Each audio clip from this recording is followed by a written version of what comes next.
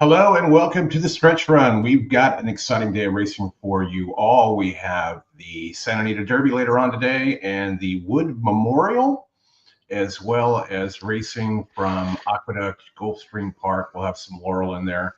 And as we get towards the end of the day, we'll have a little bit of quarter horse racing as well. But right now, we'd like to welcome in Jim Goodman, the Director of Wagering Development at Keeneland Racecourse. Jim, I'm sporting the Keeneland hat today to make sure that we wish we had a card to cover today, but we got one tomorrow. Maybe we'll do something there. But I know Oldy and Scotty and David Harrison will be around on Tuesday for the Bluegrass Day. So, Jim, how you doing? I'm doing well. I need a boat. My lab has a pond in our backyard that she did not have 2 days ago. So we've gotten some serious rain. We threw everybody a curveball. I wish we were running today as well, but I think it was the right decision. We needed to get away from this crazy weather. We've had 6 inches of rain at Keeneland through last night, expecting another 2.5 today. Ironically, right now, the sun is starting to come out outside my window, which is really strange because I haven't seen it in about 3 days. The bad weather could come in tonight. When we canceled on Wednesday, we were thinking about bad weather for Friday and Saturday, including lightning and all kinds of flood conditions. So I think we did the right thing. It inconveniences horsemen and inconveniences horse players as well, but maybe they'll take a look at us Monday and Tuesday. I'm sure they will.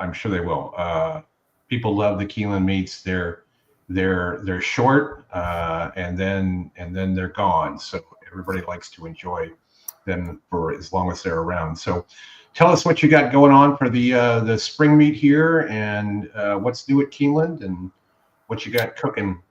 Well, what's new is running on Monday and Tuesday. We haven't done that in a long, long time. We used to be dark on Sundays. The Bluegrass a long time ago was run on Thursday, 9 days out from the Kentucky Derby. Wow. And as trainers got to, treating their horses a little bit differently, we had to move it back to 3 weeks before. Now we're 4 weeks before. So we're going to be 3.5 weeks out. I still think it won't inconvenience horses too badly. But our races are going to go on Sunday, just like the card. So if you show your races, they are correct. If you have a racing form that shows Friday's races, you can save it because it's good for Monday. We were in the racing form Friday because we couldn't get it out of there in time on Wednesday when we rescheduled. So we're going to run our regular card on Sunday. We're going to run the Central Bank Ashland Stakes card on Monday, same as Friday.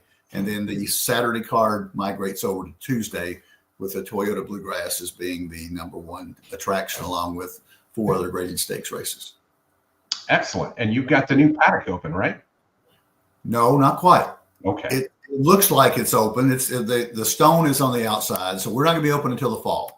Okay. So when you look at the paddock on TV, or if you're at Keeneland, obviously, the paddock looks a lot smaller because we still got some construction going on, but it's going to be a really great addition to our facility. We're going to have maybe 1,200 more seats for dining. We're going to have a new jockey's room and a new saddling area where the jockeys will actually walk through a dining room to get to the horses, which is going to be that's awesome. That's awesome. And a rooftop bar that's going to be done a little bit later, but everything else is going to be open in September for our September sale, and of course in October for our fall meet. Can't wait for the fall meet. Hopefully they don't be impacted by a hurricane this time trying to get out. I hope not. So interesting, you get the Grade 1 Gamble, which is next weekend. I know a lot of Matt Miller, frequently on our show, placed in that. Brett Anderson, a lot of other tournament players love that tournament. And this year is the first year where you've opened it up for online wagering, and there have been a bunch of feeders on Twin Spire now going into that. So tell us how that kind of developed, and the choice made to go to online as well as being on site. Well, we've actually done online ever since COVID. The first Grade 1 Gamble was done online in July of 2000 with all the delay. We ran in that, in 2001 rather, that summer instead of the spring. So we had nobody on track. So I only had the option to go online. So I went online with most of the other major ADWs. At that time, Twin Spires was not available. They only debuted their tournament module this past fall, I think. Yeah. And so they participated with us in the fall BCBC NHC. and then they've done a number of feeders into the Grade 1 gamble, and we've traded out with them, and we've got a couple of Kentucky Derby betting challenge berths to give away as prizes in Grade 1 gamble. So awesome. We're on all the major ADWs. So if you buy into the contest, you can play on all of them. 4NJ Bets, TVG, Naira Bets, Express Bet, HPI in Canada, and Twin Spires. So lots of ways to play the Grade 1 gamble. We wind up having maybe 120 players at Keeneland, probably 180 players online this time. Awesome. Yeah. I know Matt and Brad and Howard, they'll all be on site for that, of course. Yes, they have their own little area in the green room that we've reserved for them. So hopefully they'll be celebrating a win in there. Yeah, absolutely. And then preview the fall meet. I mean, we got the new paddock and the dining room coming and all that kind of good stuff. Anything else new there? Any new wagers on the horizon? We're not doing anything new for the spring. We've been talking about some things for the fall. One of our big successes was a Keeneland Turf Pick 3, and a lot of other places have copied that with $3 minimum. Mm-hmm. One of the things that I wanted to do, and I may do it in the fall, is also roll in a daily double with the turf races. So let's say the last two turf races are the 7th and the 10th, maybe tie a $5 double to those. We continue to do the 15% takeout on our daily doubles, which is, as far as I know, the lowest takeout on doubles of any major track. And we were very excited about last spring when we first debuted that. But in the fall, our handle really wasn't up that much. So if you can convince your players that this is a great deal, all you got to do is calculate what the payoff would be in a 22% takeout versus a 15% takeout. And the daily double, to me, is the best bet on the Keeneland card. So I think if you're looking to churn money, if you're looking to have an advantage over the computer players, because of the low takeout, have a very, very slight advantage as opposed to somebody playing a high takeout. So when you squeeze the takeout from 22 to 15, you put that retail player on a more level playing field with the big players. So even Chris, you and I can play that way. Well, there's your biggest fan with the daily double right there. Mr. Miller, how are you, buddy? Good to see you. Good to see you. I'll see you in about 5 days, something like that. Yeah, I have just another 10 or 15 people to add to the group, and we'll be fine. I'm just kidding. Yeah, call Misty on that. Don't call me, okay? I'm too scared to call her at this point. Yeah. You guys have been more than generous. You should be. Well, I love the 15% daily double. That is just awesome because you're right. When you do all the math and everything, it does equalize things with the computer players. And that's one thing that Matt has taught me in the last year as well, is it does neutralize you, and you can play on an even playing field. I do like the idea of a $5 late double at Keeneland tying into 2 turf races, because turf racing there is fantastic, and you get nice good fields, and it's a $5 minimum, sort of thins the herd a bit in terms of just people going nuts and loading up on horses. So. So that's something we're looking at in the fall. So I'm still going to campaign for a $2 all dirt pick 4 as well. Might not be a bad idea. Yeah. We don't run 4 races on the turf very often, though. No, he wants it on the dirt. On the dirt. Oh, a $2, just a regular pick 4, like the last 4 races, or the last 4 dirt races. Okay, all last 4 dirt races. Okay. Just from a player standpoint, with the things like the special late pick 4s like that on special days get played pretty well, I feel like, and I think it prioritizes, as Matt would say, making hard choices, and therefore will lead to good payouts as well. They're just a thought, but Jim, I want to take the time to get a word in edgewise as well, and just say thank you, as well as tell you it was great to see you in Vegas, and I'm sorry I can't be there next weekend, but I'm looking forward to being there in the fall. We'll be glad to have you. We'll have a nice little crowd next week, and it's going to be a great card. We drew for, what is today? Saturday? My days are so messed up. Yeah, we drew for the Lexington Jenny Wiley card this morning, and I think the average field size is around 11 for that card. So hopefully the weather will be a little bit better by then. Hopefully, and we get through this week without much, difficulty, and hopefully we can get on the turf at least by Tuesday, if not by Monday. So let's just keep our fingers crossed that maybe this thing goes through here quicker than it's going to. Been a rough weekend. Yeah, we're knocking on wood right now for you. All right, we appreciate it. Yeah, we got a Canadian player here that does like to play Keeneland as well through HBI, so that is good to see as well. All right, Jim, thank you for coming on. Appreciate your time today. You're very welcome.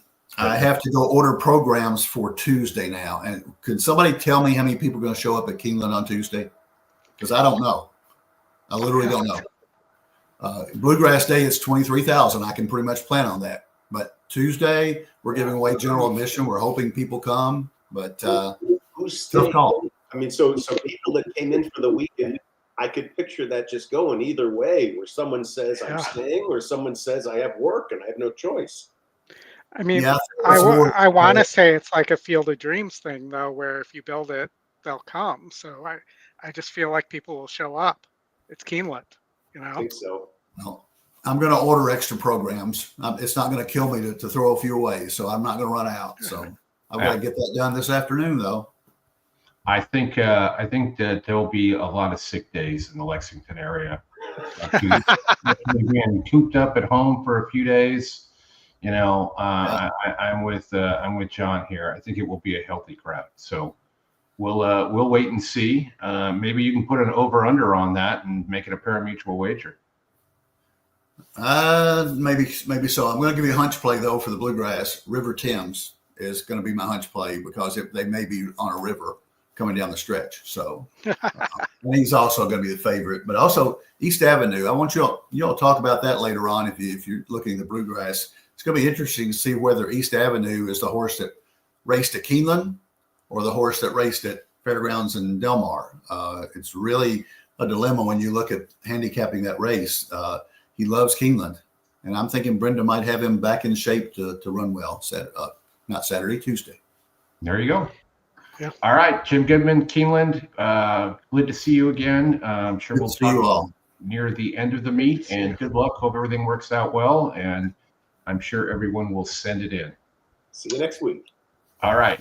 Yeah, send your money in, Matt. All right. Nice talking to you. Good luck, Jim. Thanks. Thank you. All right. Let's get everybody else in here. We got our crew today. We got Oldy, we got Matt Miller, we got Mike Soletta, and we got Derek. What's going on, guys? What's up? Good to see you all. If this 10 horse doesn't stop at Aqueduct, I am alive for $11 on a pick 4 into the next, and I am alive to my third single in the sequence at Aqueduct for an $11 base. I don't think it's stopping. It did not stop. No. That's true. I'm 10 seconds behind. You have the David Harrison feed today. Yeah. That's what we got. Now it's off. Yeah. All right, Oldy, I'm going to get your screen up here. We were going to start with Santa Anita Race 2. However, they're a little bit slow, so we're about 17 minutes out. Actually, let's start there. This race at Gulfstream isn't real fun. You mean you don't? This seems right up Matt's alley, though. You got a 1-5 favorite here, who's 83%. Maybe there's a double here to like XY Speed or Biz Buzz. I just want to stay Biz Buzz there. I know you did. I know you did. I mean, who are you? What are you doing here? Well, I'm a locksmith, and I'm a locksmith. Well played, sir. But yeah, so Santa Anita race 2, if we don't want to talk about Gulfstream, um, on paper, this race looks pretty wide open.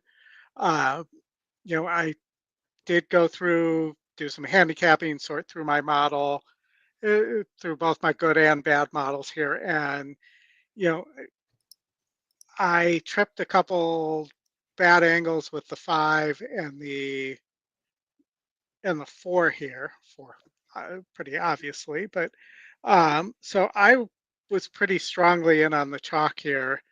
I'm a bad boy for Mendez with Maldonado aboard.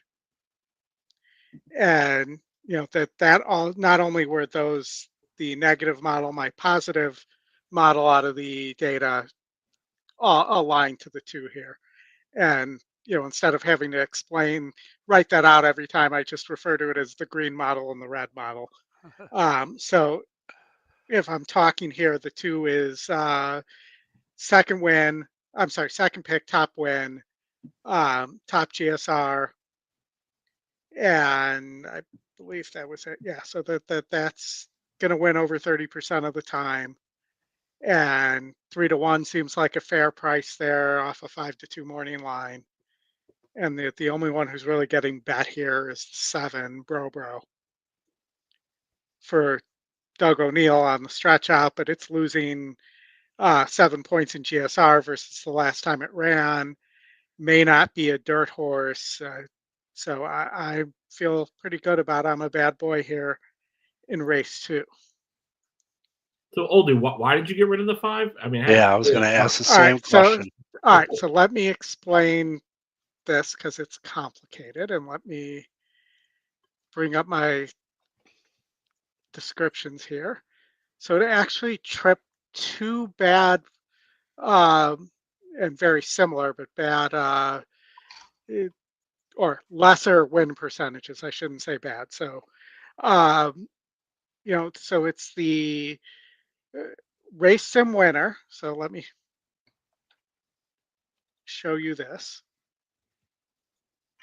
Race sim winner, top Scotty pick, and top SOR, but not top win. And that combo, for some reason, wins less than 20% of the time. Okay. I'm with you, Chris. You're getting 7-1 on a. I mean, it's not. I mean, you could say that's priced in there, but I have a feeling as we get closer to that race going off, that horse is going to take money. Yeah. I would think so. So that it's much simpler, as you can see, for me just to mark these things red model and green model than going through that explanation every time, or writing out that explanation for myself every time. Yeah. So that's really the reason it's currently in my data. It's at 19%, which is just below that 20% threshold. Matt, I do see that 110 double paying 4-1. I'm hoping when you put the phone down, it still pays 4-1. Yeah. It's funny. Until I saw Chris Couples' comment, I was going to be playing a 1-1 a little bit and a 1-7 pretty heavy.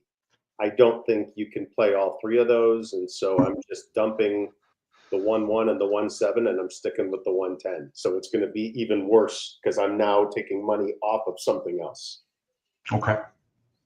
We'll get over to Gulfstream as they get close to the gate. So Mike Solita is doing the notes at Santa Anita, and you got a note on this 2 horse here. Yeah, that's the horse that Oldy was talking about. That I was between the 5 and the 2. I had the 5 on top. That's why I was curious to hear what Oldy had to say about his negative analysis on it. But he just dropped that 5's been working. Look at the name of the horse. He just dropped him. Right? Yeah, I mean, I like did see that one of 115 work there, 100%. Yeah, it's a pretty solid work. Yeah, I get it. He gets a bump in SOR, which was does that take in any consideration, Oldie, in your Well, analytics there? believe it or not, top SOR is one of the items that makes it less, in this case, that combination less likely to win. Interesting. All right, let's get to Gulfstream. Heavily back from the rail. It's basically I started applying a filter to things to see where you would see a drop off in win percentage. And Gotcha. off. Toto Fino, time to start. Right, so I think any of us that played this as the one on top. And Oldy, I'm telling you right now, if we are fortunate enough for the one to win, let me tell you the one word that is not coming out of my mouth. Well, I'm going to say boom for you. So, yes, 100%. Lowercase b. Oaklawn Animal turning up the heat on Toto Fino. They went 22-2 for the opening quarter. Toto Fino shakes free now. He's a half length in front.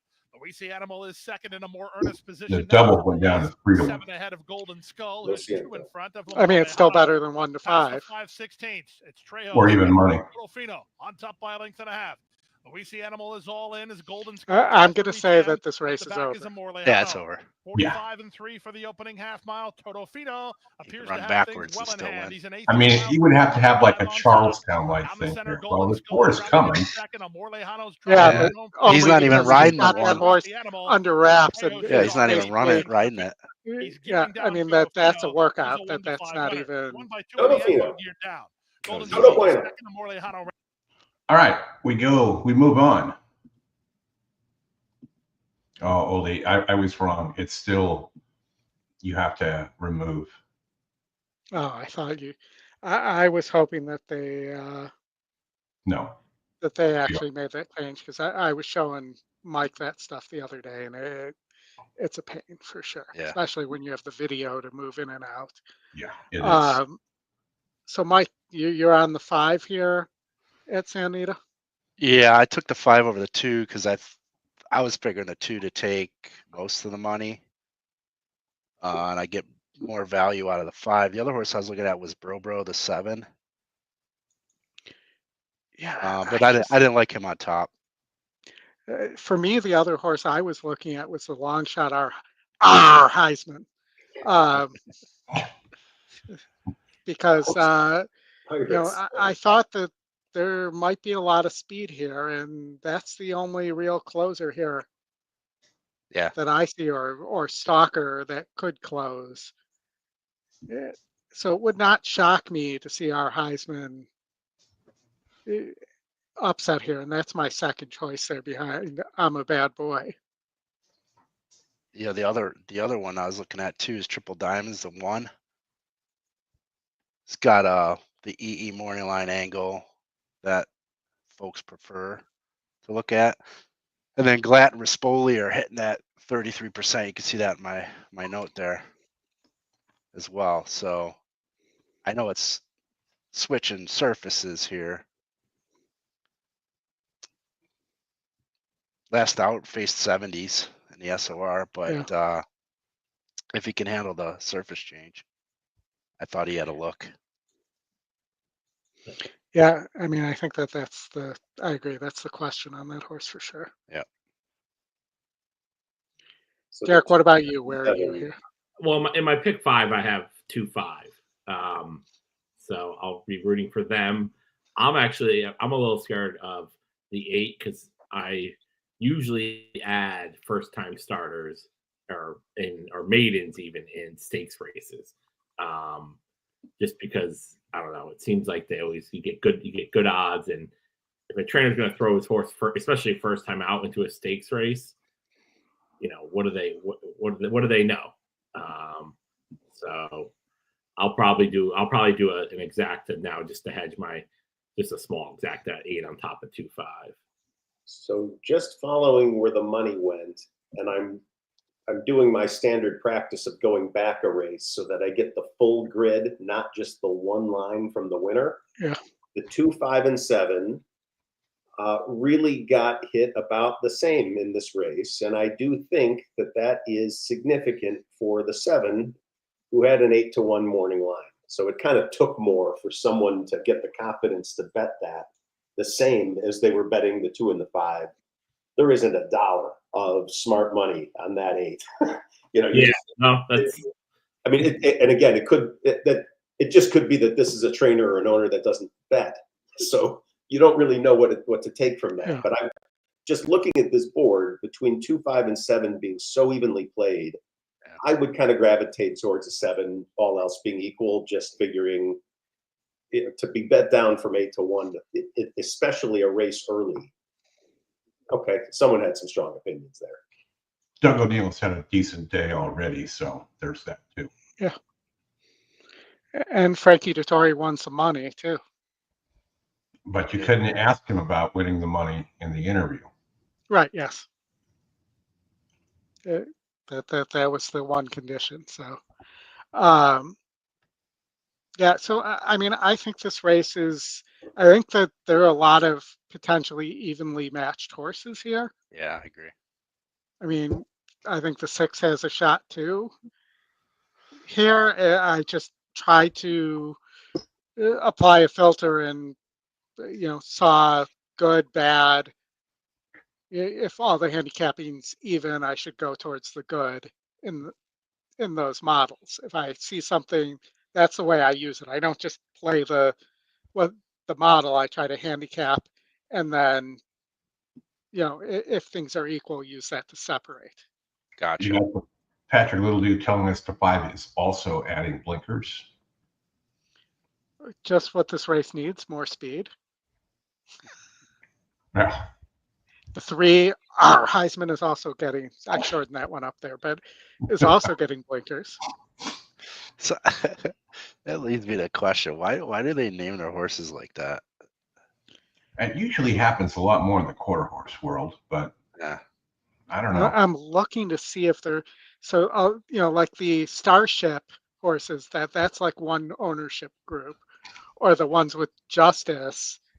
That's an ownership group, but I don't see that on this one. Maybe originally it was, but this is a Gary Barber horse. Yeah, like Redham Racing. You'd think they would have the R in front of Bro. Yeah. All Yeah, right. so I'm not sure. It's weird. Well, maybe it's just, they're trying to be like ARE Heisman or OUR, and they just went with the R because maybe R Heisman with an OUR was taken. Maybe he's telling us who has Reggie Bush's Heisman Trophy. Reggie Bush has it. They gave it back to him. I know, I was kidding. It's just that I see a lot of horses that start with R and then another name. Now, if it's the same ownership group or part of the ownership group. I could be talking out of my ass here, but there's an owner named Rich Averill who I think puts an initial in front of a bunch of his horses. So I do think that's a thing that certain people do. Yeah. It's been bugging me for a while. Yeah, well, and you also had like the person who would put Conquest at the front of every name. Yeah, there was a Conquest long-time owner that's died at Santa Anita. I don't remember what word he used, but he had the same word in like for every horse before the second name. It was super annoying.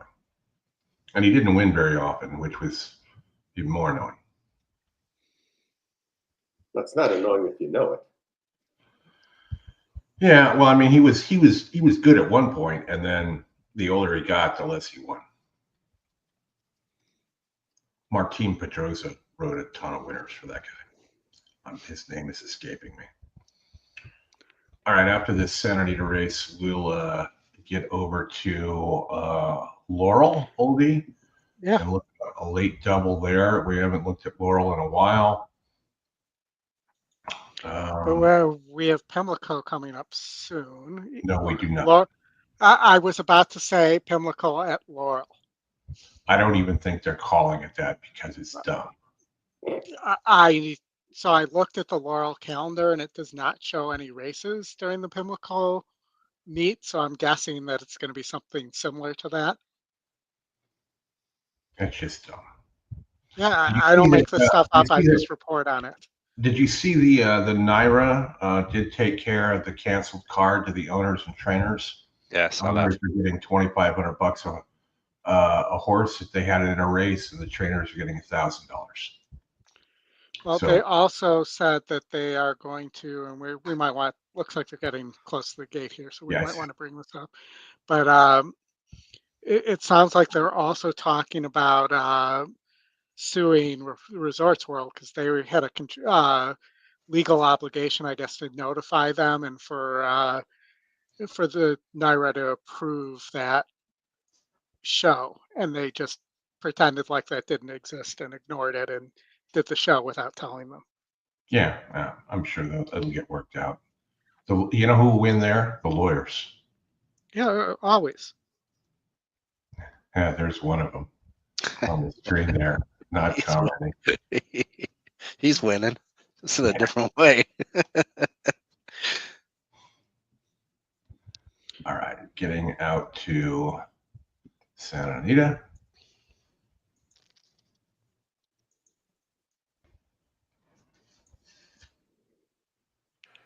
We have a late scratch. Late scratch. Number 4, Mr. Machu Picchu is a late scratch out of this. Not second Mr. race. Machu Check your tickets Picchu. carefully. Oh, We will man, that's have a great name, consolation too. daily double. Yes, And a I was all consolation ready to early pick get my 3. Check your Aztec tickets and pages carefully. gold Scratch out Mr. Machu Picchu. and wear it on the stream. Dang. It is funny. I got a buddy named Lil Bro, and here's a horse named Bro, and it is the smallest horse in the race. And that's the horse we were talking about before. Yeah, I know they love to post the weights on those.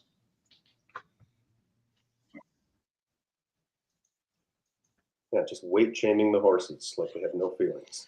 Yeah, it is. Looks like we lost Derek. I'd be so embarrassed. Just take off the saddle before you weigh me, please.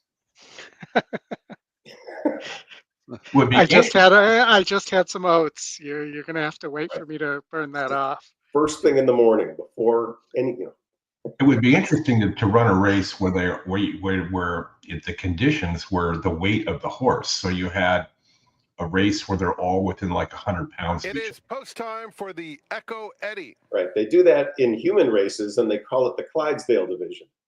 Mm-hmm. Been there. That's It also reminds me of the When old you're Miller relaxed. Lite. I think it was Miller Lite commercial Triple diamonds where going in. they combined best filling and I'm a tastes bad great boy. to combine different sports, and one of them was sumo high dive. oh wow. Good one.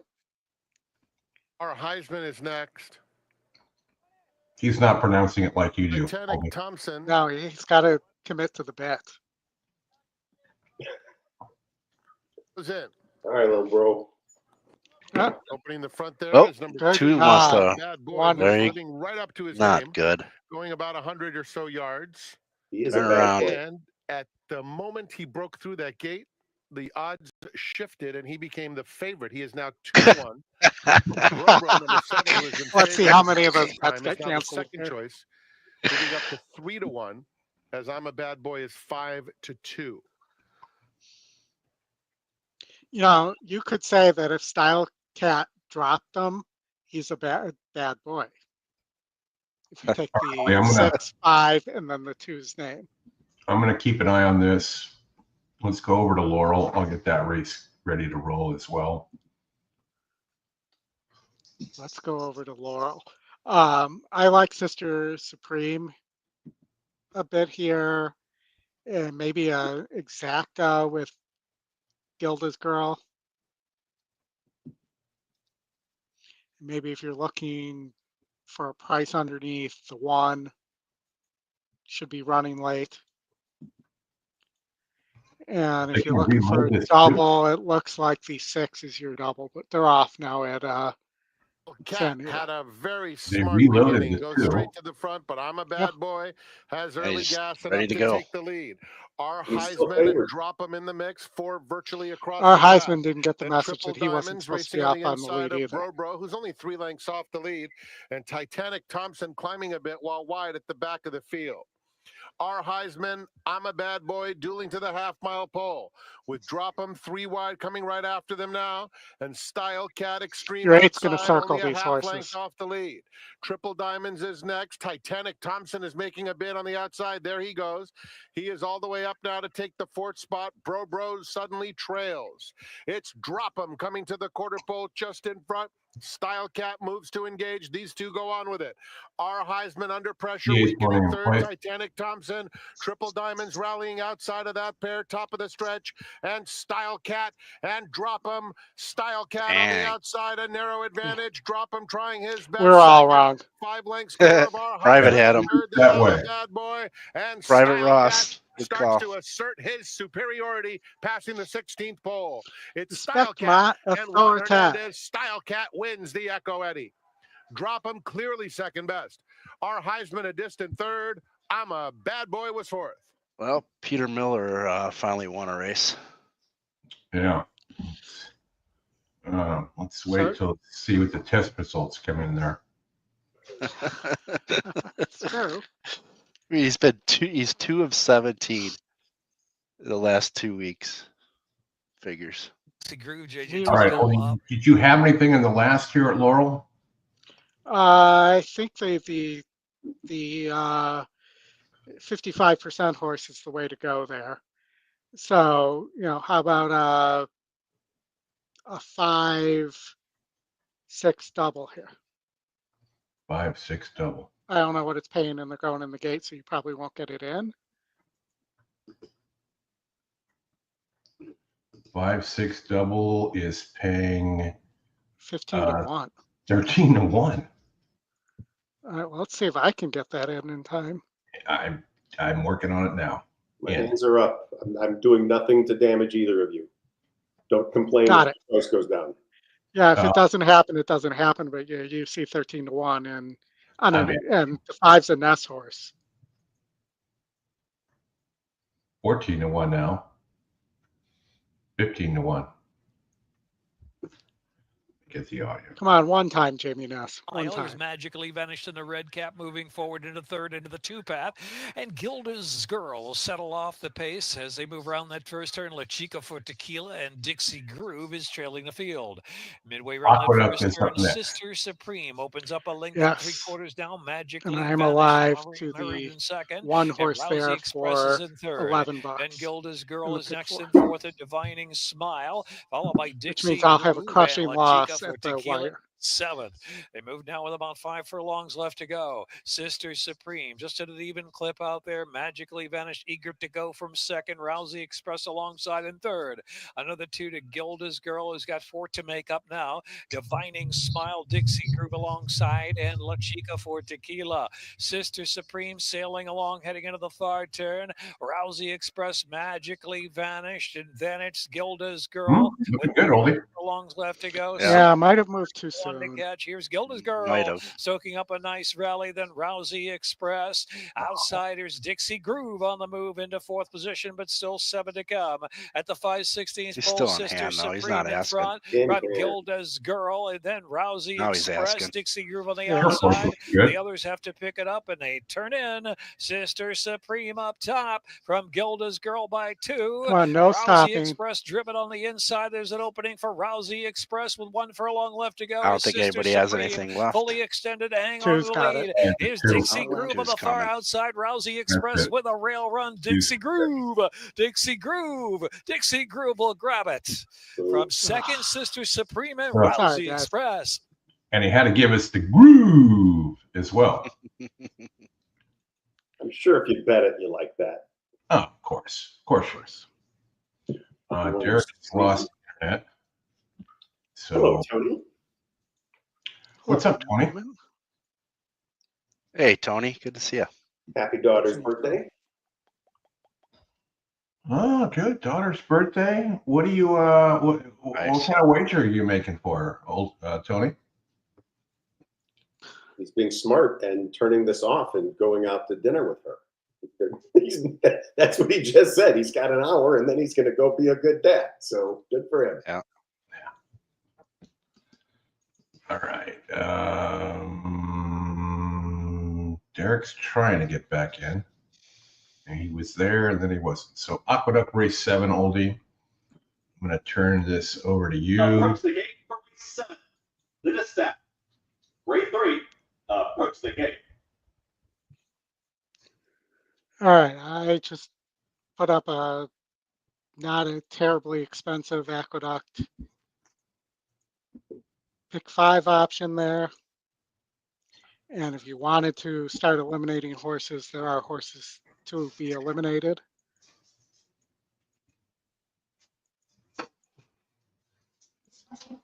Six, I'm just getting this in. 3, 4, And the set below is 6, 8. $175,000. 71st running of the dispatch. Race 3. 7 furlongs the distance. So if you wanted to go cheaper, I would think about maybe the 4, taking the 4,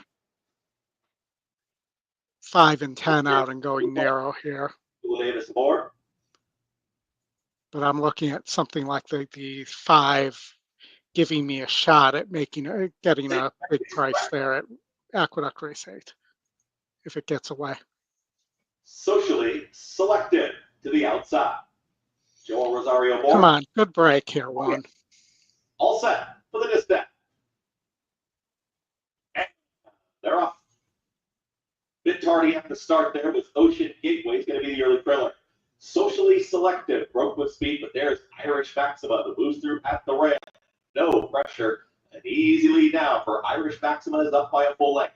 Socially selected is content to stop from second. Then comes St. Benedict's Prep. Trying to apply pressure 3 wide and third. They're tightly bunched as they slow things down up front. Second elapse will be Sea Dancer. After the start, Ocean Gateway is the trailer. 23-1. Unopposed. Irish Maxima approaches 4 furlongs left to go. Frankie Pennington, a look over his right shoulder. Irish Maxima works into the turn. Socially selected is trying to keep up here from second. St. Benedict's Prep is now in full gear 3 wide. At the rail, here's the run from Sea Dancer is engaged from 4th. They're trying to get to the leader who is in hand and cruising right along. Ocean Gateway is the trailer. Socially selected trying to split rivals. They're chasing Irish Maxima, who's barely been asked, reaches the top of the stretch. A confident look back here from Frankie Pennington. And Irish Maxima is just striding away. St. Benedict's Prep is trying to run her down, approaching a final furlong. Irish Maxima still with a comfortable cushion. St. Benedict's Prep is trying to move it closer. Inside the final 16. She's almost there. She's going to win it. All right. So now am I allowed to boom, Matt? Is that a cash? That was a cash $11 base pick 4, I'm sorry, with 3 singles out of the 4 legs. Yeah, that's a big boom. That's a nice and it pays $1,400. Yeah, so that is on the way. And then wait, I haven't finished yet. So you understand the ROI on a $50 investment. Okay.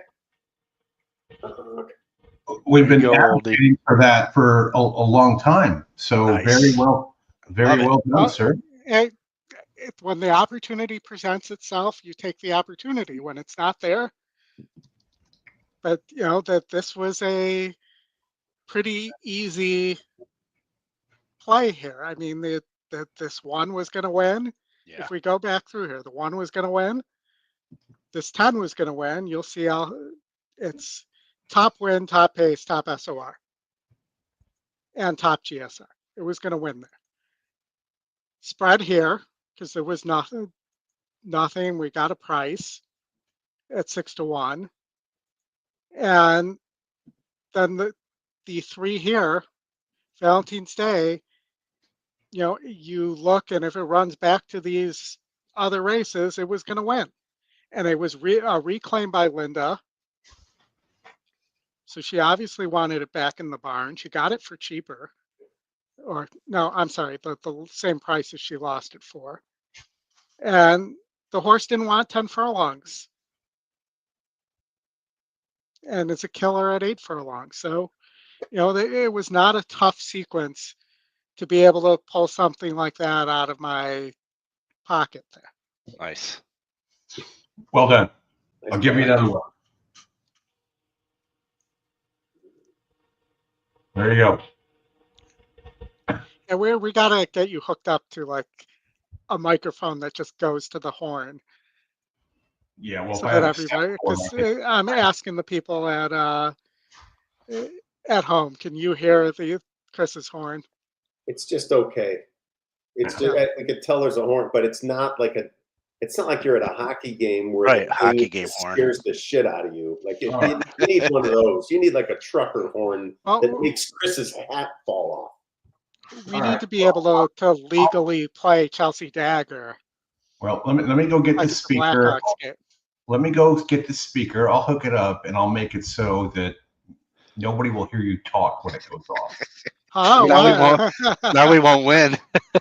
I will sit in my office sometimes, and the way I like to bet the NHL is that I'll parlay the team to win with the same team to get the first goal, because there's a nice correlation there. Yeah. And I will have on my computer ready that team's goal horn. And it sounds like a Nordic fucking ship is landing in Northbrook when these goals happen, right? Yeah. I mean, it's maximum volume. People come downstairs to wonder what's going on, but right, you got to have a good time with it. And hockey figured it out with these goal horns. They're fantastic. Yeah. Chris is trying to get that situated, but we have your double coming up here, Matt. XY Speed, yep. Yep. I'm on that one too, along with Chris Couples' Big Three. And Oldy, I started a big double with your one horse at Aqueduct. So yeah, you didn't hear me say anything that rhymes with Zoom because it was only the first half. But so far, that's okay. We're a teams group, anyways. Shoot, let's just keep rolling doubles. Yeah, I mean, I think the later part of Aqueduct, there's potentially more prices, but there were some good plays here, and you know, my theory was if I can get a price in that one leg, I mean, even if I couldn't, I'm spending so little there that it doesn't matter. I'm going to make money, but if I get a price, I could end up making a decent amount of money. Yeah, cannon.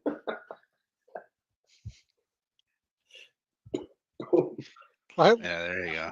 God, or like a pirate cannon for our Heisman. Oh my gosh. We can combine all this stuff at once. They do that at Tampa, right? Football games. They do. Yeah. They do.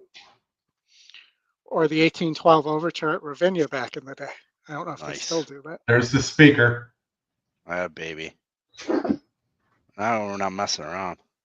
I'll tell you a quick funny story about speakers. We got one of my kids when she was much younger, one of those Bluetooth ones that has a suction cup so you can put it like on the inside of a shower. Yeah. This kid decided to put it on her forehead because it would be easy to walk around with having music on her. Yeah, you could only imagine what she looked like an hour later when she took that thing off and had this huge purple circle for a good 2 or 3 days. Fantastic. It's one of those, what are you doing? Like, oh my God. That must have been fun at school. Just everybody knows exactly what happened. Like, right, you stopped watching her for 1 hour. Mm-hmm. All right. So we have Gulfstream coming up. You're on XY Speed here.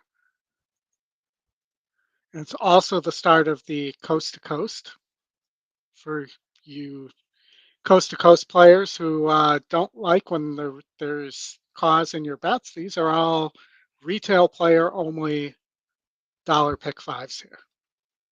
Yep. Okay. We just went into like sales mode. Did you catch that? That was kind of fun.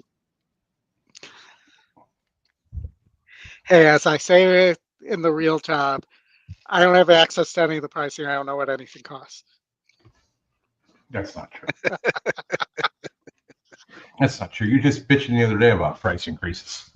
Yeah, having to sit on the calls. In fact, I had somebody from finance contact me to find out if I knew somebody who could check to see how different components were coming up in our system. So I ended up having to quarterback that even though they had nothing to do with my job.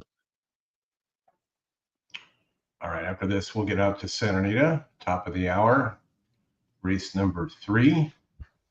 We'll get out to Gulfstream here. All right, Chris Couples, no pressure. This was your call. Yeah, no pressure, buddy. Just watch the screen. We know you've got David Harrison internet, which could be kind of a song sung for Betty Davis eyes. It's now David close Harrison. time.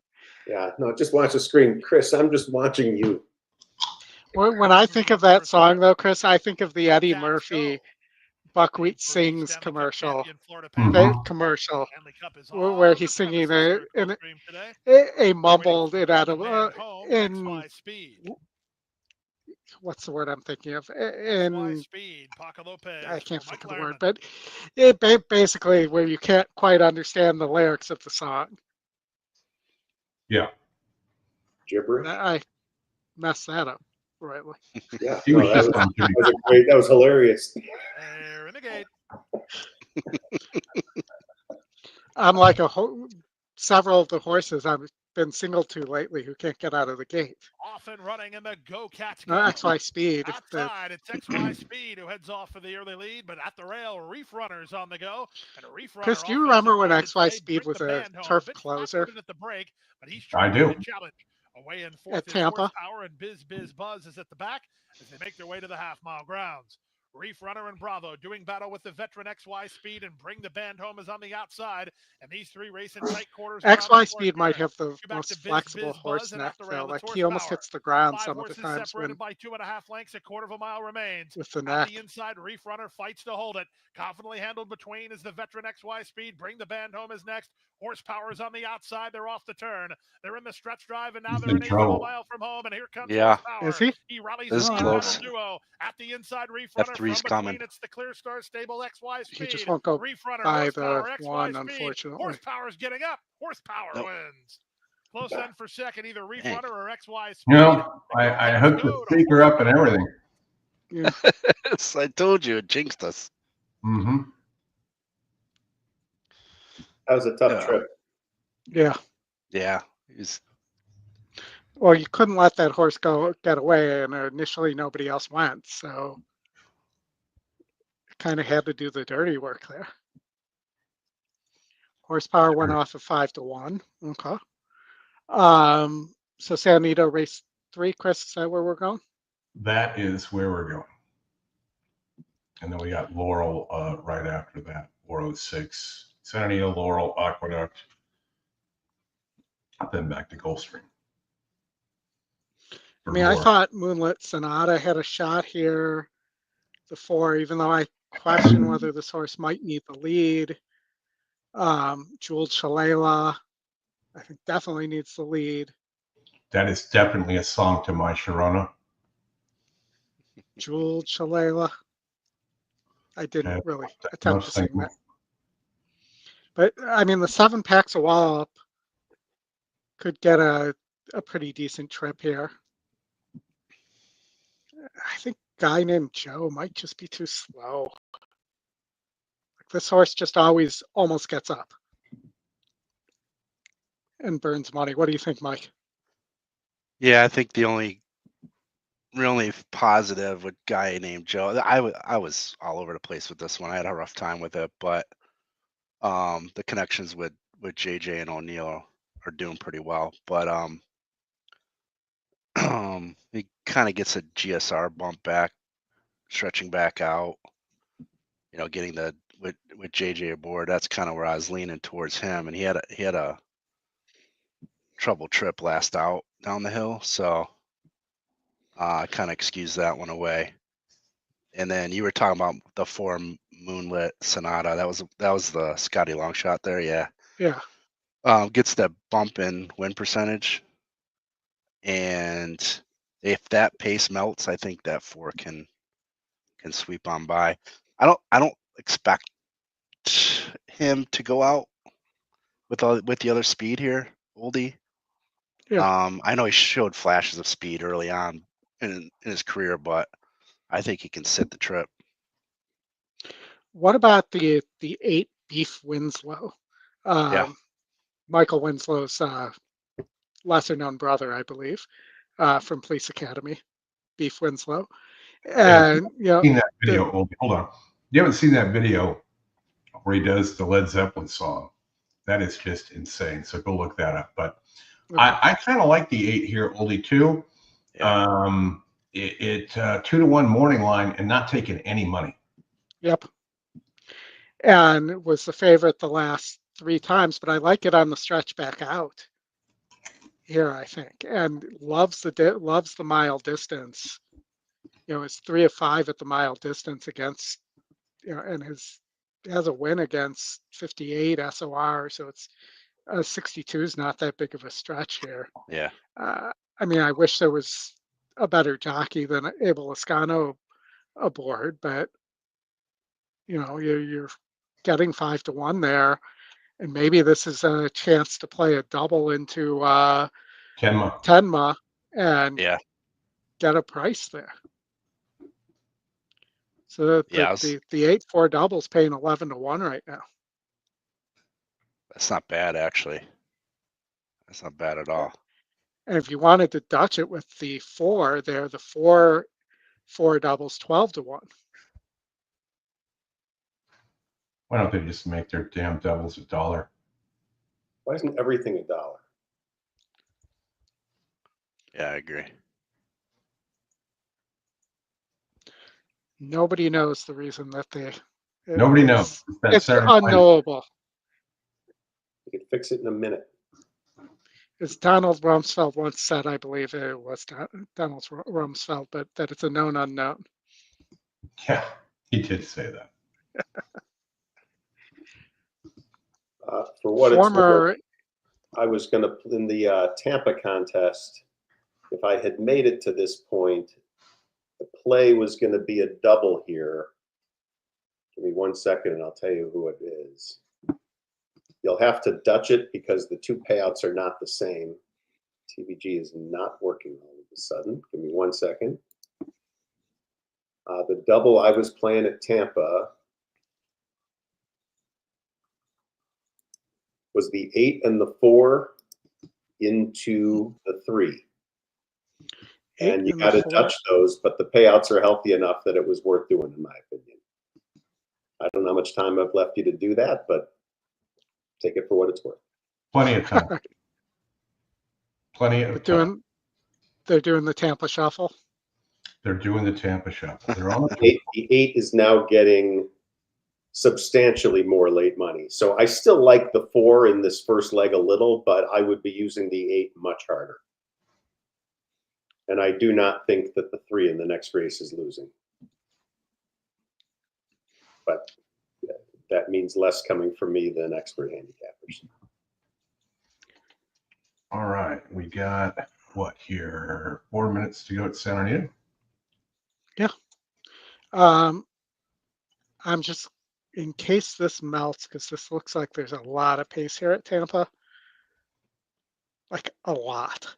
I put the audio for the Tampa race too, because we're getting they're the gate now. They're getting close. It's you think of the that 4's definitely got a shot, and the 1's got a shot there. Yeah. I'm slightly off the pace. Yeah, the 4 is the one I was thinking of. Here's big ZOG there, the next 2. To the DOG. Charles will be the next pair.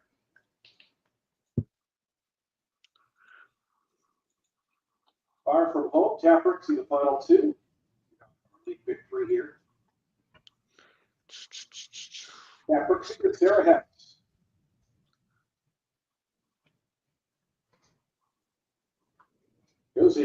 Who are the 2 here, Matt?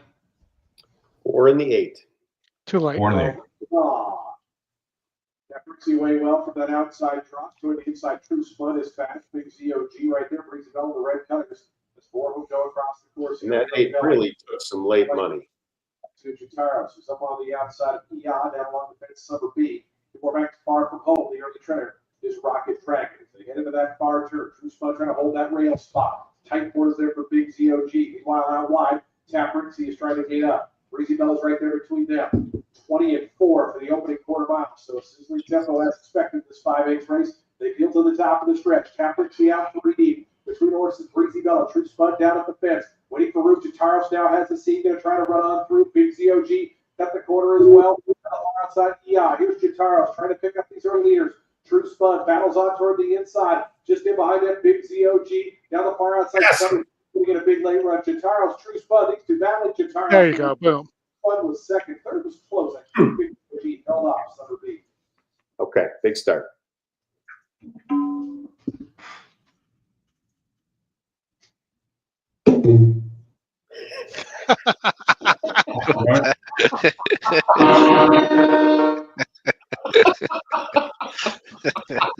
I think you should go with the other sound. That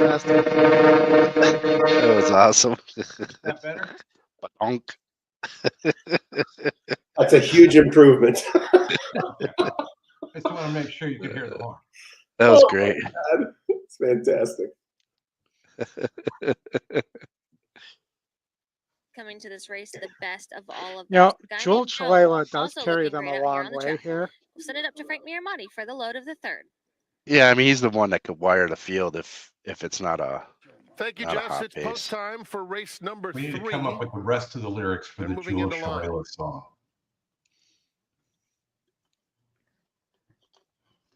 That you think should be My Sharona My Sharona. or yes. To My Sharona. Okay. Yeah.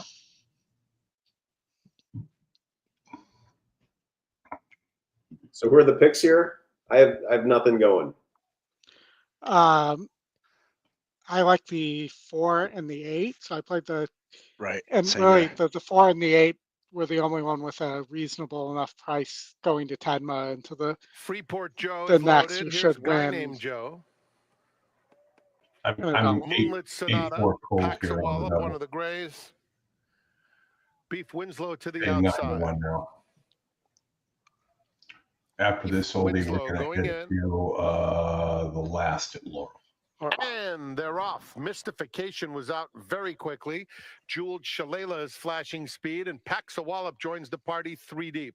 They're followed by Takes 3, racing Jeweled on the Shalala inside didn't of get the Moonlit message Sonata. A that guy he named should Joe keep is going. next to Beef No. Winslow, and a hard-to-handle Freeport Joe is at the back of the field. They move into the first turn. It's Mystification, pressed by Pax a Wallop.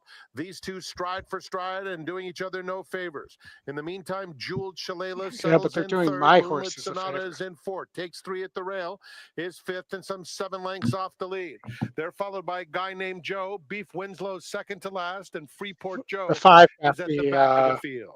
the tractor Pax beam a out. Wallop Oh, here it and looks like. Tiago Pereira have opened up now. Suddenly 7 lengths in front as they head to the half-mile pole. Pax a Wallop, no turning back for him. He's in front by a lot. Would you say he's Jewel packing a Shalala wallet? is racing in the second He spot. is at Then the Moonlit moment. Sonata Yeah, he's inching going up to rather take fast. third. He's probably Takes going to 3 back is down it at the rail, back up. in fourth as they're starting to close a little bit You on wallop the the ground pack, here, pack the held wallop by too early. Pax a Wallop. Just I in think his behind best this chance to group, win is to Mystification turn is around, losing actually. ground. Passed by a guy named Joe in the turquoise colors. And from the Here back comes of the Moonlight. field, Freeport Joe, they're at Moonlit. the top of the stretch. Pax a Wallop, Mhm. short lead. Jeweled Shalala pounces at the 8th pole. Takes 3 is just behind them. In the center of the course, Beef Come on, Here man. comes Winslow the 8. is finding his best stride, but it's Jeweled Shalala and He's gonna Pax a get Wallop there. not done. Here comes Beef Winslow, but he's running out of time. Jeweled Shalala, Pax a Wallop. Jeweled Shalala winning Yep. by Oh, just about half Dang it. ahead. What Pax a a Wallop tough ultra loss. game in defeat. Beef Winslow third, and then it was objection Takes at Tampa. No, we're not going to pay attention to that. Not happening.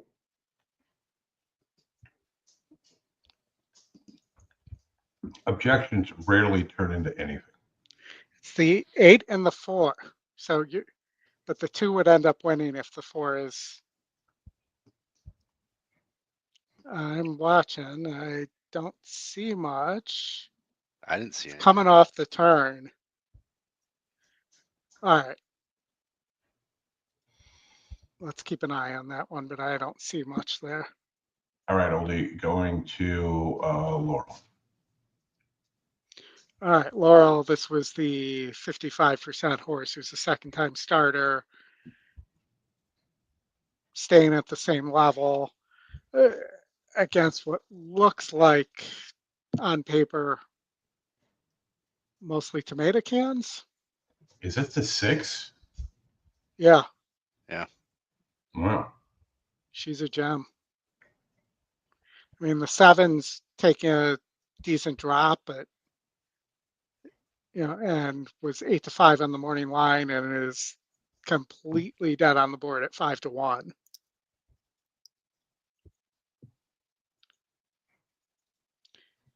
So the 6 and the 3, the top 2 E picks, are the only ones who have taken any money at all.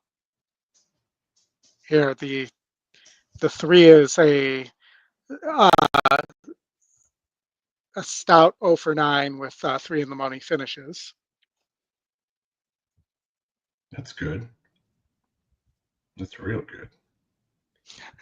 Oh, cool. And you can play a daily double into a race in Argentina. Really? What a neat experience. I can't imagine how cool, how big the pools are. Yeah, I imagine that like $5 into that pool probably never happened. It's pretty big. That's the answer. Look, we one day we got no change at Tampa. One day we got a random South America race that ended up in EE, and it actually nailed it pretty well. It was a year ago, something like that. Yeah, we had an entire card, pretty much. Yeah. Hey, numeros are numeros. Caballos are caballos. It's still just put them through. It doesn't matter what the horses' names are, or the trainers' names are. I feel like we're going to use that as our slogan for South American racing. Well, seriously, I mean, why wouldn't this work for that? Unless you don't have accurate times or figures, and who are we to say anything about that? We have them wrong all the time. Yeah, that is very true. That they complain about that all the time. But back to this race, I think the 6 wins pretty easily. Yeah. Oh, now you tell me. We got 1 minute here. Yeah. Yeah, you got time. For an easy win. Fire up that, like load gasoline into that fucking thing, Chris. I am. You're going to overwhelm the Laurel pool or the 4 Laurel pools. I just want to get a screenshot. So it's currently at 22,000 in the win pool. Have you hit? I want to blow up Chris's den when this horse wins. I know how he can blow up the win pool. So wait a second. It went to 8-5, and I didn't do anything yet. So that's not. I mean, I'm getting blamed for this, and it's not me. Maybe just play it to show. Third Tuesday. Yeah, we love playing show wagers. I'm going to play 2 exactas. Put like 10,000 on it to show. Maybe May. He's like, no, not happening. She's a gem is 3-2.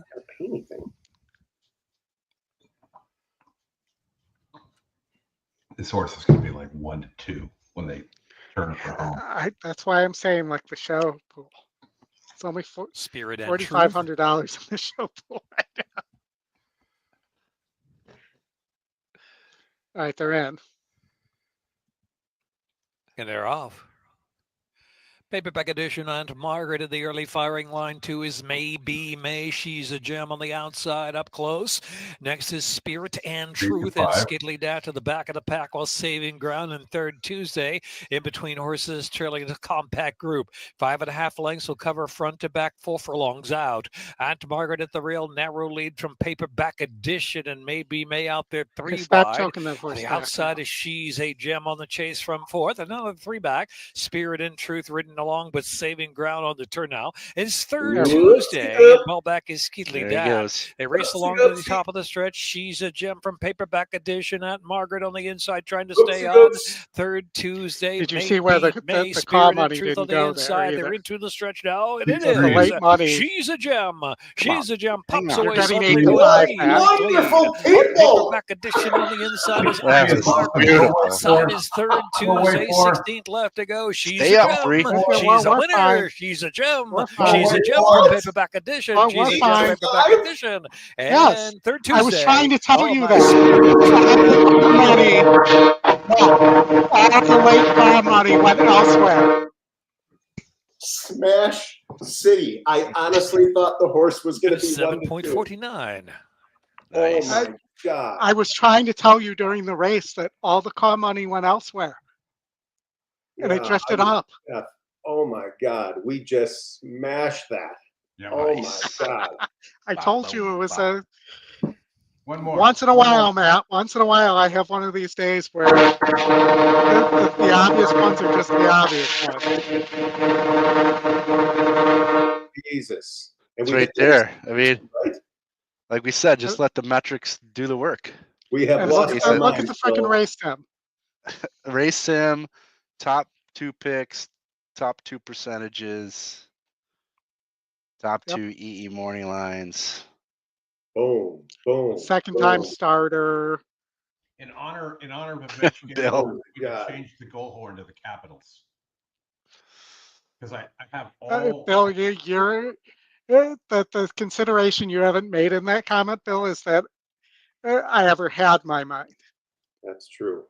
Yeah, but Oh what? my gosh. I don't think I've ever bet Laurel before. This is hysterical. Yeah, right. I don't think I've bet Laurel since the last time I was at the We're Preakness. going in the gate, by the way, at Aqueduct, and I She's a know, gem, Matt, you have Sarah something Delphi, else barrel here as well. board. Oh, that's right. We have another huge one coming up. Yeah. They're off already. Oh boy. What do you have there? I got to look. Hold on. I'm guessing the 6 Crimson Lights. Six for big. Need a Yes. 10, right? They're going to be in fourth and fifth. They are 2 in front. Leo's Reward, followed by Trust Fund out in the center of the racetrack. They're followed by Final Denial. The 2 at the back, Brewing with the trailer. Oldie, Gulfstream Park is next. Okay. 0.37 for the opening quarter mile. Sir Palace Prince is trying to pull off the upset.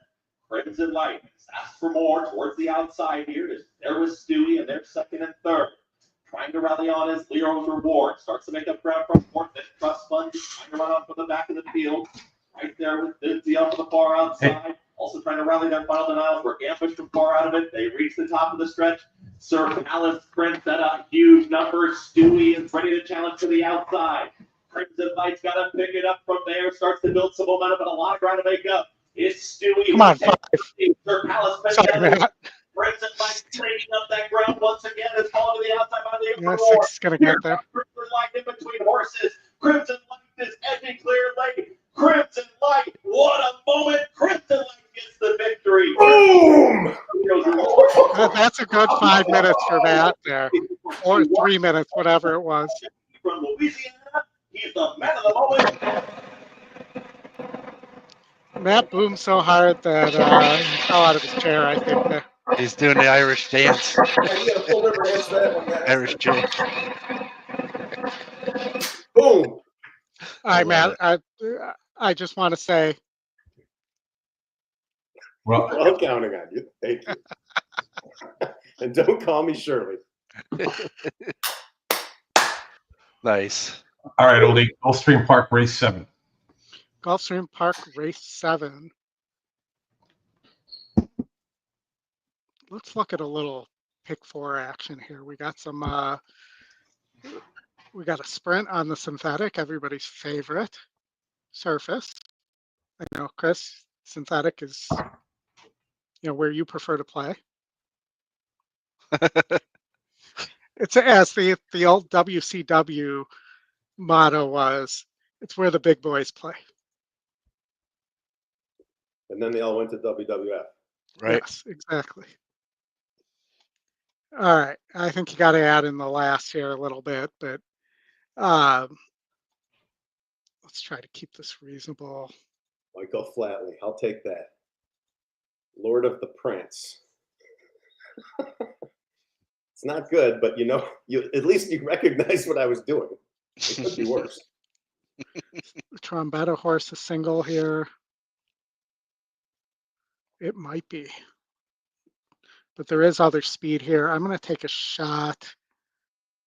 Let's just look here. Second time starter, 58. Paco board. Steve W., we're cashing 5 figures on those. So Two's fast, but those are working cheap. just fine. Nice. The one's got a little bit of class. And it's taking a little bit of a drop there.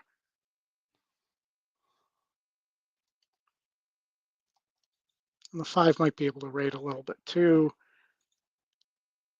So let's make a decision here. I don't think the 2 has a chance to win.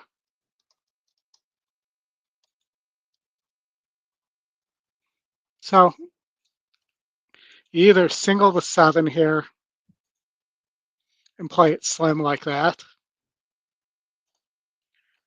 or you play for a wider ticket and try to beat the 7. Or you could do both, of course, but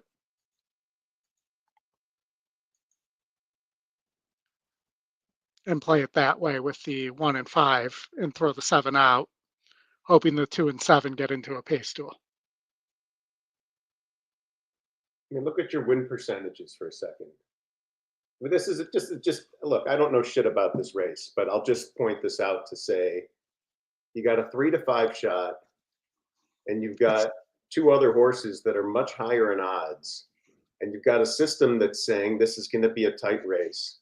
And so from my perspective, whether you're listening to Inside the Pylons on Bet with the Best, whether you're reading my stupid book or any of whatever source you listen to, these are the spots where I think there's value, unless you're truly in love with this 7, in which case single. But if not, this is where you take a cluster of horses and say, this is potentially a bad favorite. That's especially valuable in the first leg of a sequence where a lot of people are inclined to just take the tote board signal as well. And so as much as I'm not a big espouser of these multi-race bets, I do think, Oldy, based on what you just set up, this lends itself very well to one or the other. And based on the case you made, I'd be taking the basket of price horses and not the favorite. Yeah, the other play is to play another ticket. Yes. Right. You could play it both ways. You should play it both ways. That's tough. I mean, you got if that favorite hits, you're going to have to hit it a lot of times. Yeah, of course. Well, That's yeah, why I did you that. gotta play it a cheap ticket. I did Yeah, that Chris last just night did in the coaching class. We did, Yeah, he did. a pyramid, and I think I hit that thing 60 times. You did that last week on the show. Yeah, he did it on the show last week. He did it last night. Yeah. That's just the way that the book here, A Better Way of Thinking, has geared me to play. Like I'm never going to play a multi-race wager, whether it's a double, a pick 3, a pick 4, even a pick 5 at base. Just not going to happen. Well, I'm just going to remind you that though that can, if you pick the right spot, that can give you a nice payout for sure. That also is a way to quickly lose money. Konnichiwa. Dave Duncan, I'm getting the nicest comments on pictures on food and drink from my wife and kids that say, Dad, your friend's helping you out and giving you a food tour. Like, thank you a ton. It's very good. For viewers, Dave is doing one of his terrific tours of Japan, and he posts all this stuff on Twitter. It's absolutely surreal how cool this stuff is. And yeah, good to see you. Well, But Oldy, back to your comment. My strike rate doesn't have to be as high as when you're doing $192 and $256 pick 5s at base, when either you lose or you hit and lose, or you hit and get, a small profit. Right? Yes, but if you're because doing your job of evaluating the sequences and playing the sequences that are going to pay out well. Yeah, well, and I don't that have more variance in them, then in terms of your investment too, you're not going to play as many of those that pay a $50 profit on a $200 ticket. Are you going to misjudge a sequence once in a while? Absolutely. Everybody misjudges sequences and thinks that there's a beatable favorite or a favorite that's guaranteed. I mean, that kind of stuff happens all the time. But see Forever Young and Romantic Warrior and Rebels Romance and Straight No Chaser today Yeah. as examples. But Oh, I hey, will. it's 420 Eastern for those who celebrate. There you go. It's always 420 somewhere. It looks like they're going in the gate here, Chris. 420. Not So always. Because like when it's 420 in Indonesia, It's there's very 420 little celebrating going on. every hour for a while. All right, here we go. Spring Park. You'd think we've already imbibed in 420. Fox Lopez does the riding for trainer Mark Trombetta. Lead pick All right, everybody got anything rolling here? I just took Aaron's advice and played the 7-5 double, and I bet the 7-4 enough times just to break even. But I'm hoping to make money with his combo. Also, Okay. guys, let's say congratulations to Kendrick Carmouche, who just in that last race at Aqueduct won his 4,000th race. And the late pick. Yes, Dave, and you're going to hook up with Connor tomorrow at Nakayama Racetrack. So I know Connor's looking forward to seeing you. That's awesome. As well, Anthony Kwan is there. Yeah, in Anthony's Tokyo over as well. there too. And they're off. That's awesome. Outside Billionaires Road. It's hard for us to get together in the States, and when you happen has speed at outside, the rail. that's pretty cool. Away third is No Seven's pressure, looking pretty good right Richard. now. Out in the middle goes Distinguished Gent. No pressure, Second Aaron last D. night of Magic Grand Scan, the early trailer.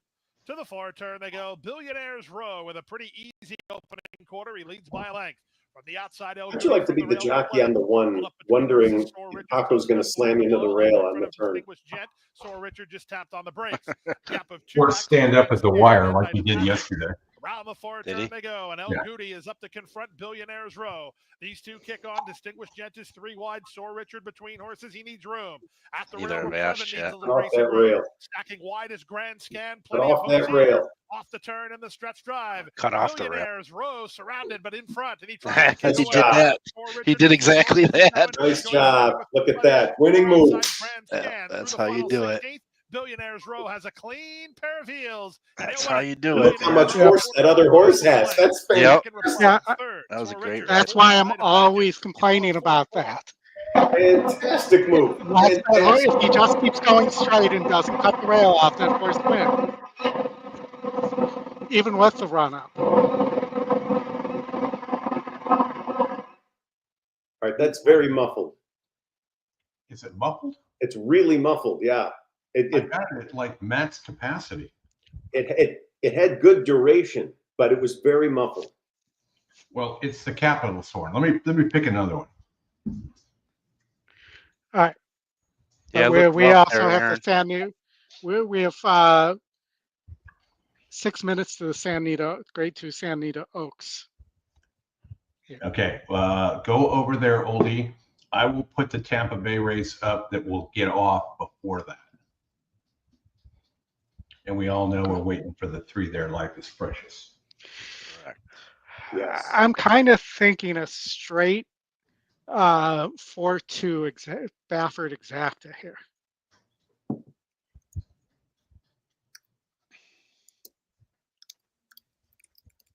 You know, there's no great closer here. You know, Bad Beats needs to be around the lead as well. You know, Vodka with the twist doesn't seem like a 2-turn horse. But you're getting a big jump on the GSR on the Tis the Law bred Silent Law here, and maybe this horse can hang around for a while with Tenma and just gets past in the stretch. Yeah, I was going back between the 1 and the 2. Not the one. Yeah, the one got scratched, so it was kind of an easy decision underneath. And we'll take a look in a minute here, Mike, but we can look at what that exact is paying. And maybe the 2 ups, if you want to play it as a box, maybe the 2 pulls an upset, but I don't think so. I think Tenma's probably better than this group. Oh, Brad. Brad, we've got them playing full goal horns. We've smashed everything in sight for the last hour or so and been having an absolute blast. Yeah. And Laurel, with the computers at Laurel, were nice enough to gift wrap a present for Matt. Oh boy, some CAW decided that I was just dead wrong and couldn't wait to take more of my money, and the horses cooperated. Oldy, what about a double here? You look at the double here. Yeah. Yeah, that was my double play today. It's paying even money right now. It's paying $2. Oh, is it? Yeah. I was hoping for a little bit better than that. I know it's kind of obvious, but. All right, Life is Precious is coming up. I'm guessing about a full minute and a half based on where they're standing. Yeah, I got it ready to roll. I'm going to need to go get one of those home IEDs ready. Those home what? I heard the same thing you did, Chris. Proper rhythm after you've lost your shit. I have enough riding on this. This is going to be a tough one to watch. I thought he said IED. Right, I'm going to put the goal horn speaker back a little bit so it's not that close to the microphone. We'll see how it does here. I mean, if there was something you liked into the in the 6th race, if you could find something here, I was pretty all over the place in this race. Yeah, me too. I gotta go. Somebody's at my front door. Hold on. Yeah, you could play a single something into here. I mean, I thought even this 2 had a shot here. Me too, Oldie. That was my long shot. Yeah, so maybe you play single all, pick 3, and you hope to get a price in the last leg. I don't know if I do all, but objection at Gulfstream, but not on the winner. I have no objection. Does Chris know that I ordered a Canon on Amazon and that's what's being delivered to his front door right now? No. That would be awesome. Should have it blow confetti all over his office. I'm thinking more like Ferris Bueller, where it's like where it's the nurse. We got even better. We get a dummy, a Scotty, and we shove it in the can and they have it shoot across the room. That'd be awesome. We're just blowing shit all over the room. Oh my God. Too funny.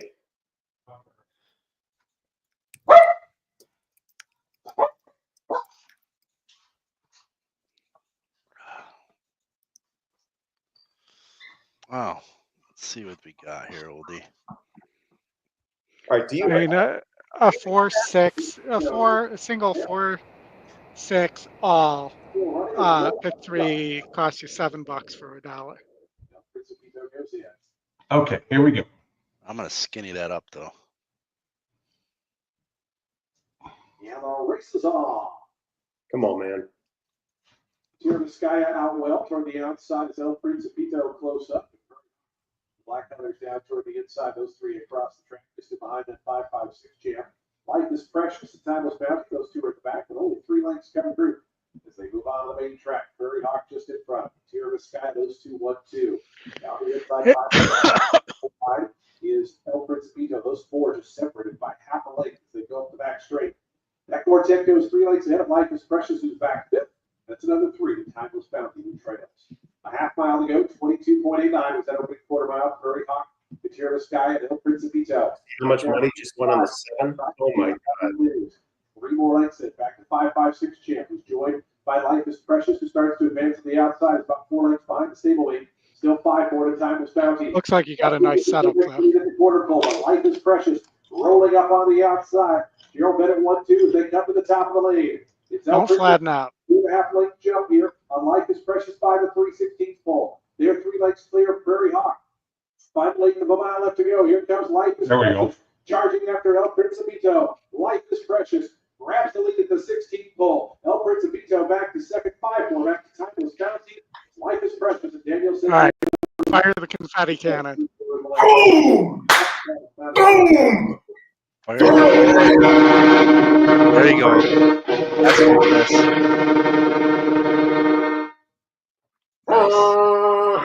Nice. We got a boom. Was it muffled or was it clear? Oh, that was It good, Chris. fantastic. Okay, It was all perfect. I got the good placement. I can't put it too close to the mic. Good to know. Fantastic. Almost 6-1 there. It's like playoff baseball, pennant fever. It's fantastic. Guys, this is crazy. I know, right? We're on a roll. Everything we're touching. Who was it before laughing at 6-1 and 7-1? I mean, this has been I'll take it all day long. all day. This has been crazy. Hey, Brad, it's not up to me, man. They wanted it louder. They asked for it. Well, we asked for it because you couldn't hear it at all. Well, I have either that speed or the other speed. I don't have any other speeds.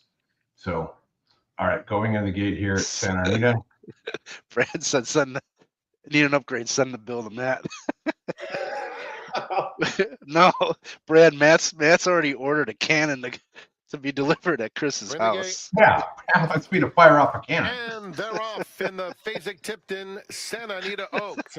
The twist was off a bit slowly. A fast start for No Bad Beats. Silent Law. These two are sprinting at a quick tempo, and they're going at it into the first turn.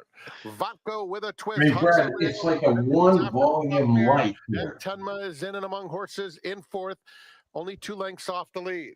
A 3-wide Madame Secretary is at the back of the Maybe field. I can try and do. But if I move the light, you can't hear it. You can't see the light No and hear Bad the sound. Beats and Silent Law It's a knocking heads. It's pretty good though, Chris. It's better than it was. I mean, Down at the rail, Brad, you want to hear that 2.5 sound off them, because and Madame that sound Secretary means we is win. at the back. Silent Law passes the 5/8 pole, intent on getting that lead to herself. It opens up 2 lengths.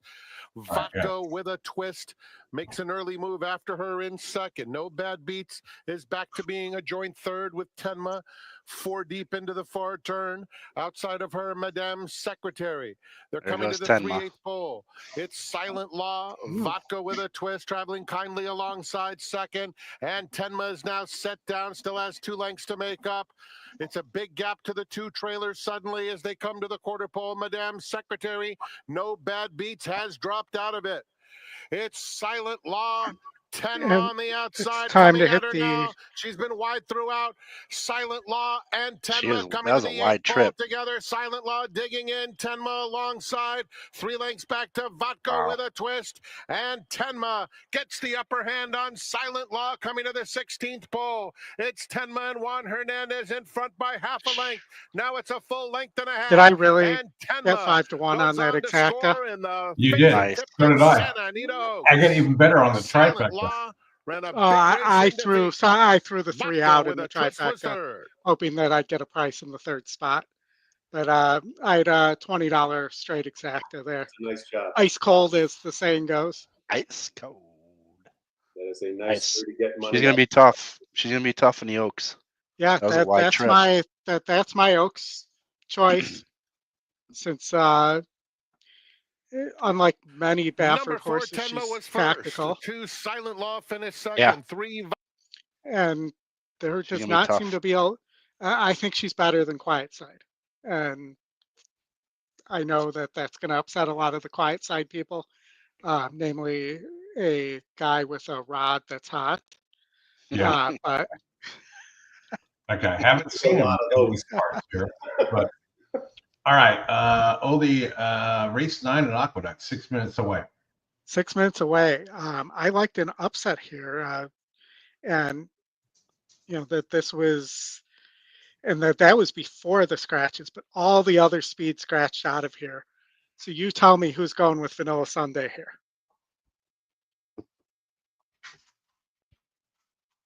For Pletcher, who won its last race by almost 16 lengths and seems to be the lone speed here in the Gazelle. Seems Yeah. to be the only Gazelle in the Gazelle now. I just think that even money on the slowest horse in the race and Ballerina de Oro is crazy. Maybe the horse wins and Vanilla Sunday stops, just like the race sim shows. But Did anyone else just hear that? What's that? No. He just said even money. Oh, he did. He just said even money. I heard it. I mess up all the time. Yes. Good catch, Matt. Thank you. did. You know, I might even go a 3-7 exacta here. Oh, you're trying to move on now. Oh, like you just trying to move on. I know You can't move on, man. You said it. Said Even money. what? Conform. What's that? Oldie, just conform. Yeah. Okay, what perfecta did you want to give us? Sorry. The perfecta, the ice cold 3-7 perfecta. It's David loved the 7, pure beauty. Here, there's a note from him on it. He feels that she has more positional speed than the 2. And keep in mind, this note was written before the 1 and the 8, before the the other 2 scratches. speeds scratched out of there.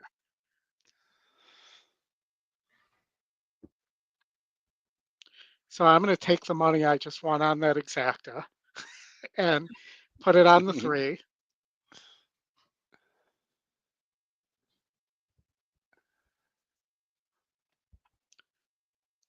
Exactly. Oh, and it's also late pick 5 time here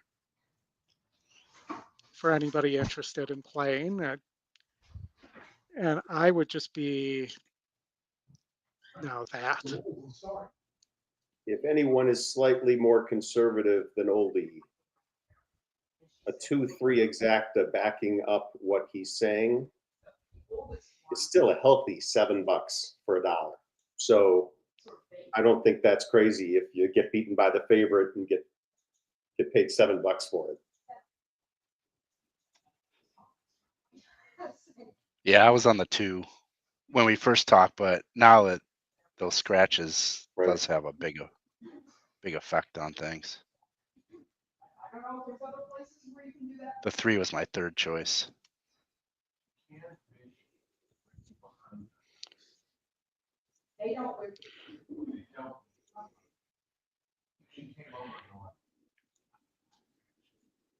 Let me get you would enforce. What's the double look like? I'm pretty sure I hear Chris negotiating to use the wheels to roll the cannon into the office. It's a negotiation. There's something about pointing the thing outside. We'll see. I hope it doesn't violate HOA rules here. Boy, will he be conflicted. Wiz, I just saw your the exactor, huh? I remember perfectas. I don't remember exactors. Oh, that's very Canada. Exactor, triactor. Is that what it is? Yeah.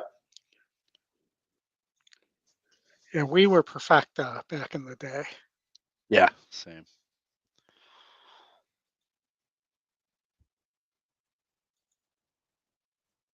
I'm also looking at a 2-2 double here. It's 550. Not as good as that 2-3 exacta though.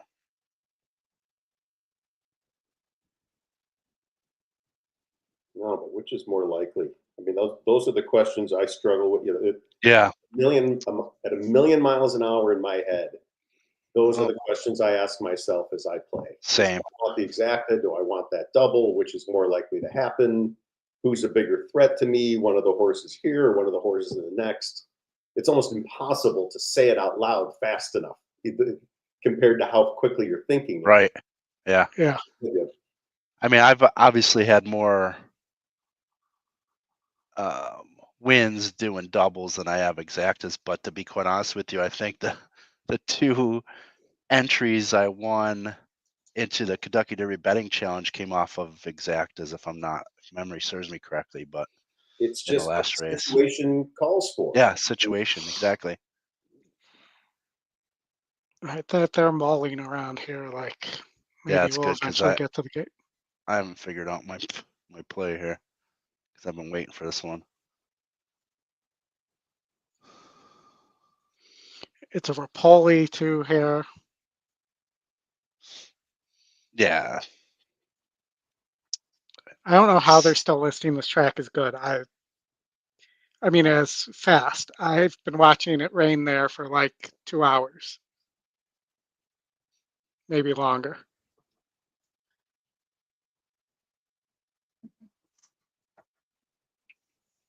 So where'd you end up here, Oldie? I'm on the 3. Vanilla Sunday. Uh-oh. I hope you don't jump off. The fall off. It's a gun runner. The track's a little wet. Appears to be the only speed here. What's the doubles paying here? Who's the top pick? The 2? The 2, yes. Yeah, he's Uneven money right now, but it's the slowest horse in the race. getting bet hard. He's pretty as hell.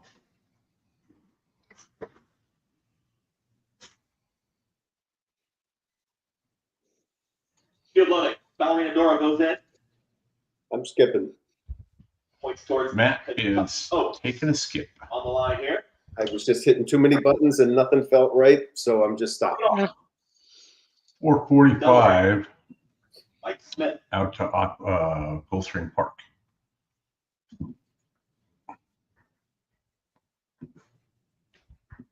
Two out.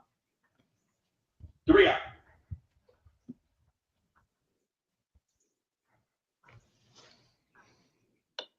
I dare that guy to stand out there. 3 out. Goes in. Looking for Artex. Beauty. Last to load. Salmon Marina aboard. All right, let's get a. Pure Beauty. That's Susie Matt, Jack. He did say even money. We heard it. It's on video. With replay. Down towards the inside, Vanilla But I'm just going to point out that Leon is going to the track announcer just said Pure Booty instead of Beauty. I heard Booty. I heard it. 4 wide. Pure Beauty. Nowhere to go. It's going to be 4 wide into that turn. Tucked right in behind the leader. There's Ballerina Doro. Is the gray secured now a challenging third as Deloraine is right there. Is moving forward. Is going to still be 3 wide. Pure Beauty didn't want to be wide. Is now back to 5th. Trailer. Derby can see them all. They work to the back. 3 didn't get the easy lead I was expecting. That opening quarter mile. 2 is a lot closer, but that's not always. Carve out the fractions early on to apply mild pressure towards the outside as half length back in second. Ballerina Doro, Dylan Davis wants to go, is right in behind. These early leaders, 3 wide still. Deloraine is progressing and now applies more pressure to the front end as Vanilla Sunday. Only just setting it up for the 2. Being encouraged to keep up is early on in between horses. Deloraine. Ballerina Doro is getting a perfect trip.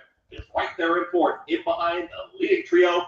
48.36 for a half-mile time. All in is Pure Beauty. Daria, no move yet from the back of the field. There goes the tractor beam on the 3. Yeah, 3 is done. Vanilla Sunday is backed out of it early on. Deloraine to the outside. Ballerina Dora is an imposing presence towards the outside. 112-3 for 3 quarters, and here comes Ballerina Dora calling for the lead. In between horses, battling on. Early on is at the rail, but a swooping move here and drifting in down, lugging in there. Ballerina Doro had all that momentum, and early on is not going away. Ballerina Doro on final furlong has not straightened up so far. Early on is at the rail. It's early on at the rail. Ballerina Doro now starts to figure things out. These two noses down the line. Ballerina Doro to the outside. Wins it as well. Ballerina Doro over early on. Then came Deloraine. Sunday finished fourth at 1:50.67 seconds. That a baby. All right, 3 to 5. I'll take it. I'm not going to Well, let's see what happens with the. There's going to be a couple potential objections. Oh, go away. This is New York. I mean, he creamed that horse right there. He did not cream the horse at all. He did. And then he hits the horse here, too. He was almost pushed him into the rail. And this is New York. And Irad wasn't riding either of those horses. So, you know, I'm just saying that bump could be the difference. They could rule that bump was the difference. They could. If or that you were the outside horse and you have to relieve the pressure. Yeah, you have to relieve the pressure. All right, let's go to. That was a real ruling, as you know. I know. Let's go to Gulfstream. I'll monitor this. Yeah, Stewie to Stewart. You already won your Stewie bet earlier. Gulfstream Park Race 8, 3 minutes to go. So far in that one. Oh, we got the double. This is the second half of our double with, what was that, Billionaires Row? Mm-hmm. Yep. 4 and 5. Makes sense. Yeah, 1 and 2 Scotty picks. Don't have to look any further sometimes. First to 2, Ballerina Dora. Second to 4, early on. Third to 5, Del Rey. Doesn't look like they're going to take a look at it. No. 2-4, 5-3 in race 9. Running time 1:50.67 in the Gazelle. No objection. No trainer's objection. No bettor's objection. No. Oldie Again, it's New York. No, my thought was just it's New York, and weird things like that happen. No, weird things like that don't happen in New York. That they do all the time. So speaking of a Starship horse here, Starship Impulsive is stretching out here. Looks like a sprinter. I agree, Alan. Me too.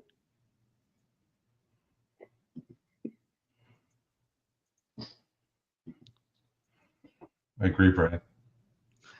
Me too.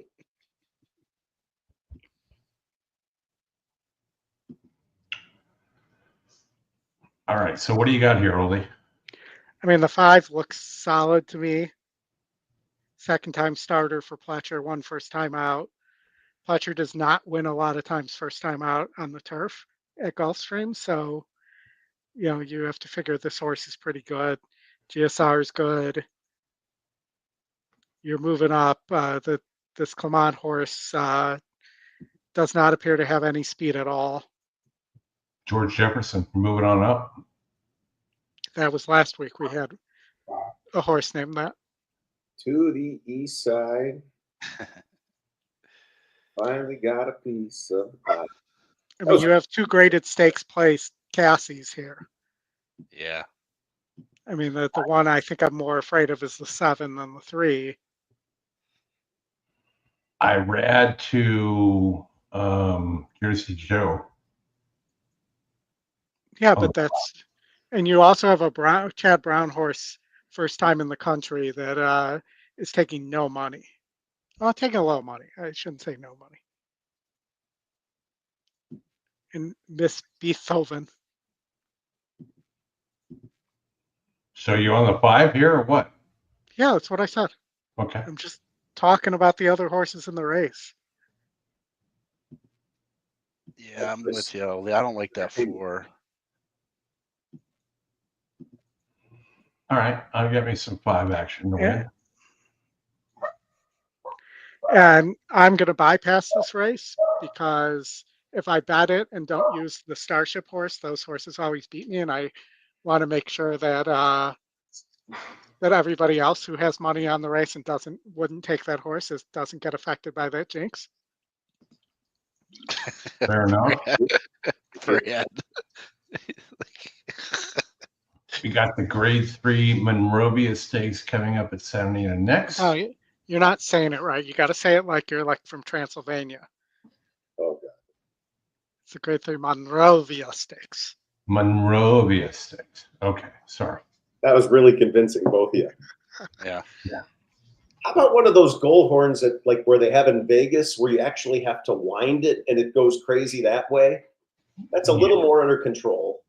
All right. Well, maybe I can get some, expense money to get one of those. Oh, I'll take a note on this one. I'll see if I can find one of those for real.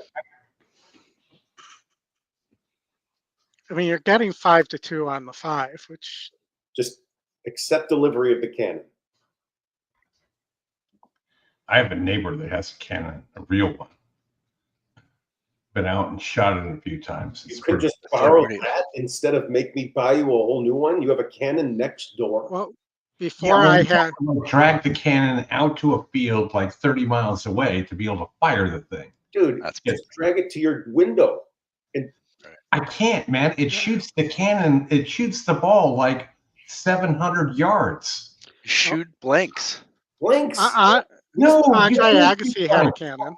You can't shoot blanks. It doesn't We- work like that. Were you around when we said we did a stuffed dummy, like a depiction of Scotty, and we put it in the cannon and shoot it out? I'm not shooting cannons at Scotty. I'm just not doing that. No, not at Scotty. You get a they shoot people out of a cannon. It's a fake Scotty. To infinity and beyond. Or you could get like a Canon EOS digital camera and shoot a cannon out of a cannon. I just had a woman come to my door to go get me. I just had a woman come to my door to go get me to get 3 kids away that were taunting an alligator with a fishing pole by the pond. Moving in for a start for So I sent the wife out there to deal with that before there's a tragedy. That's when you're rooting for the gator. I was like, get the alligator in here. That would be amazing. There you go. We'll shoot the alligator. Shoot the alligator out of the cannon. They all come out of the pond. They hang out. They're looking sexy. You know, the 3 dropping a load. Wait, are you talking about the horses or the alligator there? No, literally, they were like out at the pond in the back, like taunting the gator who was like on the grass. They're like 8 feet away. I'm like, you kids are nuts. All right, so Chris, grab your iPhone, and if the 4 of the 5 wins, go jump on the back of that thing and take a video having a great time celebrating. No, I already have a dog bite. I don't need a gator bite either. I didn't say to get picked. The line next is Starship Impulsive. And who knows that could be the gator that took Chubb's hand. Right. Could be. All right, here we go at Gulfstream. Battle, and from the 4 of the outside, 5. Miss Beethoven. What the heck are we rooting for here? 4 of the 5. Readies. Right. All set for the late pick 3. 5 is better. Laurel. Miss Beethoven badly slow into stride. Oh, I'm sorry about that. Start. On the stretch out, Starship Impulsive is going to land a pretty hassle-free lead as she's crossed over to lead by a length. There goes my Starship capturing in horse. second. Prancing Spirit is third. But it's a no time into the top light. She's tightened up for racing room. Outside, ready to battle from between Soldoro, and after a terrible start, the trailer is Miss Beethoven. They make their way to the first turn run, and the leader is Starship Impulsive, and Leonel Reyes on top by a length from Ready to Battle in second. Capturing his third, Soldoro races into fourth now. I agree, Patrick. Down at the inside to No Time in front of Prancing Spirit, and Miss Beethoven is last. They make their way down the backstretch after the opening quarter went in 23-1. No, 4 of the 5. Is it bad that my visualization of Beethoven is from Bill and Ted's Excellent Adventure? Yeah. No. Miss Beethoven is last. Yeah. They make their way to the last time I saw him too. Him and Plato or Socrates. I haven't seen these guys in years. So great. So great. So But that also walks me right into one of my favorite Val Kilmer lines from Real Genius, which I'm thinking of Socrates when he said, I drank what? Up front, it's still Starship Impulsive. Bravo. Come on. Now we're serious. Farther out, Soldoro is loose for the drive. She has every opportunity from there as they sprint for the money. 8th of a mile to go. Starship Impulsive. She's got a kick. She's fighting here. Starship's got us. Soldoro has been defeated by Starship Impulsive, who goes to wire. Good battle here for second. Very close indeed. Starship Impulsive beats Capturing, who I think wins the place Flipping picture. Starship horses always get me when I don't use them. That might be the first one we took to the teeth in a while. Yeah. 5 o'clock, Santa Anita, Oldy. It's 5 o'clock somewhere. There you go. Now it's appropriate. 4:20 somewhere. It's 5 o'clock in the East Coast. All right, let's watch the race sim in the Monrovia Stakes. I thought this was the battle for the what's the show? The Game of Thrones race between the two queens, Queen Maxima and Queen of the Mud, who some reason is a turf horse, but rather than a dirt horse.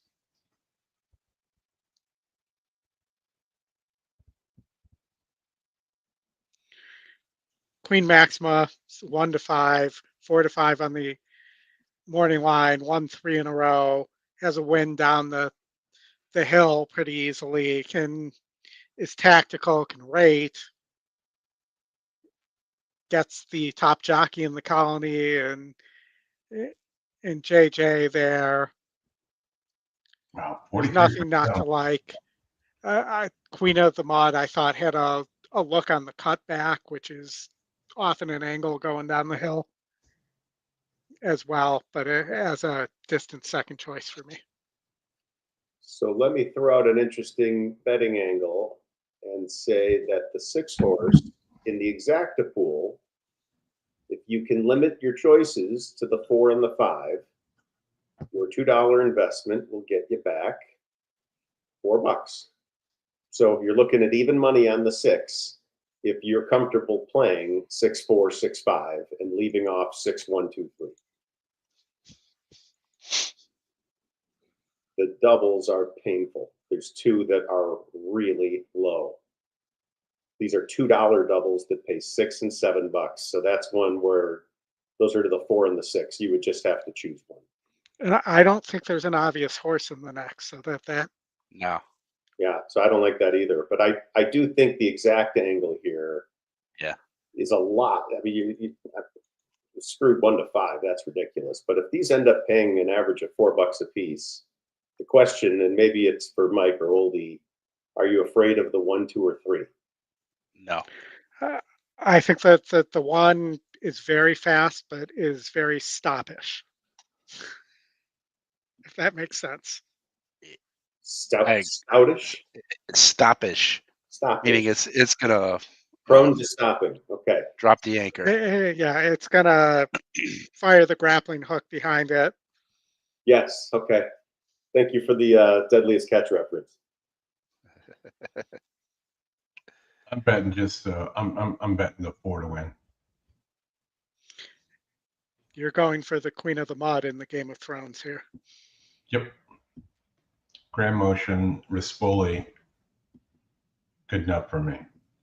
I mean, if I were to pick somebody underneath out of the group that we're not really using, I think it's the 3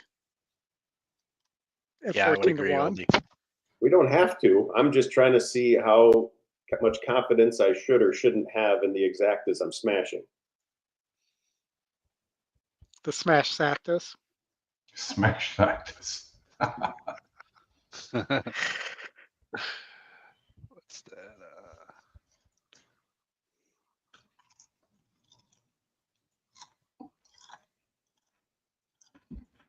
The key thing here for me is does Queen Maxima is 1 for 1 down the hill.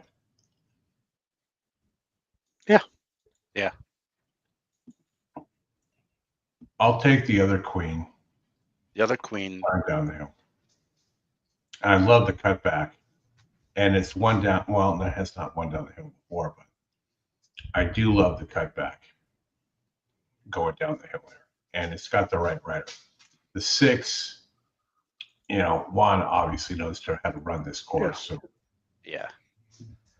Chris, I will say, looking at the will pays across the pick 5, 4, 3, and double, I'm not sure I could remember seeing a horse getting smashed much harder than this. Than a 6. Oh my gosh. I mean, it took every dollar.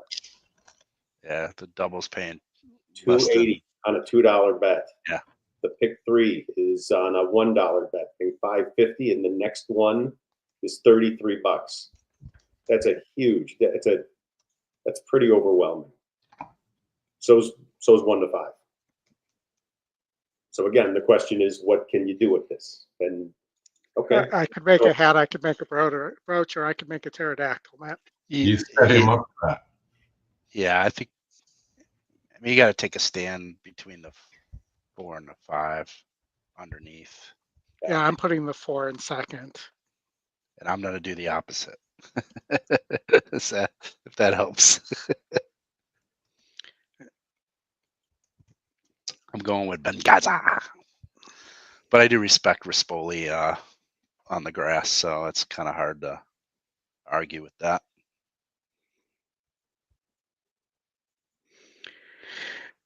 You notice there aren't the races on the synthetic course at Santa Anita.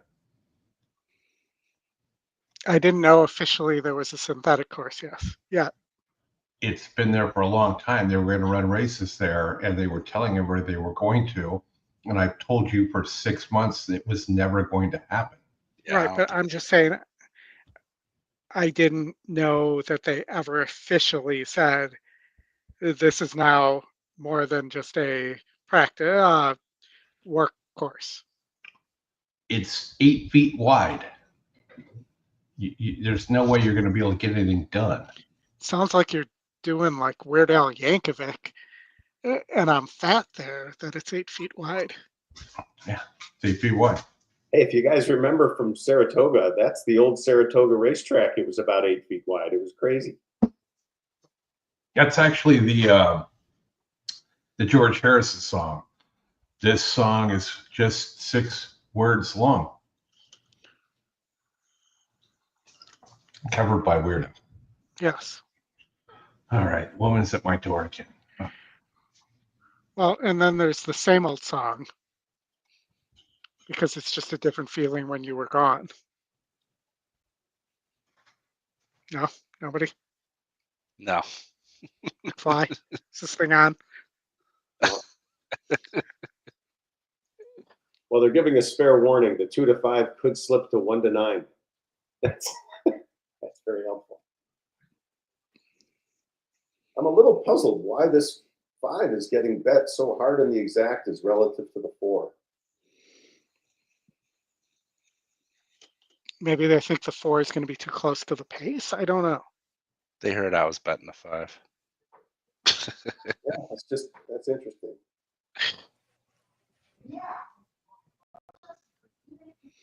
It's post time for the Monrovia Stakes, presented by Don Julio. Monrovia. Vengaza. Vengaza.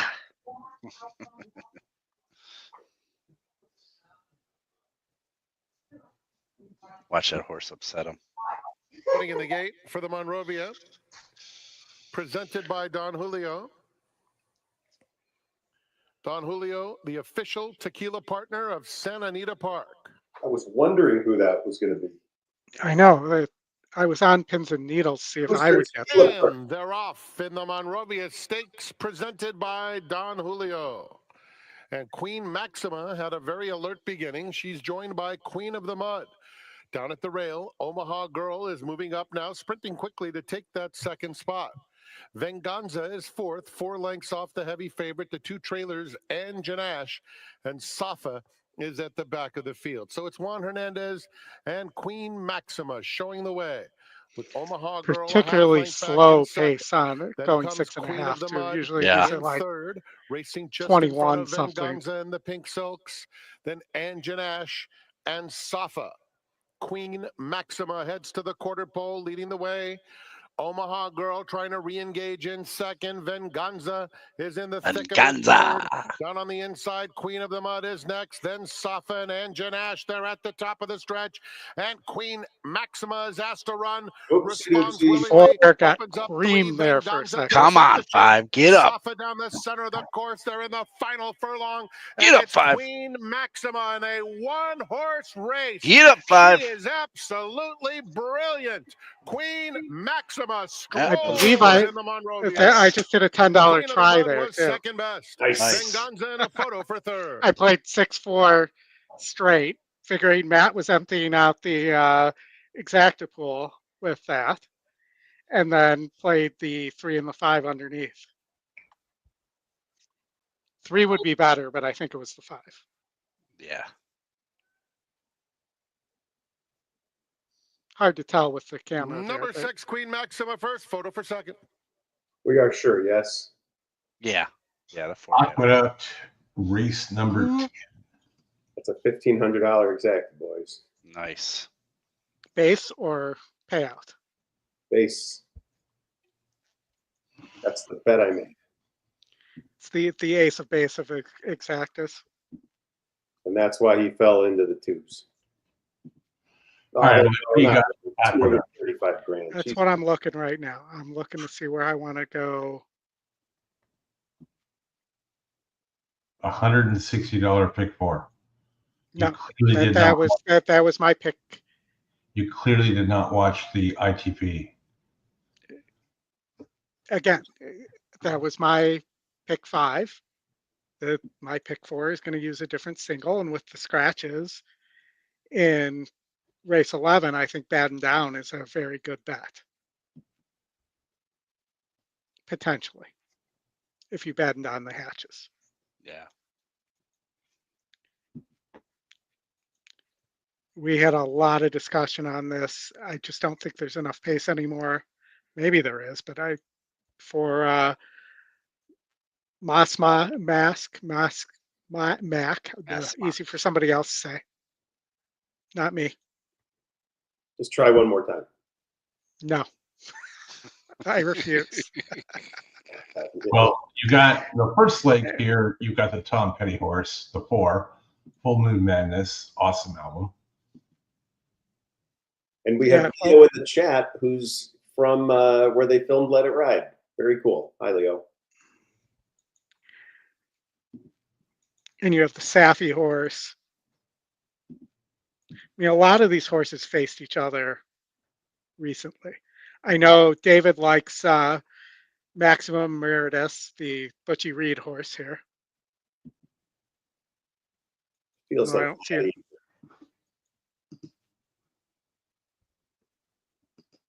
don't you picture Russell Crowe when you hear Maximus Meridius? Mm-hmm.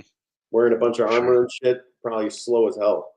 What we do in life echoes in eternity.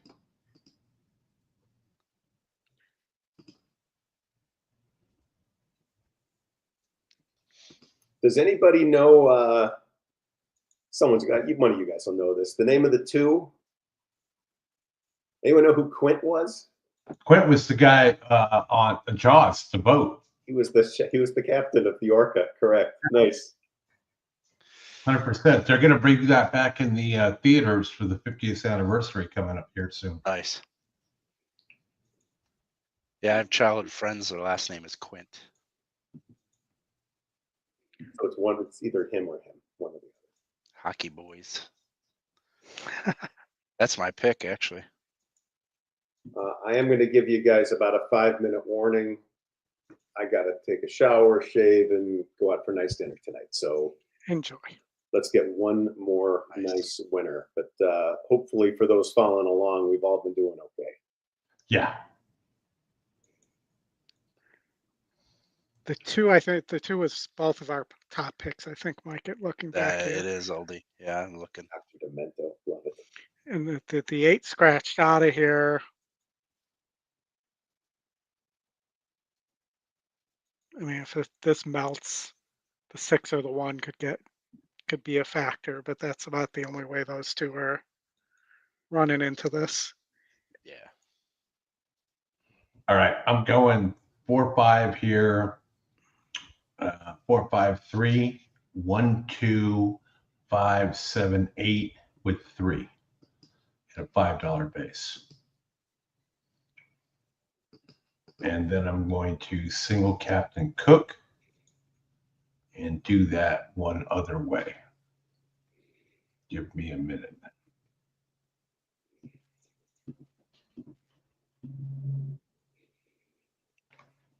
You had the 3 and the 11th, right? Batten down.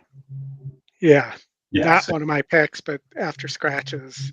Yeah, same here. It wasn't my pick either, but scratches have an effect. I mean, Krupe, I just can't trust. Classic catch, I can't trust. On the next race, the 8 is getting hammered as hard as the 3. And that's across all horses. Yeah, I'm going to use that one in my second one for sure. Yeah, I mean, that is no joke. That they are being played absolutely equally.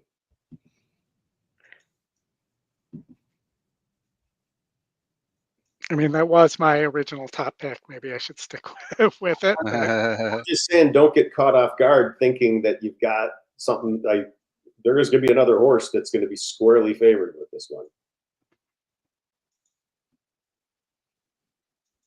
Let's see.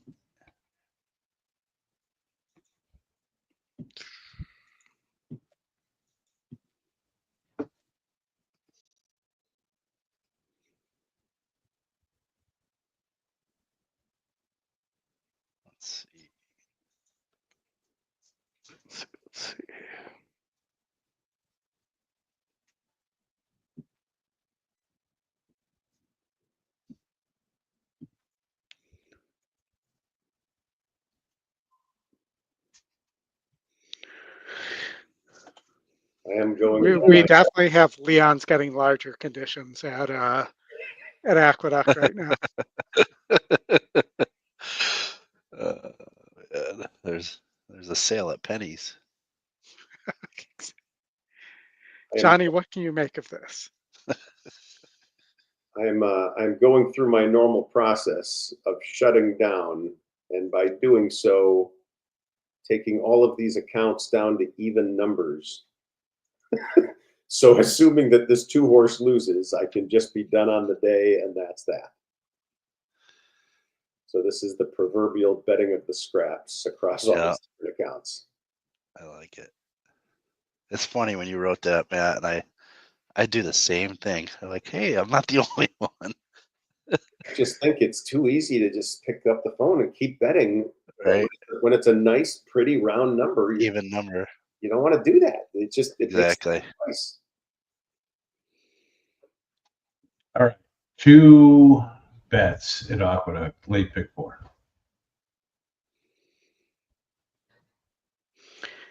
The question is, will we be able to see the Wood Memorial by the time that is set to go off?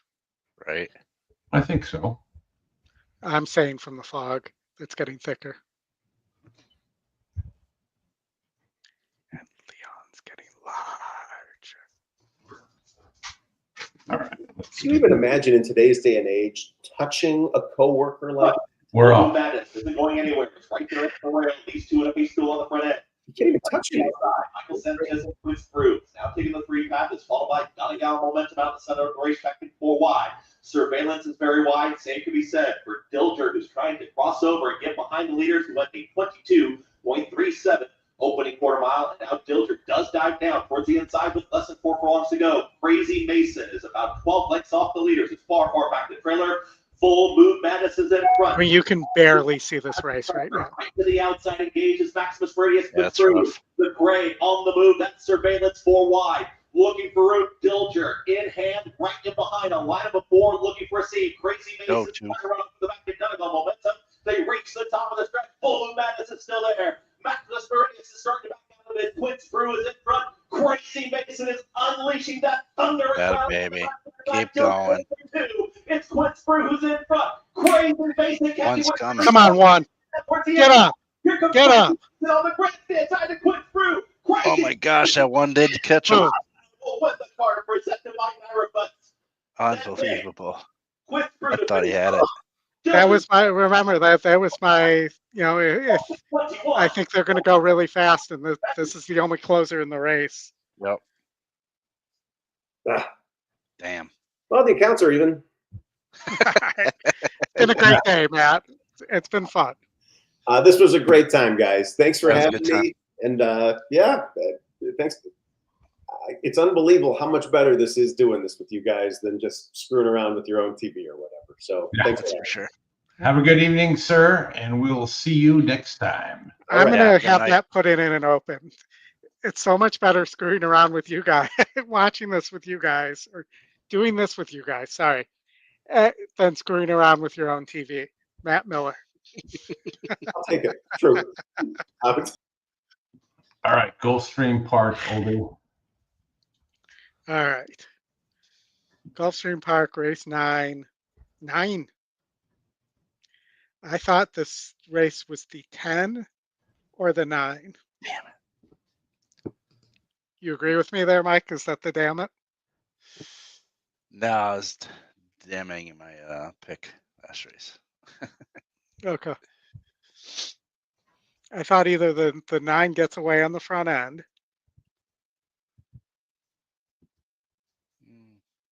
I mean, or the 10 or the 3. I mean, it looks like those 2 would be the ones closing.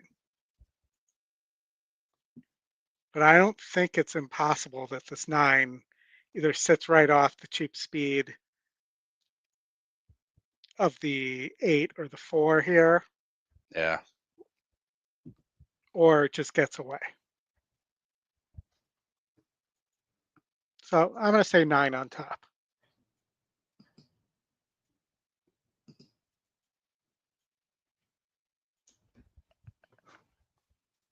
But there's the race. And what do you like here, Mike? I am looking, and I don't I mean, the race sim shows them stopping.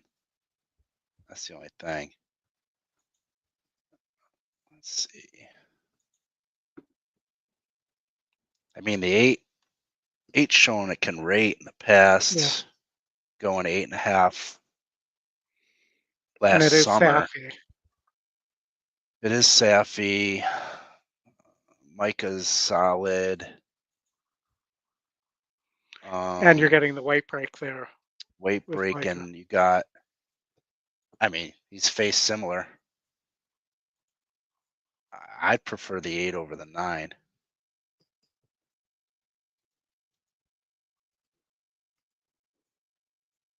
I definitely prefer the 10 and the 3 to the 5 there.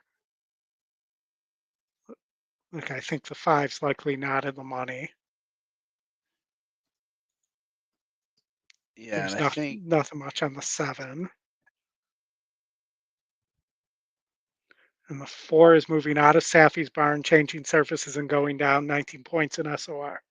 yeah. And not in SOR, GSR.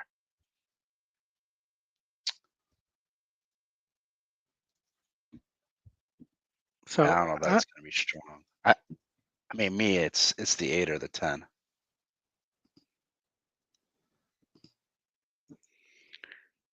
So how about an 8-10 exacta or something like that?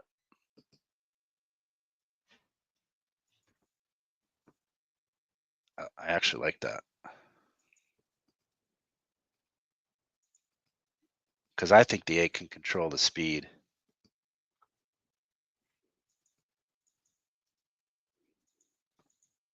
And Safi's 24% first race back.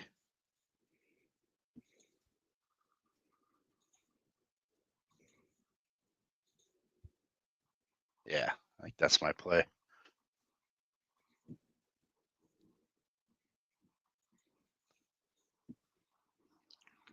All right. I'm actually going to try an 8-9 exacta and see if I can get this on the front end.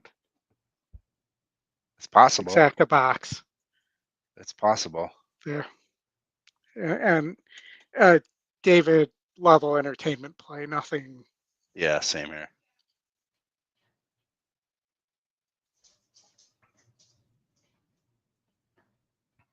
Chris, thoughts? Let's see. 10-8, 8-9 double. Dutch.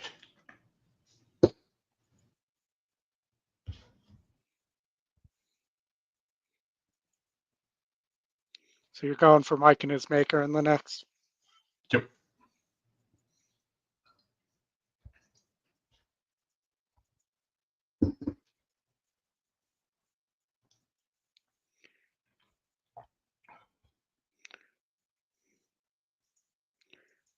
It's very possible. I mean, what about the Chad firster there, though? Nope. And the Gargan? Nope. No, GSR's bad. I'm just kidding about the Gargan. I just wanted to say Gargan.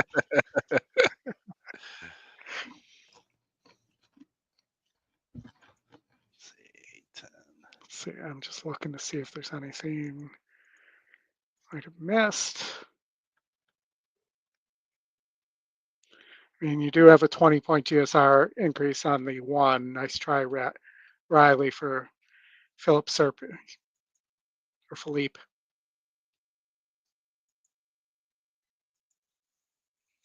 Or Phil, as his friends call him.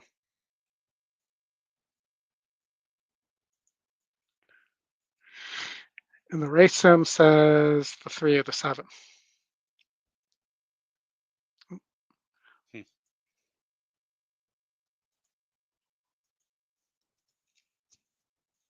Yeah, I'm not too confident on a double.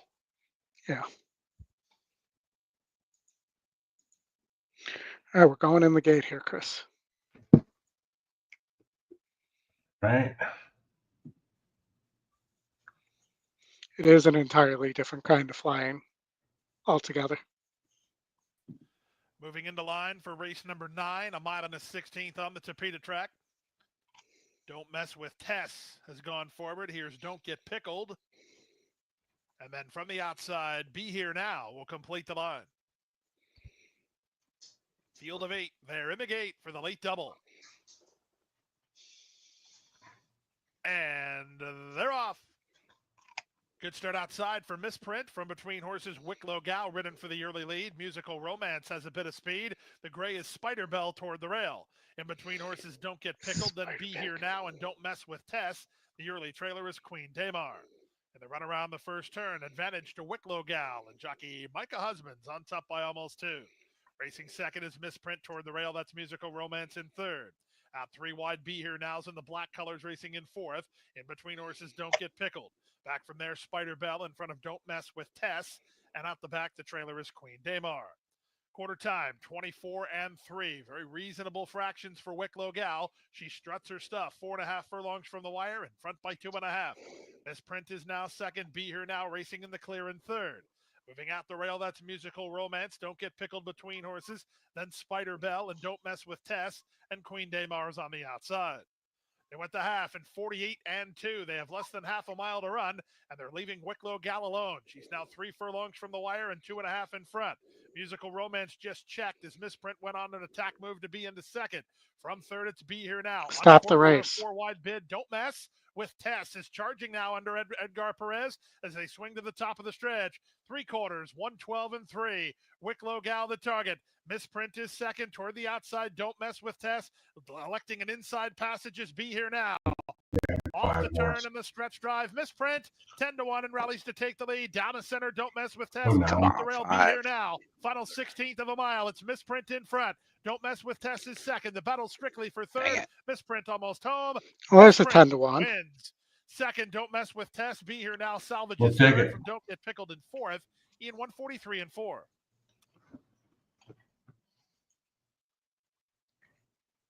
9-8 paying 60-1.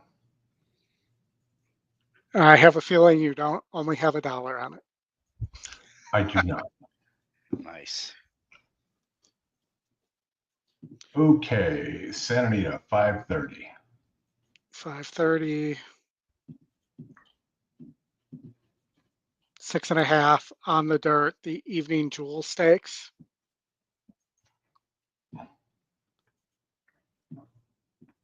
The 6 Hot Walker is your current favorite. That is one that I had a red model on as being less likely to win than the data was showing. But is getting bet. Didn't run last time out on dirt or turf. The last 2 times out, really. But get some class relief here versus the last dirt effort. Does have a habit of breaking slow, though, here. I was kind of all over the place in this race. Yeah, it was a tough one. There was nothing I really loved here. The pick 3 says it's the 1 or the 1, 4, or 6. But I thought it was more wide open than that. I think the 2 has a look. I think the 7 potentially has a look as well on the return to dirt. Looks like you might agree with me there. Yes. Yeah, I think he's tactical, or she, I should say, and it all depends on the pace. Yeah.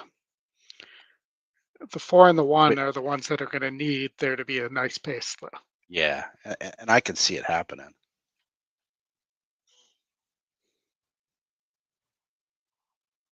Well, and the 2 and the 7, too. Hot Rod in the house.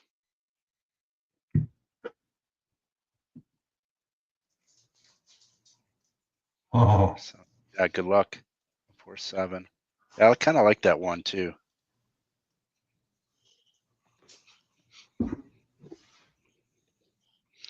Let's see. I don't think there was anything I loved in the next. Maybe the 3 here was. No, it's 6. These next 3 were all over the place for me.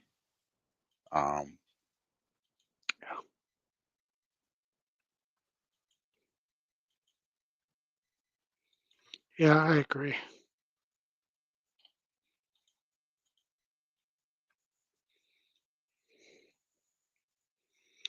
But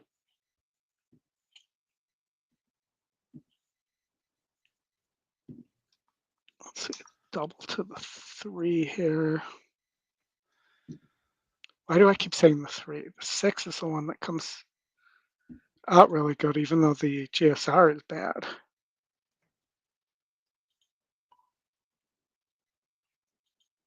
Yeah, there's just nothing I could make here. This race is a mess. It is a mess, and that's why I was like, if I'm gonna take a shot, I'm gonna take a shot at a When I long shot. look at these races that are a mess, I'm immediately looking at Grayson, because Grayson wins a lot of these races here at Santa Anita.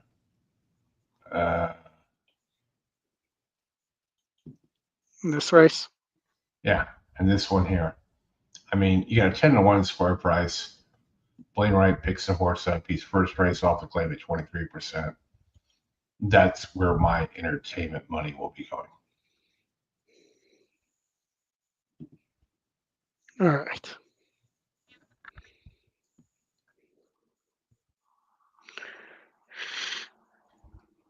And I did play the 4-6 all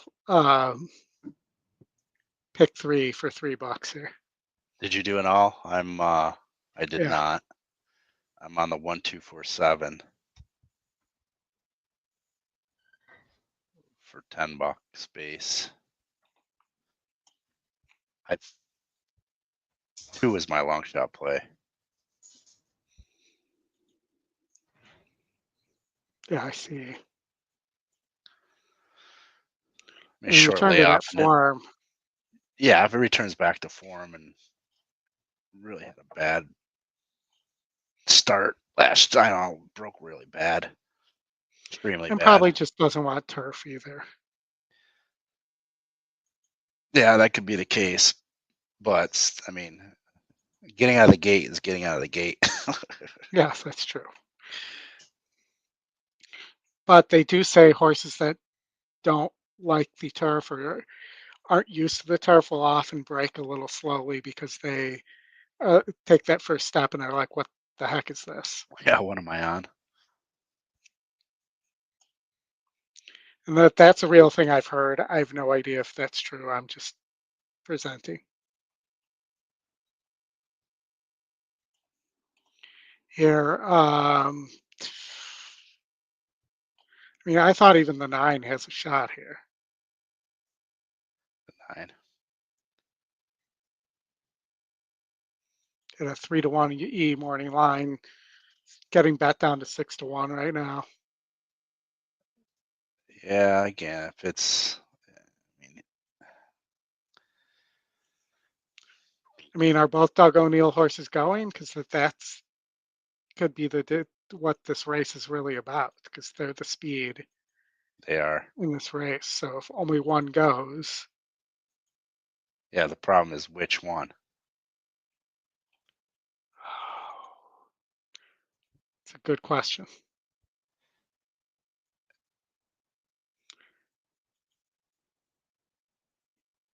Just kind of looking at. I think the 5, because the 9 is actually successfully rated a couple times. Yeah, but he's one of the last 2 on the lead, so they kind of both. I think the 5 needs the lead. Right. That's why I'm thinking the 5 Yeah. gets the lead. Yeah.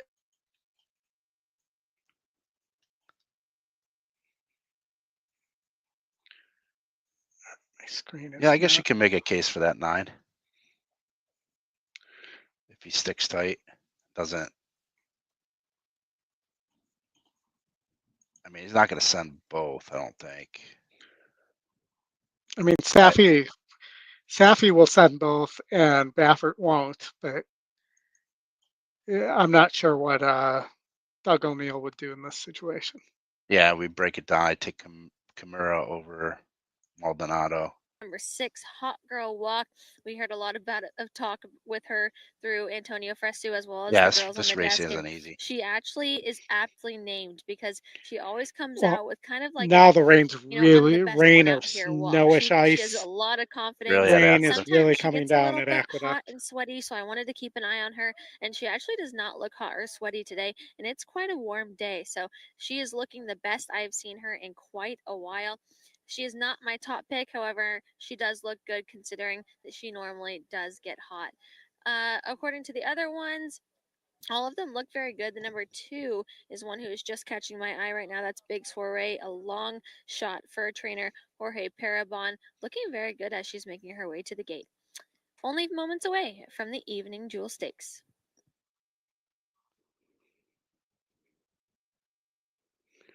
All right.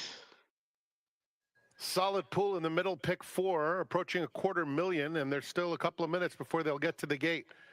The Evening Jewel is coming up.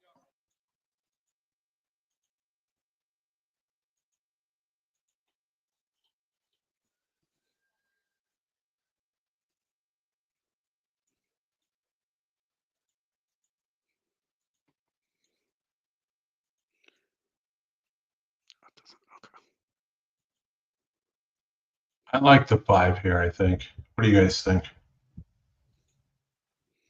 We were debating whether the 5 or the 9 gets the lead and So whether much Doug great O'Neill racing left sends today, both but don't forget horses. tomorrow, April 6th, we have Fiesta de Yeah, Santa we're both his agreement. horses, mariachi bands, and we think the micheladas, 5 taco needs it. vendors, So and great live music with Banda Vallarta and Los Pumas de Jalisco. Come celebrate the rich Hear that heritage twice. of Latin culture tomorrow Los Pumas for de Fiesta Jalisco. de Santa Anita.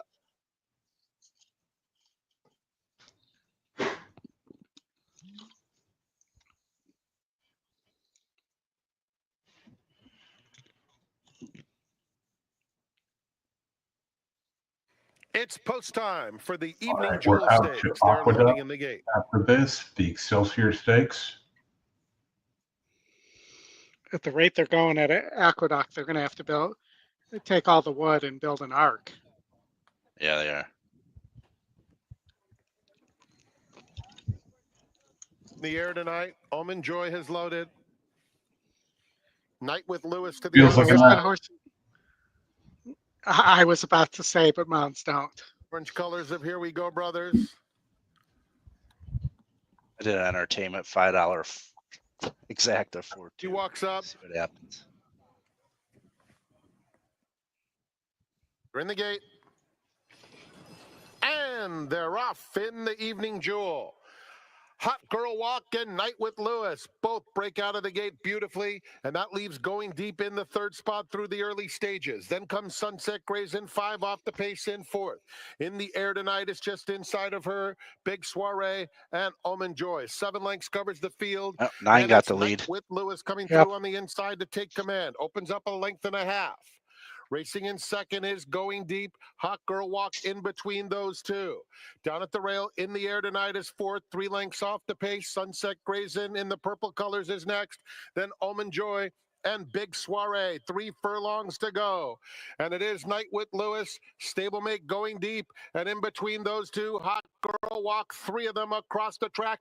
Omen Joy is starting to gain some beautiful momentum along the inside. Sunset Grays is deepest of all. In the air tonight is in between those 2. Wide open in the Evening Jewel as the field turns for home. It's Hot Girl Walk on the outside. Night with Lewis at the rail. Holy Omen crap. Joy splits rivals decisively, and here she comes under Hall of Famer Kent DeSormo, and it's Omen Joy with a 16th to go, pulling away. That was with one of those rides authority. where Damn it. Omen Joy I talk has about won this the Evening a Jewel. lot. Yeah. With DeSormo, you either Grayson get was second. the Hot most Girl insanely Walk stupid third, ride Going or Deep. the most insanely brilliant ride.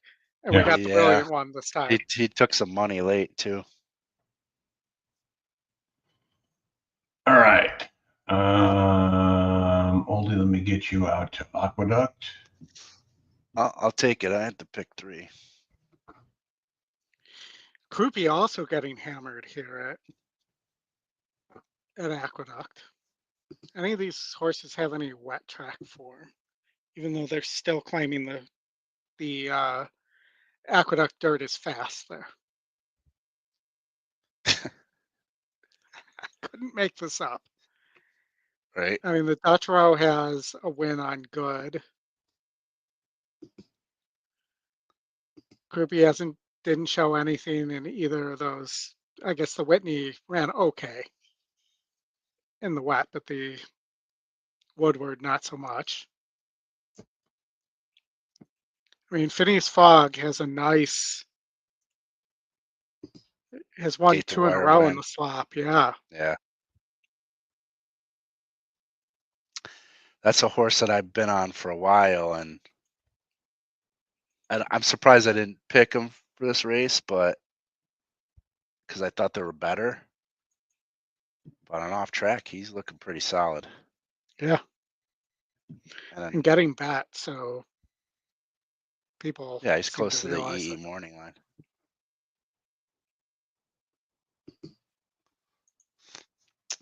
Let's see. And Carmouche is 2 for 5 with Gustavo Rodriguez.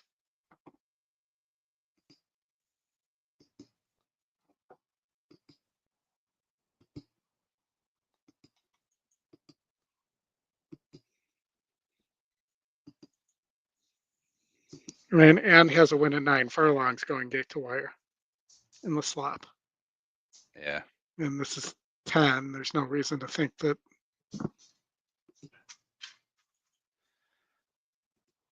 So Vane, my concern on that 5 as a long shot is I'm not a big fan of that GSR. I know he's a 6-year-old and has raced plenty, but just looking through here and off track seems to be going back and forth dirt to turf. Yeah, I'm not too keen on that 5. Oh, tell me everything that's happened up until now, Richard.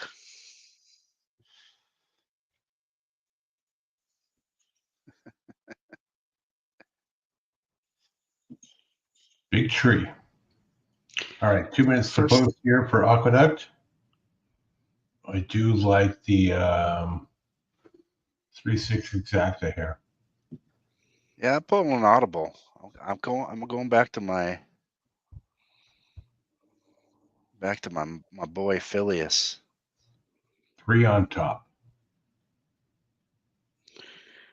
I'm going 3-8 here. No value. I was originally on Croupy, but 3-8 is paying 11-1. let's see what we got here. Huh. And turn to oil.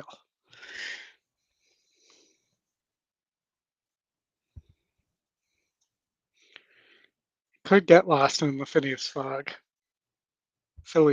sorry. That's gonna wait.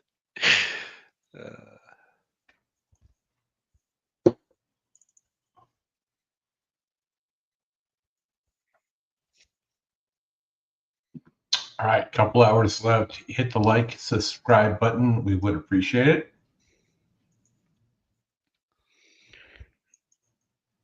All right, and Lost in the Fog, one of the best sprinters ever out there.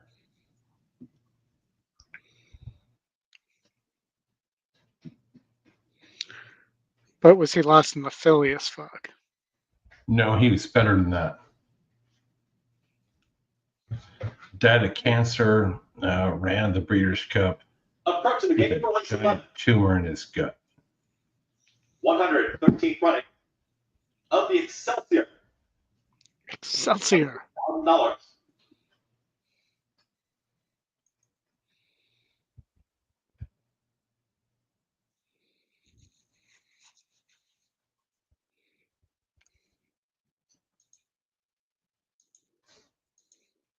Here we go.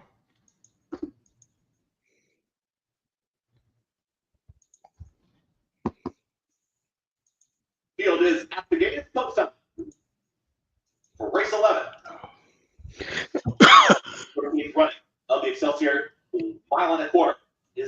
It's $150,000.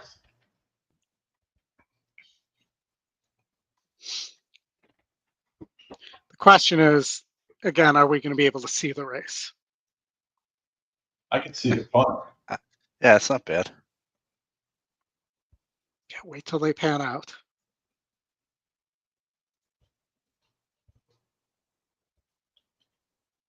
Classic catch goes in.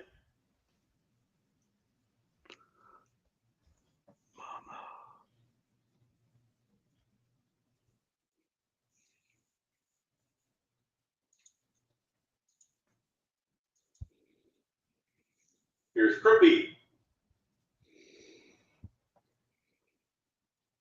Croupy just sounds like a bad cough. It does. I got that Croupy.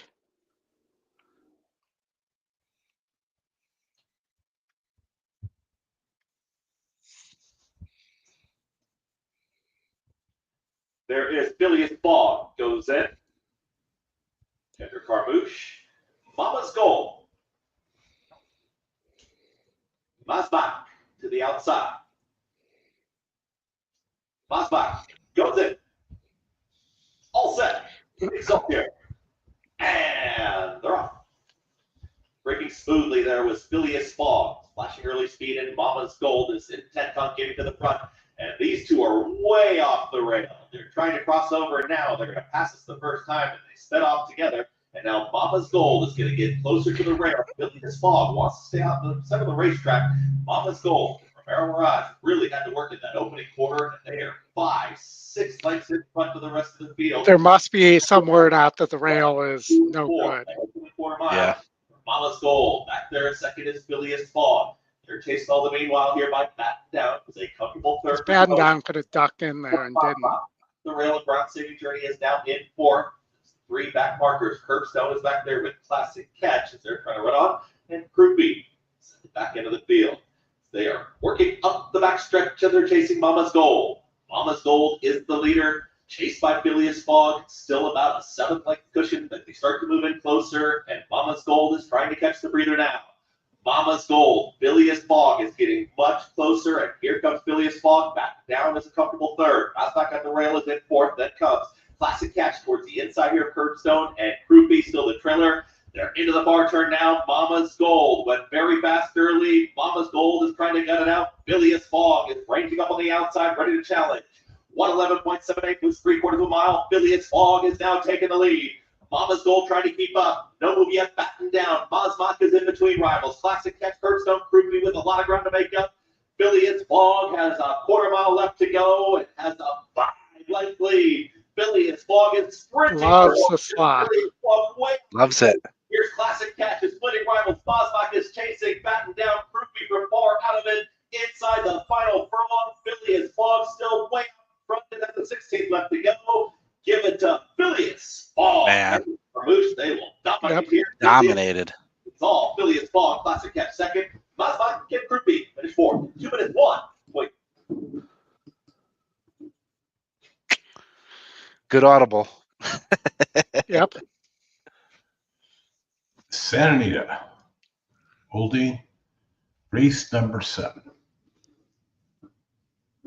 Race 7. Who finished second there? 2. Classic Catch. Oh, boom. I had that exacta. Did you really? Nice. Yes, I played a 236 exacta box. I had 2-3.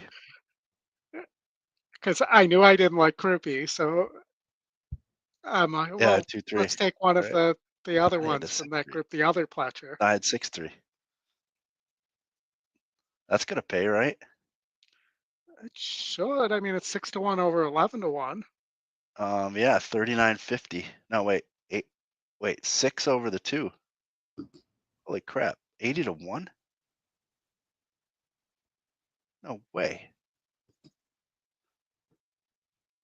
All right, Oldy, we're going to pivot because I'll Santa take Anita's behind Hell yeah. to Sunland Park, race number 8.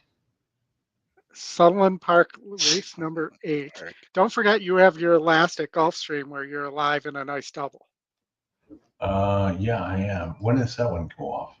It says 4 minutes on here, 5 minutes on my other screen. So all right, let's go to Gulfstream.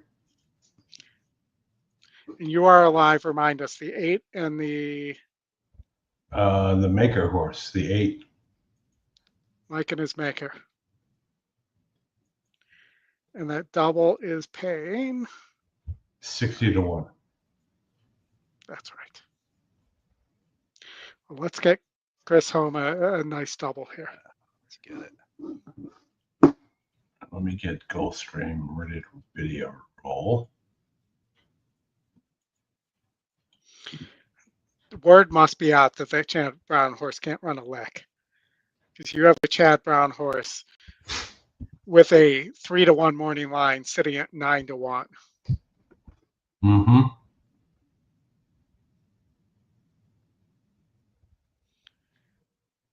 Like if there was any inclination that horse could run, that horse would be getting bet. I think that the fear here, Oldy, is the 4. Oh, just relax. The 4, I think, likes to finish 4th, though. Well, it's, MAV. It has 4 fourth places in 6 races. It's not a joke. I'm not making that up. I mean, maybe the 11 as a second-time starter can rate, maybe, and we just don't know it. That's where I think the threat is, or the 5 for Jack and his Sisterton. But again, I'm not alive here, so Jack Sisterton can't beat me.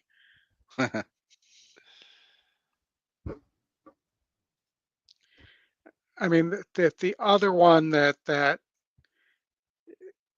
again you would think would be getting bad if the horse was live, but has a lot of positive work notes, is the 9 curved for Safi. With Micah and his husband. With Micah and his husband's, yes. I mean, it's either that or the Serpy I mentioned with the huge GSR jump. Nice try, Riley.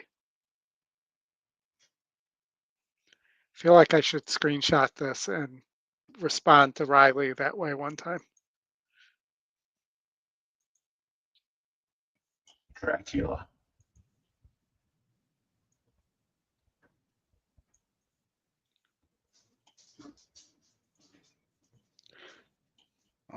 Looking at that 8.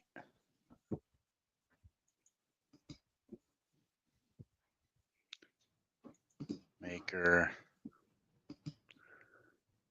Zayas chooses the 8. Yeah, I mean, you would think if that Zayas would be on the Safi horse otherwise. And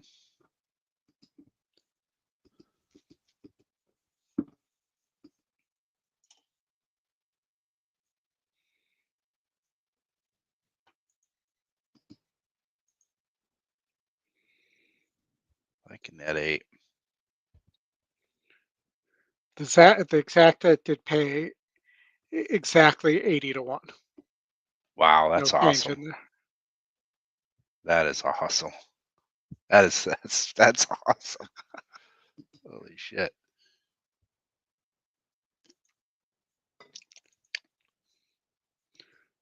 So Chris, you're on the 4, right? I'm on the 8. 8, okay. I remember you talking about the 4, but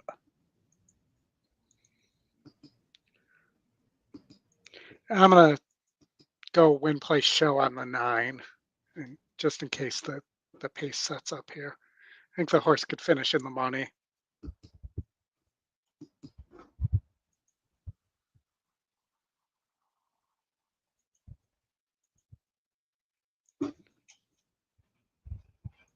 All right, get ready to go in the gate here. Let me get this one up. Yeah, I'm not watching this shit at all.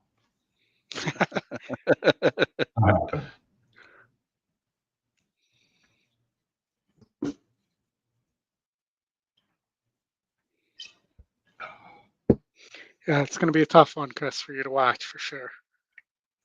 It's going to be tough to watch because I'm not going to watch. All right, let's get the 8 home, Chris.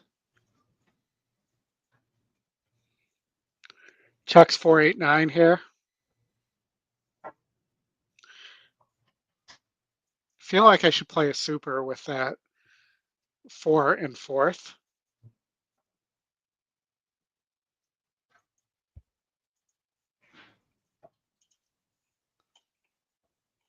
How about we do it this way?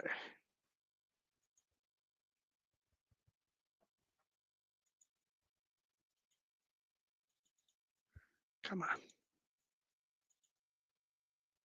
Horses arriving at the starting point. They're stepping onto the turf. Final call for your wagers.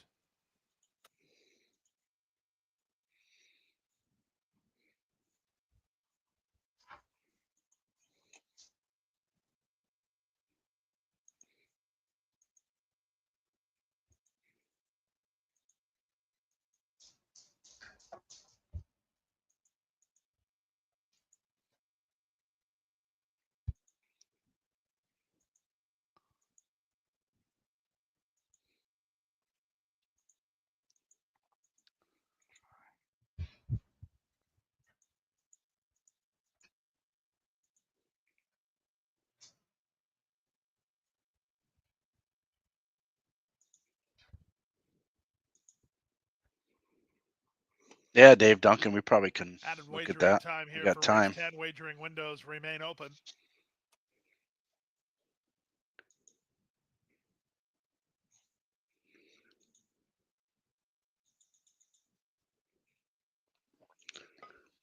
Or if you really want to throw a stab at something, and I can't with this race here. But the pick 6. No. Starts with that awful turf maiden. No way. Yeah, the last 2 on the card are not easy.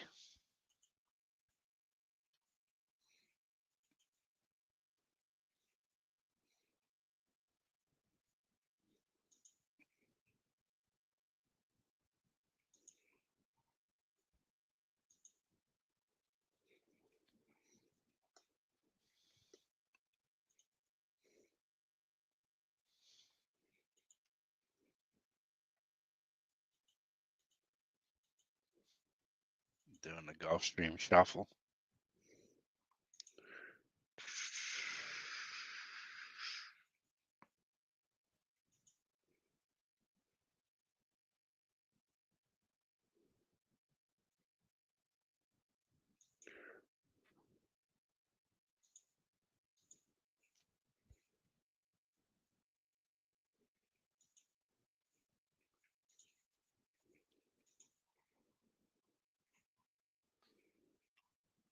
Oh shit! They didn't go off yet. I got to watch No. this.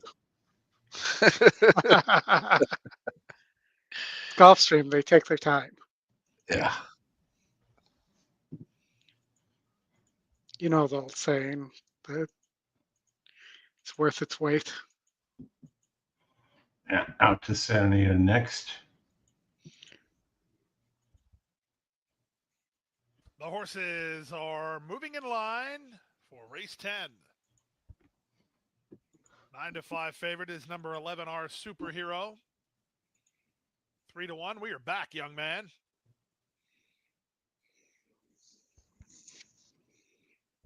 Into line, Dracula. A nice try, Riley. Here's Landman Friday. Single-minded. Just relax. Venezuelan Hope in the middle. Live racing again tomorrow. It's a Sunday program that starts at 12:50.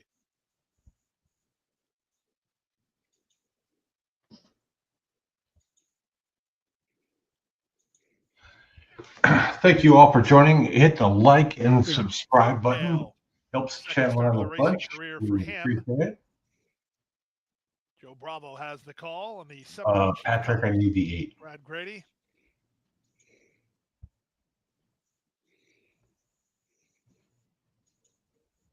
Hooray for me. And on the outside, our superhero.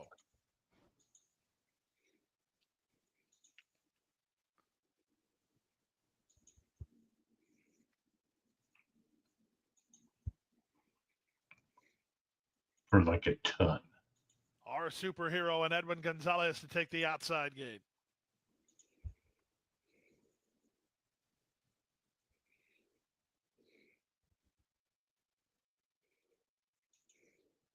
They're at the post.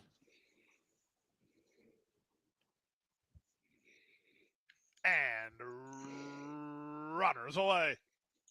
In between horses, Just Relax hits the ground running. Dracula has a bit of speed, but not as fast as We Are Back, Young Man, who's up to take the lead. 1 lap to run. We Are Back, Young Man has the lead. From the outside, our superhero. Go away, 11. Between horses, Hooray for Me. Yeah. Dracula's in a bit tight. He's fourth Let's in make the him inside. run wide. Two better than Just Relax. Then Landman Friday with, on the outside of him, Curved. Moving out the rail, Single Minded, a length in front of Folktale. Then Venezuelan Hope. And Nice Try, Riley, is at the back of the field. The opening quarter was 23-3. Into the backstretch they go with our superhero going up to take a neck advantage. Right back at him, We Are Back, Young Man, second. Racing third is Hooray for Me from Dracula, who's racing in fourth. Another 2 back to a 3 wide, Curved. In between horses, Landman Friday. Along the rail, Just Relax. First-time starter, Single Minded, is settled pretty well, about 9 lengths behind. Then Folktale and Venezuelan Hope. And Nice Try, Riley is last. They went to half in 47-1, and they swing to the far turn. The two favorites locked up heads apart. We Are Back, Young Man, by half a length. Our superhero is second. They've gone 4 ahead of Dracula, who tries to kick on while third. Up to the outside, Come on, 4. Folktale. Up the inside, Just Relax. They complete 3 quarters in 1:10-4, and they straighten for the drive. Up front, We Are Back, Young Man. Wheels in, on top by 2.5. Our superhero is second. Landman Friday trying to roll up the rail. Dracula is next, and down the center, Folktale. Wow, Landman 7. Friday gaining good late ground. Here he comes now. He's Come up on, the 8. fence. Landman Friday. Come on, where's that wire? Back, young man. What are you doing? Oh, you gotta be freaking kidding me. No, Chris. No.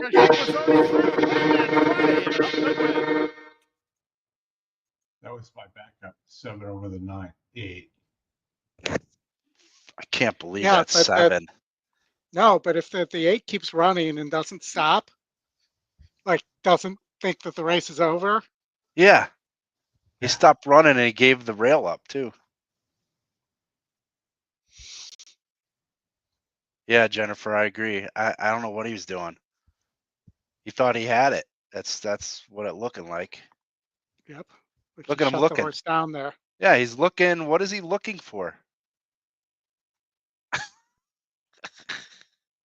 What? Well, that 7-8 paid 103-1. Nice. He had 100 feet to go and he's looking around. Look at that. Look at him look back like, what are you doing? Yeah. Number 7, Landman Friday first. Who was that? Oh, Rajiv. He's looking back like, you dummy, you had it.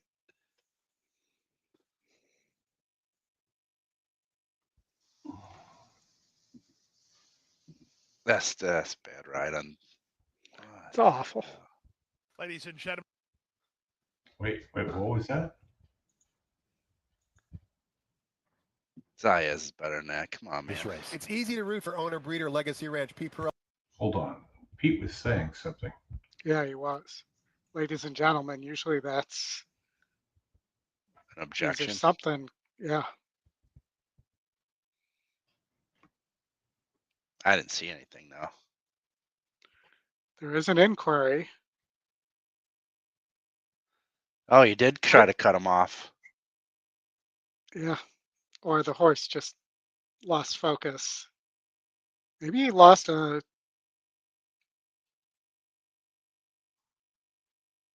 Did his foot come loose there? I can't tell. You don't see that very often unless that happens. Like a horse bolting in that direction. Oh, I mean, his shoe come off?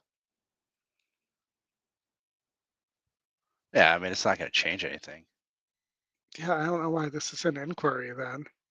It did look like, I mean, maybe that's why he reacted the way he did. Yeah, like what the heck are you doing? Yeah, that's maybe why Saez did that. He kind of like let up right Stewards have about concluded their here. Watch him. inquiry. The See what he stewards have does. He just concluded kind that of, the 7 did indeed have room. 8 tried to tighten the door, but by then the 7 was through already. The result will stand 7-8, 5-11. or unless Saez was trying to cut him off. 19 to 1 I don't know, winner it's is a weird 7 move. Landman Friday. All right. Aqueduct. Santa Anita. Santa Anita? Santa Anita. Yeah, okay.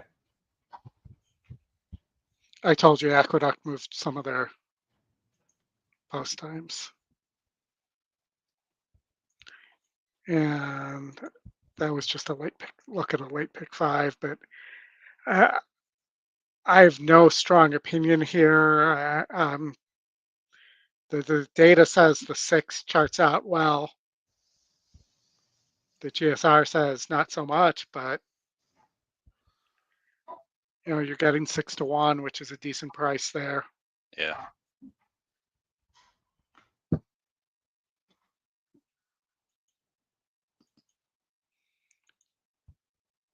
And McCarthy's the other McCarthy is not so great with second time starters. And that's the horse that's getting back. Yeah, and Tyler aboard. No, thank you. I had him 4th, but for me, I was going back and forth between the 7 and the 6. JJ chooses the 6. Yep. Yeah, throw out the 1. The only thing about that 6, you said you had good metrics on that 6. I noticed it dropping. Yeah, percentage. GSR. GSR, yeah. Too. But there's not much here. I mean, no, the 7's got a quick turnaround, but I don't think it matters running short here on the grass. It's a 7. I mean, the 7 could be that much faster, even though the pace number is not showing it. See what the race sim thinks. Yeah, it has him out to lead.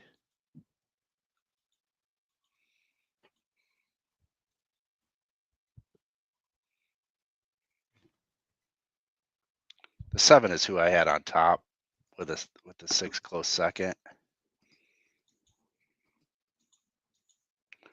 And then the other one I was taking a look at is the 2. What about the 4 for Sadler with Barrios aboard? How about the 10? Long shot.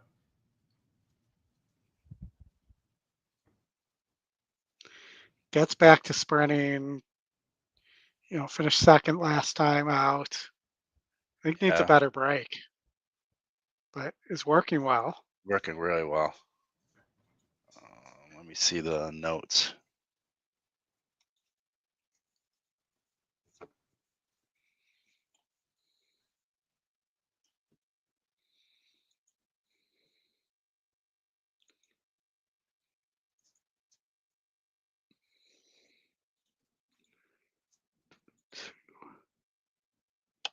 Captain Cook sitting to the favorite in the Wood. Captain Crunch. That's only if he loses that we call him Captain Crunch.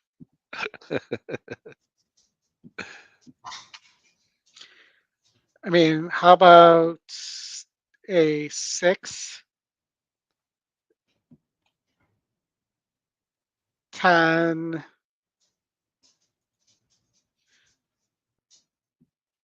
2 to the 2 in the next double?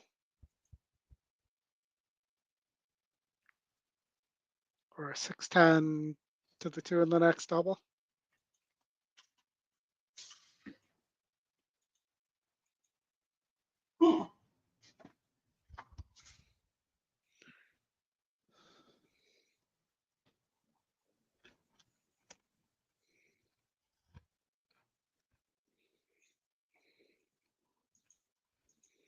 Who'd you mention in the next? The 2? The 2, yeah.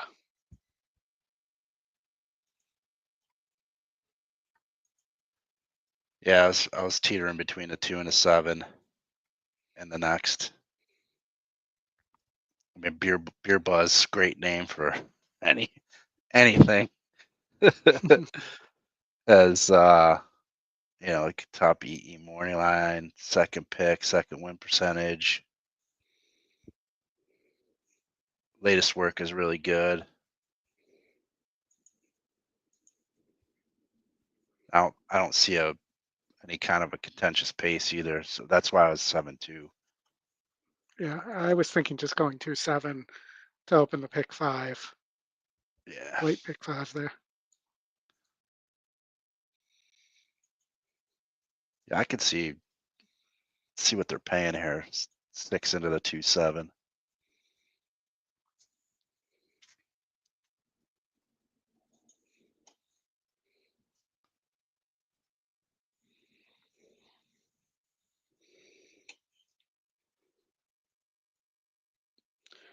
Because there frankly isn't a lot of other stuff I like here in that race. Wow, 6 into the 2 is 94.60 at the moment. And 6 into the 7 is 26.80. So you'd have to Dutch it.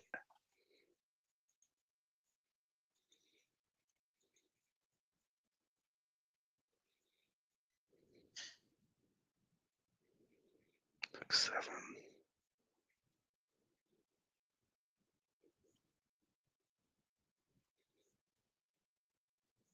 I mean, the 7's taking all the money. Looks Yeah, like it's going to take all the money in the next, not the 2. Yeah, for sure.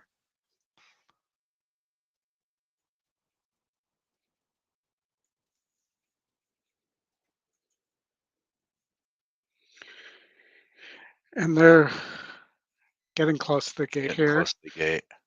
Pretty good pool for a non-carryover $2 pick 6 day as well. Please be advised, there is a scratch that just came in for race 8. Race 8, scratch number 1, Oakley's Smile. That's in the 8th race. Scratch number 1, Oakley's 1% Smile. horse, 15-1 on the morning line. Yeah, not worried about it. Yeah.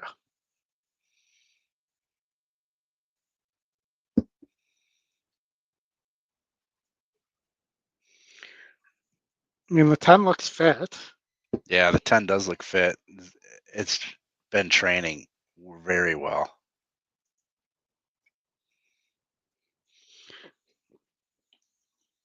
Can you imagine if people did write-ups like on people who are training with their personal trainers that way? Right. You have like a Bruno who did write-ups on that stuff. Yeah, I don't think too many people are. I mean, well, I guess you could for like running a marathon and betting on, marathon runners and crap. Track meets, the Olympics. Was doing it easy the entire time.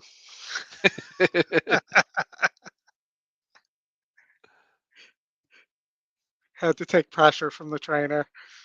It's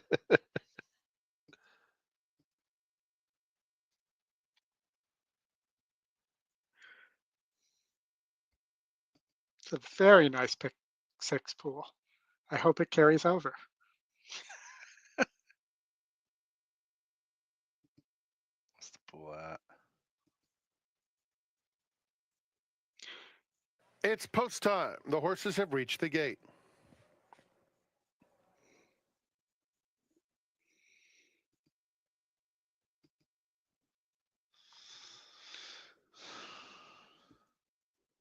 Is this the start of the turf pick 3 also, Chris?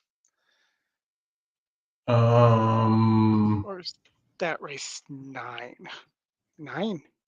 9, 11, 9, 10, 12, I believe. Yeah. It's definitely not 10. Moving into line 9, for the 11, 7th. 12.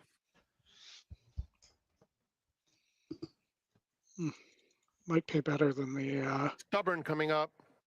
than the pick 5. Yeah, that late pick or that turf pick 3 is going to be not easy. So there's. No, I got a Right on single money. I like. We'll talk about this in a couple minutes. Adverse selection will be next. Say Bella. All right, let's get to 10.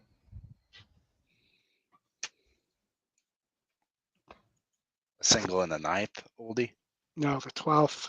Oh, really? Wildcat Denzing. Interested to hear. Maria Tall Chief.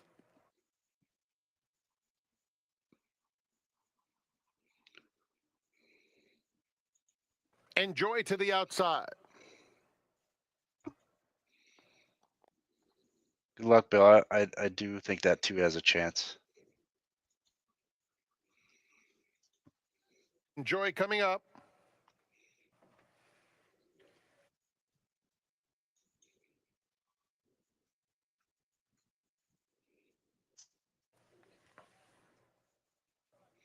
We're in the gate.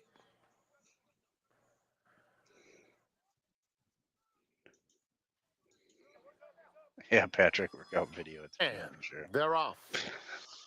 Very even start. You can also find those videos on Stricker the is Oaklawn flashing site. sharp early speed, but it's Ride Gold who comes away with the early lead. Ride Gold in front. Straker is now racing in second.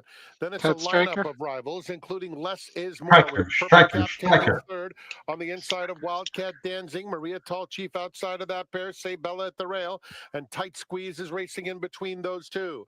Stubborn is next, right on the inside of Enjoy, who's suddenly in front of that rival. That pair followed by Timekeeper's Charm and 3 more to Adverse Selection. Around the far turn, Straker and Ride Gold are head and head. Maria Tall Chief on the outside of Less Is More, a joint third. Say Bella is down at the rail, a close-up fifth. Only 4 lengths off the lead. It's a gap of 5. Back to Wildcat Dancing there at the top of the stretch, and Ride Gold goes on strongly. Opens up 2 lengths. In tight at 6 the rail is Say Bella down on gone. the inside. It's Straker, and in the center of the course, here comes Tight Squeeze. And Tight Squeeze is motoring after maybe Ride not. Gold. Ride Gold, Tight Squeeze is coming with every stride. Here's Get Tight there. Squeeze. I gotta tell you, I Get played up. $10, a Nailing $10 Ride double Gold. with The photo that for 4. third between Adverse Are you Selection and serious? Say Bella. Yes, into the next. But I'm single to the 2. Brager. What is that paying? Come on. Tight man. Squeeze said that was purely a Barrios play for me. Yeah. All right, Oldy. Wood Memorial time. Yes. All right. So the 4-2 actually isn't paying that well. It's about 11 to 1. All right, Wood Memorial. It's time to get our wood on with the Wood Memorial. So all of us had Captain Cook on top, David, myself, and Mike on Thursday night. Yes, that's when the weekend preview is. My second choice was actually Grande, who comes out very, very well in the data model here, and is working extremely well for Pletcher. That they both have similar run styles too, where they both kind of want to stalk or press a little bit. Right. There, and those were 2 of the things I liked about them. You have Big Money Mike on Rodriguez here, Chris. How fast do they go? Automatic toss. But with the scratches, I think it improves Sand Devil's chances here, even though I don't think this horse wants 9 furlongs. It's all about the envelopes, Oldy. Yes. But, I do think there's a lot of speed signed on here. I would not rule out Passion Rules at 9 to 1. Surprising here coming from off the pace. The 8 horse, who's the long shot. And the Wood has recently been won by horses coming off the pace when it's been sloppy. So that's the horse I would look out for Brad and his Cox there. But I think we're hearing from David that The Dutch Row barn is very fond of Captain Cook here and fancies their chances.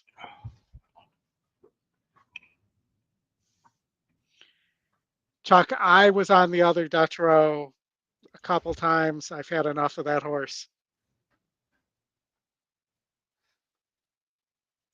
Yeah, I think David was eyeing McAfee up a bit. Yeah. At least in the exotics.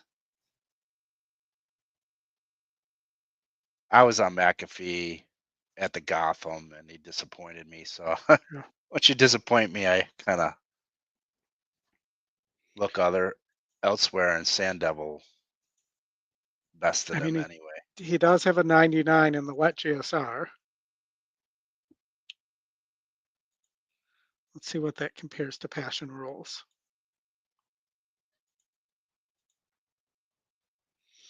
I mean, significantly better than Passion Rules if you're looking for a closer there. Maybe McAfee, the wet track, does the trick here. Maybe. I mean, I'm trying to remember who he's I have to, but it's a major horse, like a big time grade 1 horse. And we did have somebody who liked My Matoli. I just don't like My Matoli at this. I don't like any Matoli, either yours or mine, at a 9 furlong distance.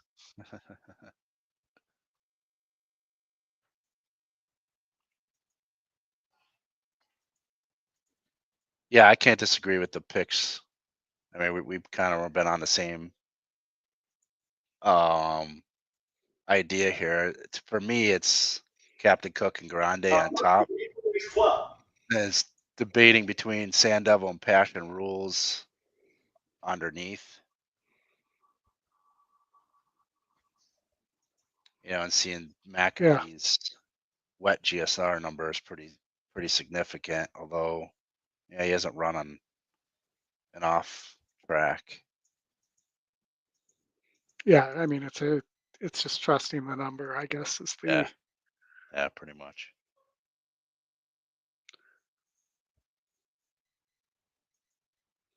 Horses have reached the gate. It's post time for the 100th running of the Wood Memorial, presented by Resorts World Casino.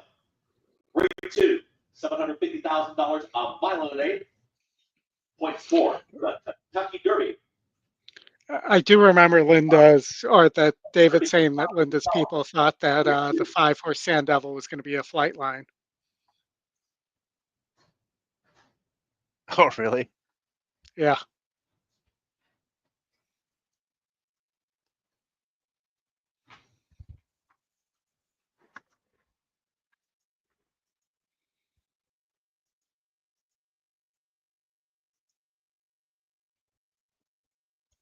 Here we go.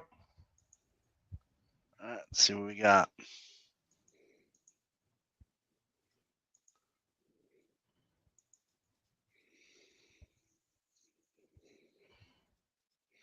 And away we go. Passion Rules goes in. Here's Tiger, 24.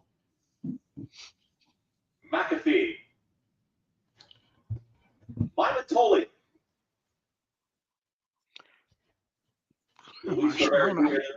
Statesman, Samuel Morin. That's another one that could be a My Sharona. Jose Lescano. Omaha to the outside. Omaha. Goes in. All set. And it's the Resorts World. What is off? In the Wood Memorial, presented by Resorts World Casino. Rodriguez right to the front with the early speed is going to get the rail. And it's Rodriguez with the pressure from Captain Cook, stalking from the outside. Drifts out of touches in the 3-path. Then comes Tiger, 24. Well settled at the rail, is in 3rd. Not settled to touch Keenan, wants to go with My Matoli. Is in between horses in 4th. Wide journey for Sand Devil early. It's in 5th. Very wide Grande. Orange Cap is in the 6th path here as they work to the backstretch. Moving through at the rail. That was Passion Rules. It's going to be mid-pack towards the back end of the field. You got Statesman there with McAfee and Omaha. Omaha, the late runner. bunched here in the wood. It's Rodriguez in front, has a neck advantage. Captain Cook just watching the action here from second. Captain Cook and Manny Franco watching Rodriguez at the rail. My Matoli's gonna push forward. Grande out the center of the racetrack has momentum for Dylan Davis. 4 across the racetrack, 3:47.44 half mile time. Passion Rules is saving ground towards the inside for Carmouche. It moves on through. My Matoli's backed out of it. Sand Devils trying to run on. Back a feet far back. Tiger 24 Statesman, Omaha. They're still chasing Mike Smith and Rodriguez. Captain Cook with every shot to run the front runner down.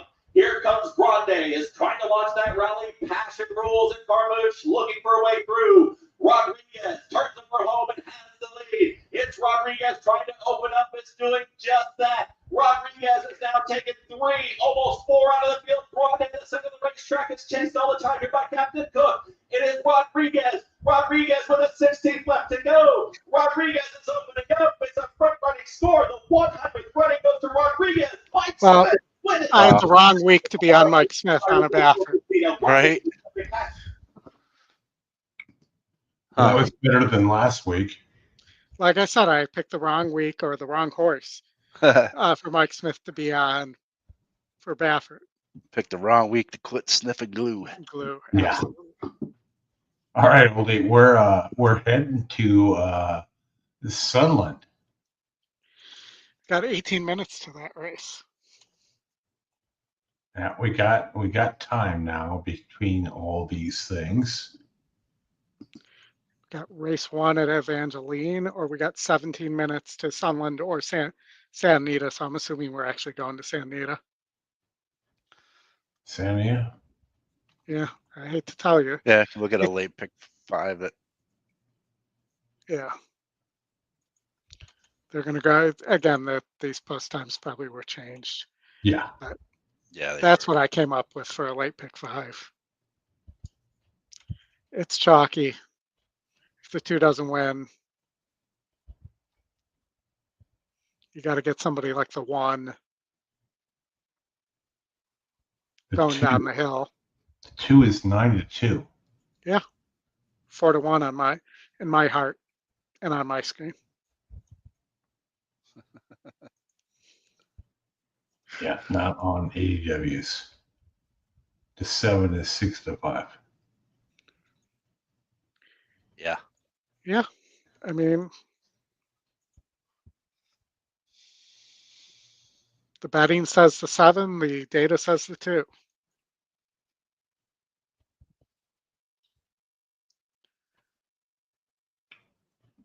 Then you're going down the hill.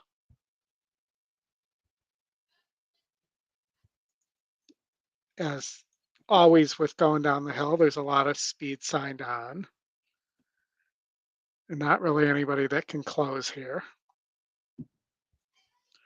The 12 might be worth an ad. What do you think of the 12 in race 9? In the 9th? Yeah. I didn't have them. I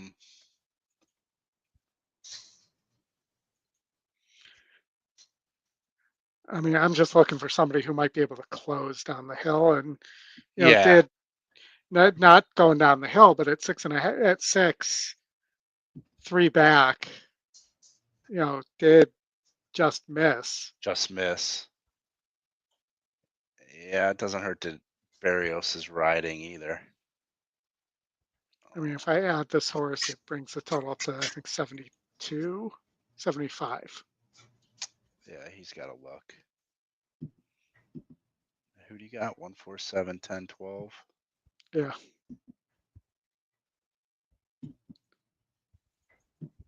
Yep. I mean, And the the 10 other- looks like it could be tough to me. I mean, that would be my top pick.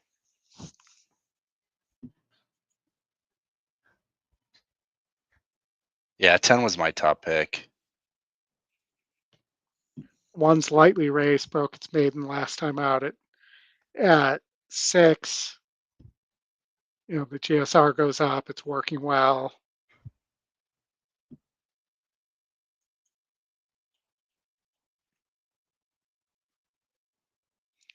I mean, that's probably the way I would play. And then I'm singling in the last Genius Jimmy at 5-1. Top win, top E pick, top pace. Genius Jimmy, huh?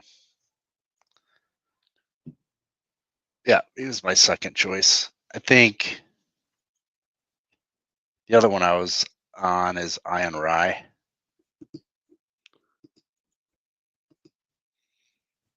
Yeah, I mean, for me, I thought Lamas might have a look if it runs back to the 2024 form.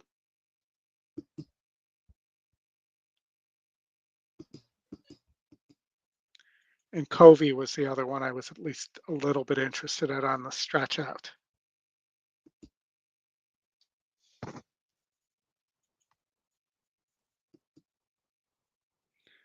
But I did think Genius Jimmy had a chance to get away here. Yeah, he definitely has a way. And he's definitely more talented than the other potential speed in the race in the 5. Yeah. So he easily can get away from him. But if for some reason he does push him a bit, that's kind of where I was leaning on the 4. Yeah. Who is tactical.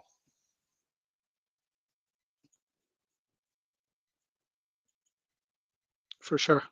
No love to 12 here. 12 in race 8. 8. Yep. Ticket generator loves it.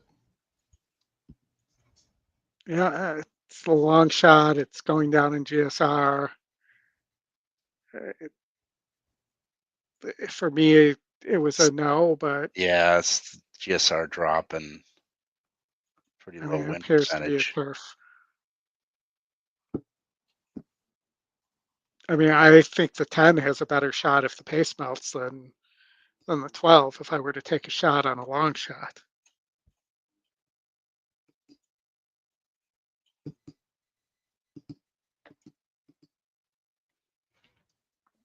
Like if I were adding here, I would take that shot instead of.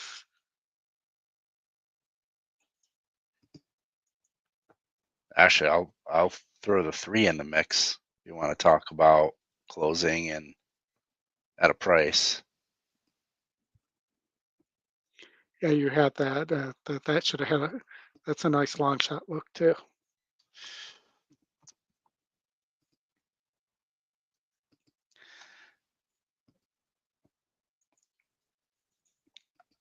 But, I struggled with this race, to be honest with you. I mean, outside of the 7 and the 2, I mean, you could make a case for about 5 or 6 of them. Yeah. Yeah.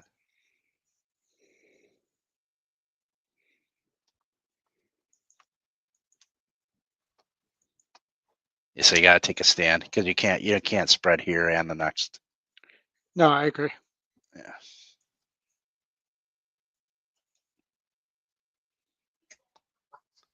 My cat wants to be in the picture. You can hang out, dude.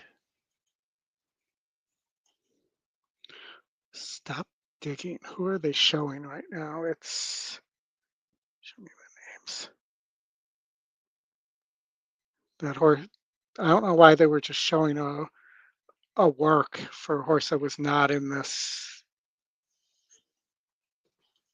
race. I'm confused. But we can look race sim wise here as well.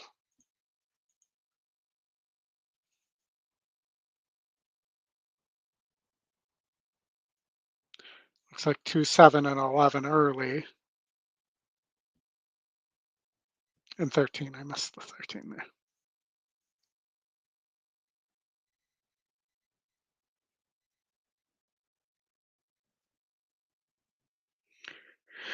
And the 10 and 3 are closing. And the 4. But 4 looks further back. But it is D'Amato. GSR stays about even. I mean, if it wasn't that this horse had no speed, and if it's that this horse just didn't break well first time out, this horse could have a long shot look.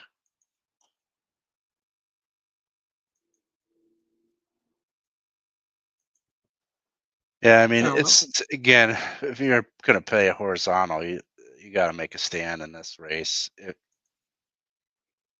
Looking at the 11th race is another spread race. You may be able to whittle things down in the 10th. You want to take a stand there in the Derby. Yeah, I mean, I just don't know whether I think my theory is not completely unwrong in terms of and we'll see that they may try to rate Citizen Bull here because Barnes needs the points, and they need to find out whether Citizen Bull can rate like those works showed.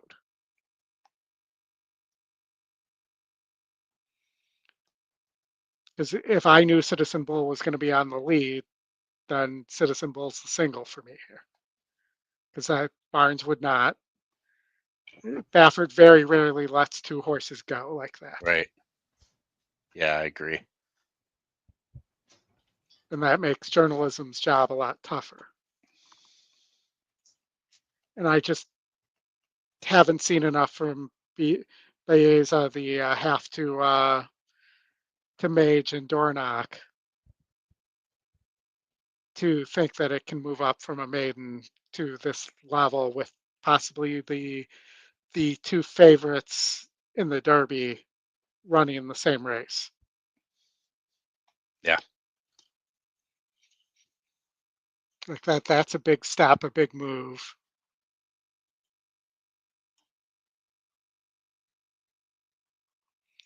So, I mean, I'm just thinking that horse, I think Westwood, the other sheriff horse is a maiden, so I'm throwing that one out. And as much as I hate to do this, if you catch the two in the first and the one in the second leg, you're not going to want to lose. And the one in the last, you're not going to want to lose because you didn't use the 1, 2, or 4. Yeah.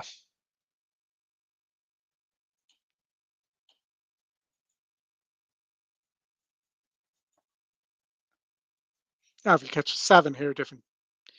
And the 4, who I don't really like here, going down the hill, a different story, No. but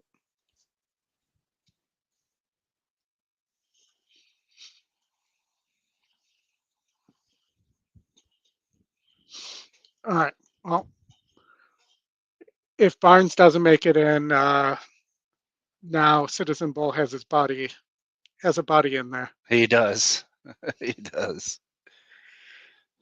And we've already seen that Rodriguez wasn't allowed to challenge him on the front end.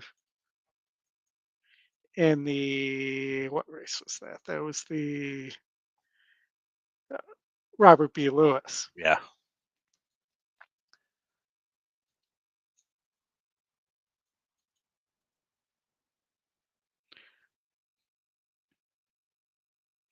Patrick says the race 8, 7-3-58 SOR debut. You might just go with those two. All right. David likes the 3, huh?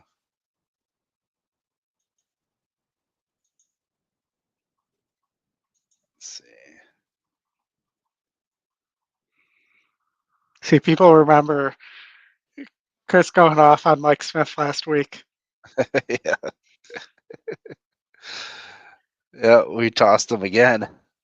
Mm-hmm. You can only toss him too many times and he's going to bite you, which he did.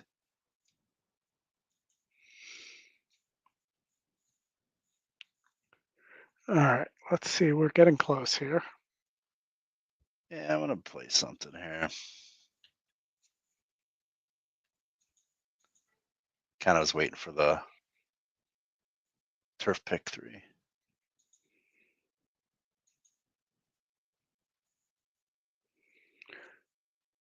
Yeah, and again, I think it's very possible the turf pick 3 pays better than the pick 5. Yeah. Probably paid better than the, actually, no, probably didn't. I was going to say it probably paid better than the pick 6 yesterday, but the last 3 turf legs were so chalky.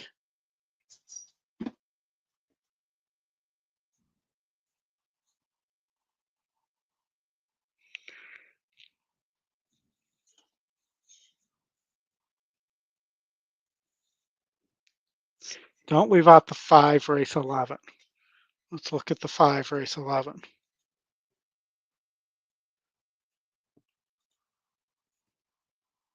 Move to Mullins. There's a couple shots down the hill. I mean, it's possible, but I think it's going to take a big effort. Yeah.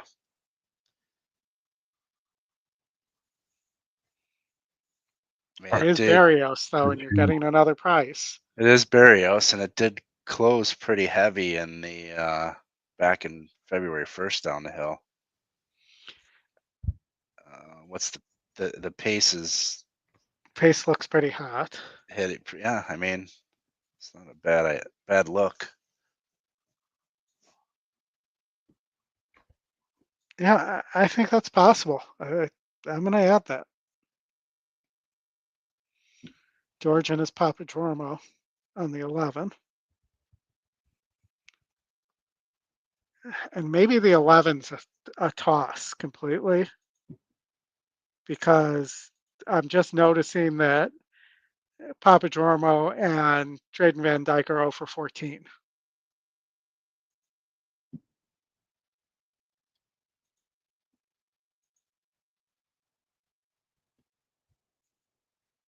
As a pairing.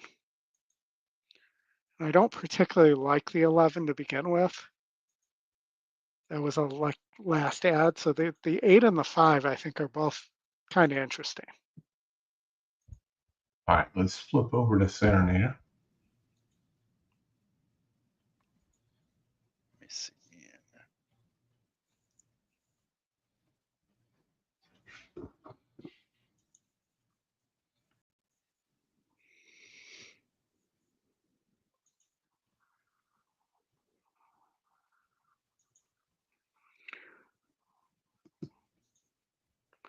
You know, I hate when I go to make a change to a ticket and then I almost forgot to cancel the old one.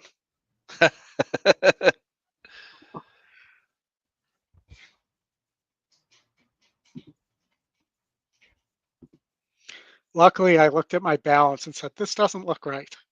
Yeah, good catch.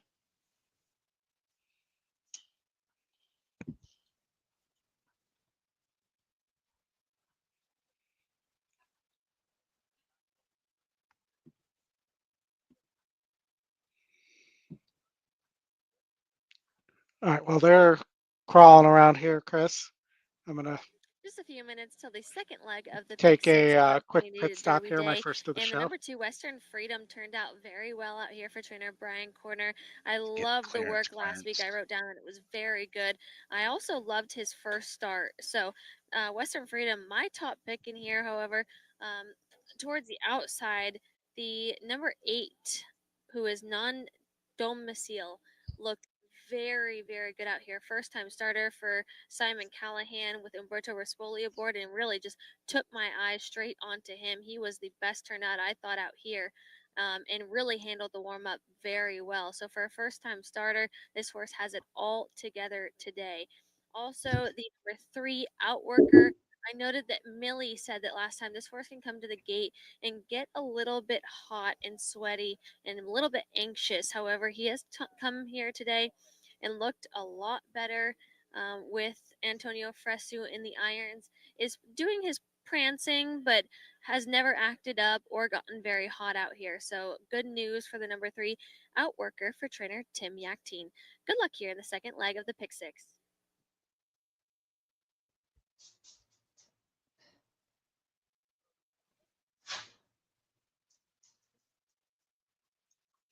So that 3's like Matt, it does its prancing. Prancing. I'm on the 12.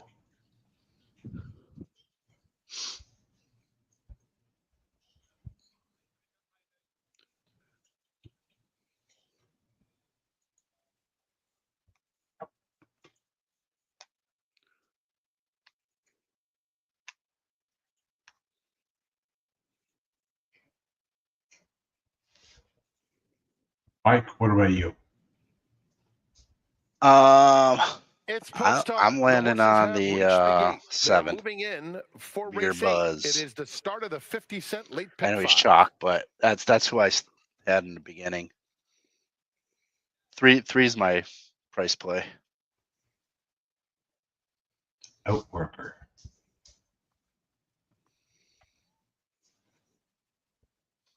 He's the prancer of the group. Silver I Am coming up. $1 million in the big 5 bowl. You got a Dr. Evil amount of money in there. Heating Thunder.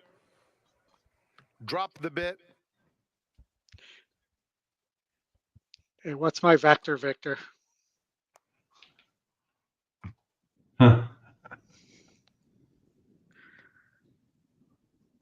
Clearance over.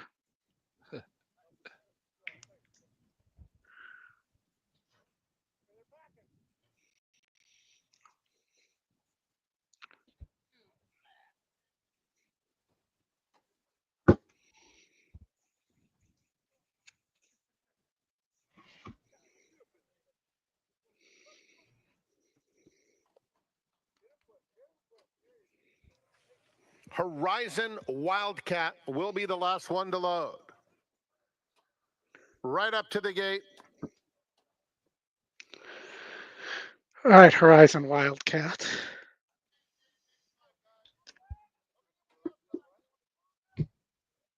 Or Wildcat. They're in the gate. And they're off. Clean start and a very fast one for Far Overloaded, who is immediately headed by several, including Western Freedom, who comes through. And there's the favorite, Beer Buzz. And Beer Buzz, with those blinkers, is in front as they run down the back stretch. Drop the Bit is racing in between horses down at the rail. Western Freedom now third. Far Overloaded is fourth. They are followed by Gemini Buzz. Horizon Wildcat is widest of all. Silver I Am and Outworker follow that group. Then Keating Thunder on the inside of Fix It Quick, passing a few rivals around the far turn. A gap of 4 to Falcon Wings, and Non-Domicile is the trailer. Midway on the far turn, Beer Buzz the leader. Horizon Wildcat is a half length back in second. It's 2 more to Western Freedom, angling out for the drive in third. And Fix It Quick continues to make headway there at the top of the stretch. And Beer Buzz has a 3-length lead with a furlong left to go. Here's Outworker coming fast, and on the outside, Western Freedom.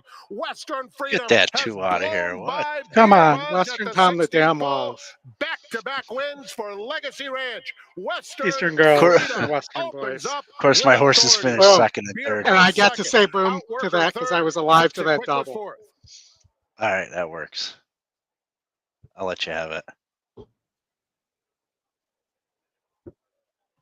Boom on the 2 for Oldy. Good call. Told you guys, I had a 2 as well. I was hoping for the 3, to be honest with you.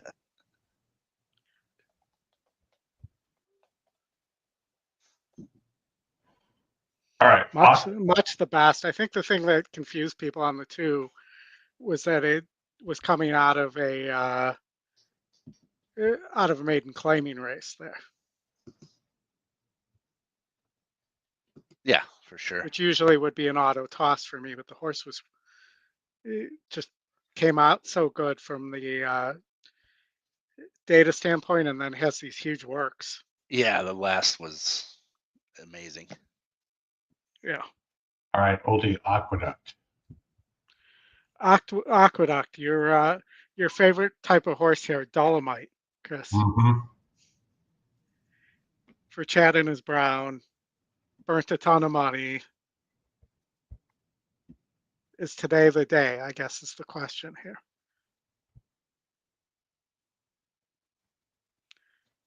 And, I'd give a puncher's shot to the 1 just being too fast for this group.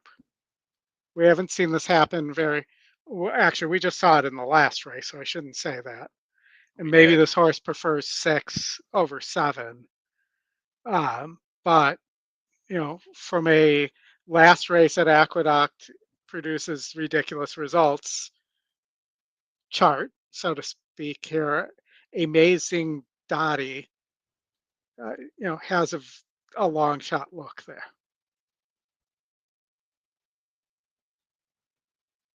Yeah, I was looking between that 1 and 5.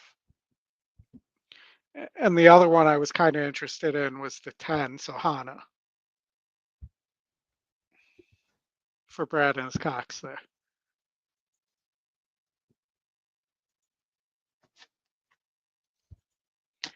I mean, all these horses have been losing similar races. Yeah. The 10 was at least facing stakes company. But getting bet, so I'm going to take the long shot here and go with Amazing Dottie. I'm with you.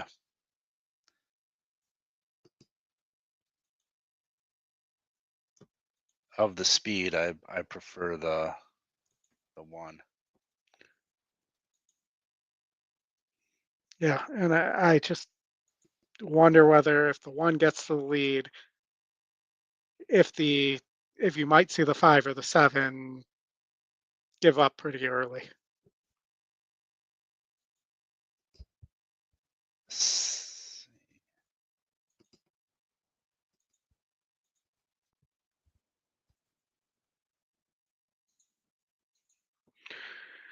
But I definitely think there's a good chance to get a price here. Nope. Yeah, I think the 5 will give up before the 7. Chris said no to getting no price. Nope. No price. No price.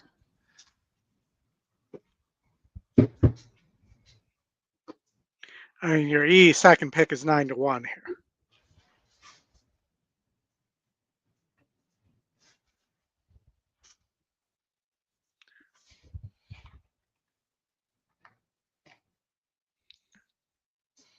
All right, we're moving to Remington next. Oh, nice. We've got 5 races left. And we have video there, so that's exciting. Mm-hmm. Thank you to the folks at Remington. Is that a wet GSR quarter horse situation? Remington.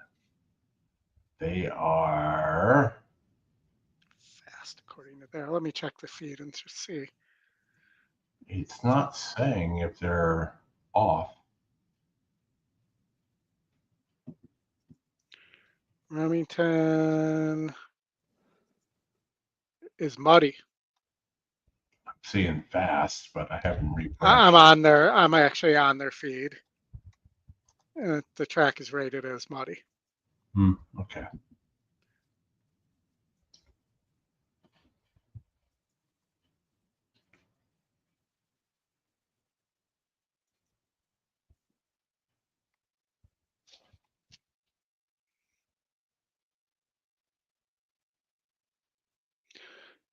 Oh, not bad there. I spent $10 on my double, and it paid $247. I'll take that. Heck sure. Yeah. All day long, baby. All right, going in the gate at the duct. Here we go. Good morning. It's close time. Close time for the 13th and final.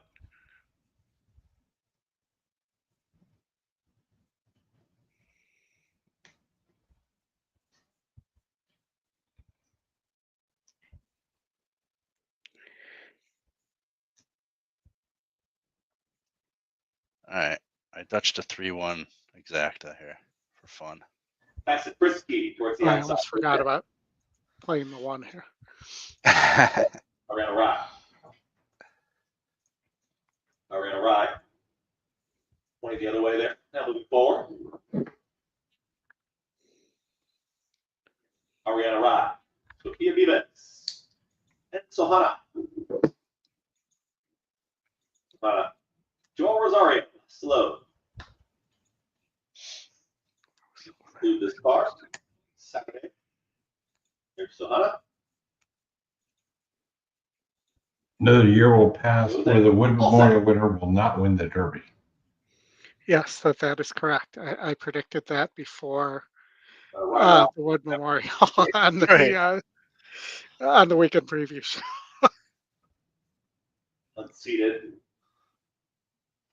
True Empress. I mean, when's the last time horses won coming out of the Wood? The Derby. It's been a while. Long ass time ago.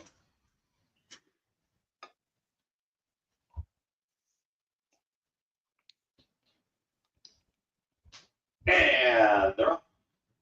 Speed from Ariana Rye from in between horses towards the far outside Clover Streets in the early mix. Ariana Rye merges with the front disc, now a nose in front of challenging, snapping buttons towards the outside, rushing at the rail. Amazing Cody wants to have the lead and gets it. Amazing Cody is in front, is up by a clear length. Ariana Rye is now back to third, got passed by snapping buttons. They're tightly bunched in behind the runaway leader. Dolomite, Manny Franco holds the rail position, cruises on through, and finds a nice spot there in third. Out wide of there comes Sohana, who's in fourth. Ariana Rye has lost some ground, is back to fifth, 22.72, opening quarter mile. In sixth, it's going to be fast and frisky. It's towards the outside of True Empress, who's towards the back of the field now. Sweetest Princess trying to rally on. Towards the back is going to be Clover Street with Lolita. They're well into the far turn now. Amazing Doty has been confronted and now passed by snapping buttons to the outside. Dolomite is just cruising up on the outside. You stop the race. It's off the rail, 3 wide. Please. Now 46 seconds flat. 3's going to be gone. That was a confident look back there from Manny Franco. Dolomite in the center of the racetrack is now cut loose, and Dolomite is opening up on this field, keeping up his snapping buttons. Ariana Rye Come on, 7. Stay up.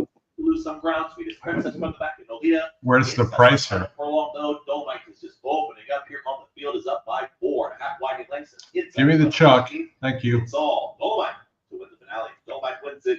Right here. Oh, it's going to be tight. Nope. They're in between horses. Sorry.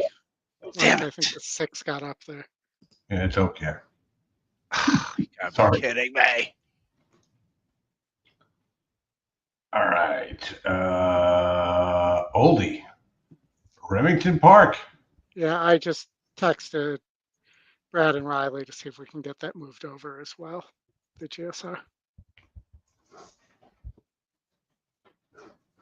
Remington Park, give me 1 sec here. Oh, no. Computer issue. Oh, shoot. Who was the horse on the inside? I thought it was the 6. No, the 6 is on the outside. 4, maybe? I'm watching a replay. I think it was the 4, because the 6 and the 4 are both running together there. I think the 4 splits the middle. Yeah, he did. Damn it. All right, so Remy. I'm on the long shot here. Oldy specialty. 1 on the slop. Going 50 yards further. Second breaker. 1 on the outside. Mm-hmm. I mean, the 9 also has a win in the slop. They're both. Yeah, the 9 in the slop is Soar is a 46, and the 7 is a 58. Just looking to see if the 1 has it. To me, the 10's a toss. Yeah. The 1's a toss. I mean, the 4 is getting bat, but that's the middle of the track. Yeah, and this track here has a crown. Yeah, that was exactly. I remember you talking about that. That's why I. Yeah.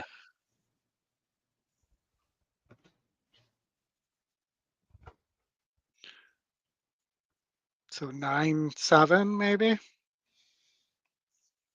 I mean, the 7 is 5-1 right now.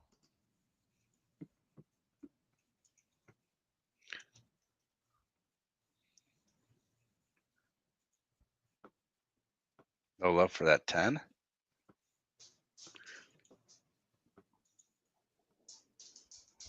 I think. I mean, Yeah. I mean, it is the second pick, but I mean, the horse just, with the exception of the one win when it broke its maiden, it just breaks so slow. the trainer stats on that one is horrible, though. Is it? Yeah. Yeah, 0% off the layoff, second off the layoff. Yeah, I like the 9-7. What's the exact?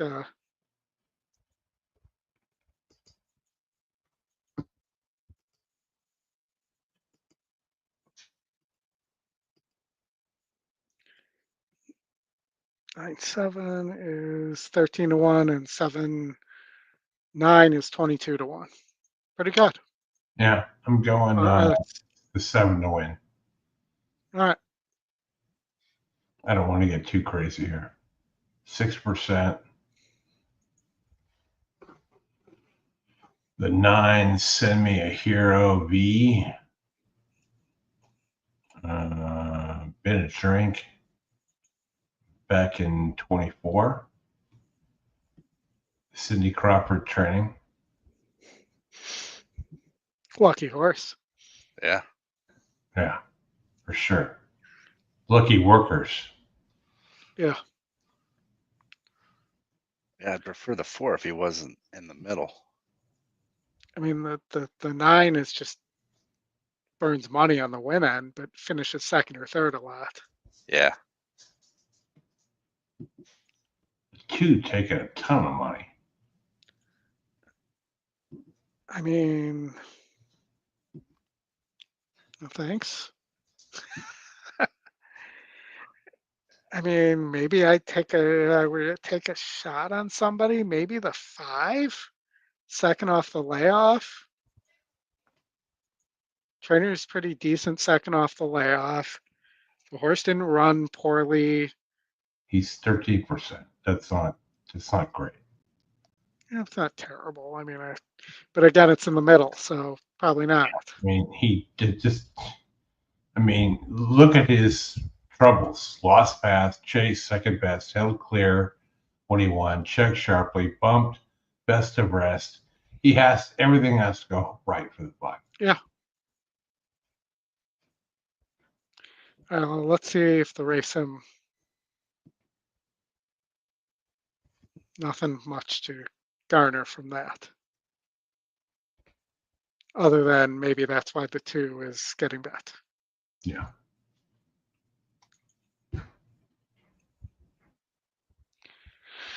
All right, they're going to post drag, I'm sure, for a few minutes here, but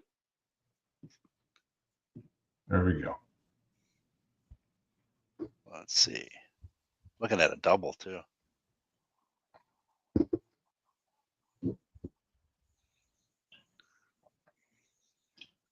Well, you can only get a double in the first race. Exactly. Take advantage of it. I hate that about Remington. Just take our money.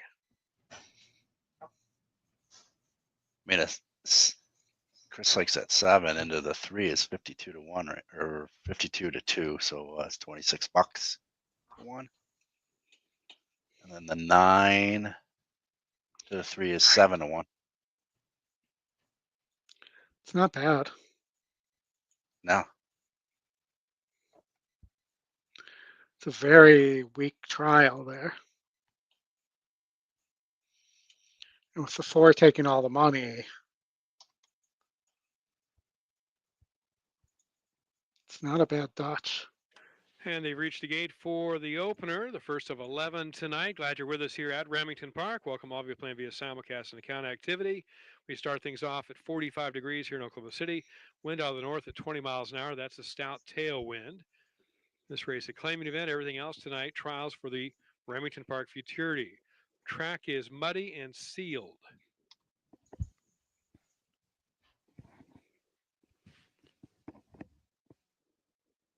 Already in from the rail out, Miss Patricia, Fabulous and Fancy. Gotta Pop Eagle. Number 5, Radiance is there. Special D is up. On the outside, Cartel Princess is in. 2 left to load. JM Regard Marfa. All right, so Brad says he can't change it because Aquabase isn't number 9, indicating that Send it's Me a muddy. Hero V. All in. They're off in the Saturday opener at Remington Park. Pick 5 underway. Look at Jet Wow, in the middle, taking coming each really other out. sharply at the rail. That's Miss Patricia. Now trying to come along. Fabulous and Oh, Fancy there goes the farther out 7. from run from Special D. Send Me a Hero V and Cartel Princess as well. After he Final took out 100 the 4. from the middle and Special Here D comes the battling along 10. with Cartel Princess. Cartel 10 over Princess the picks top. up on the Rivera.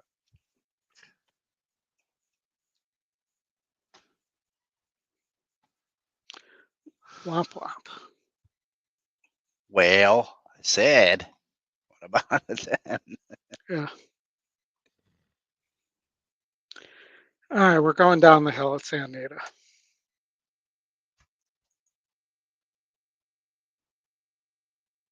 And we're at the start of the Turf Pick 3. Oh, there we are. That's right.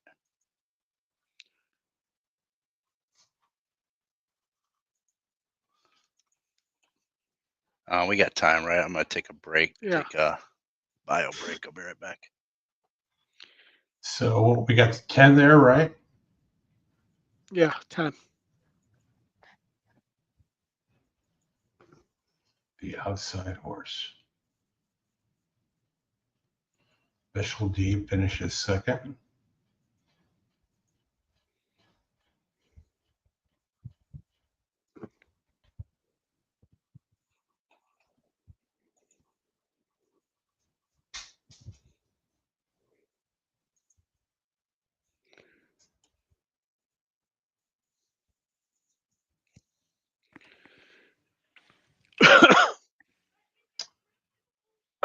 All right, Oldy, let me get you out to Santa Anita, race 9.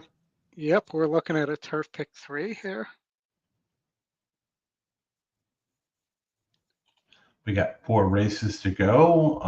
We'll get out to Evangeline Downs and back to Remington, and then Santa Anita at 7:46.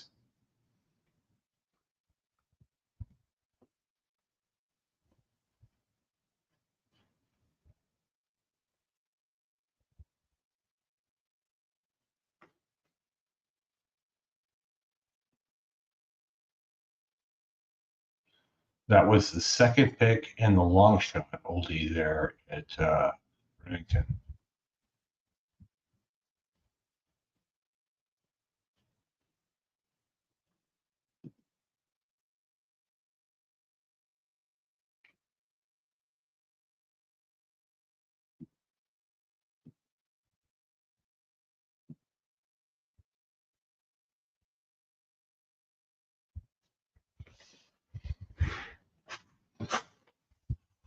Oldie, you with me? Are you frozen?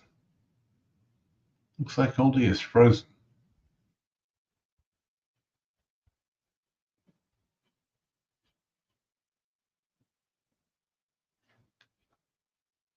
Let me hit him up.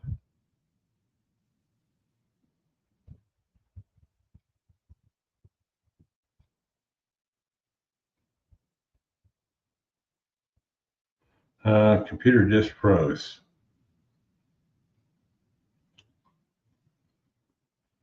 Oldie will be back with us shortly.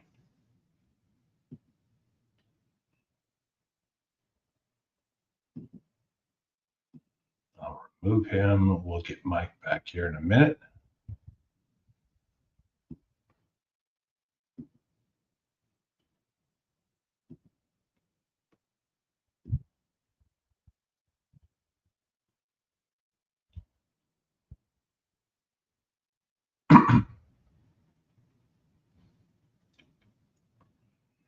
Oldie with likely an HP Windows machine frozen up. That happens from time to time.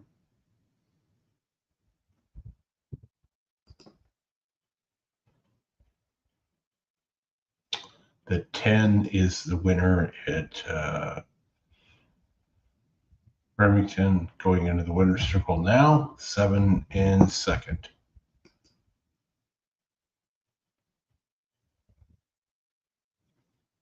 Let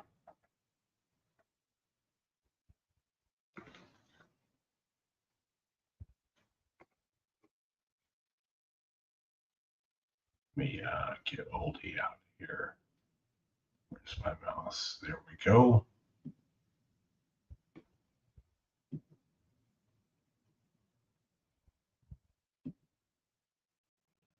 Probably going through a full reboot as we get out here to 8 minutes to Santa Anita. Race number 9.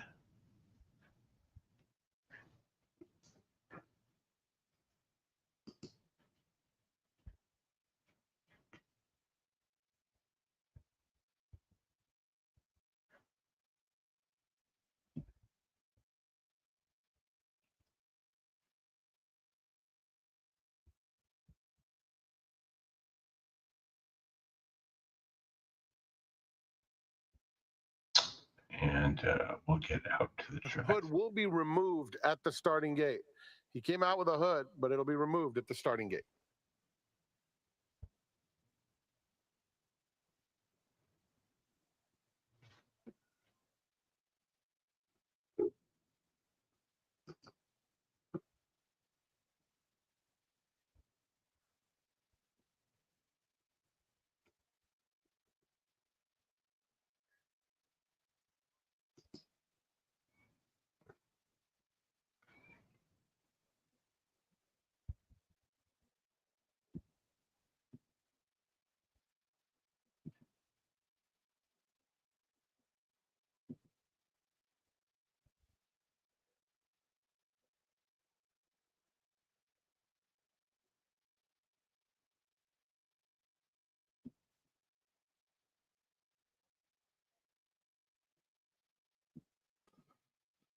We lose Oldy? Oldy froze. Oh. What do you got here at Santa Anita? Here he is. We're back. Oldy's back. Oh, race 9. Yeah, this is a... You want to share the screen, Oldy?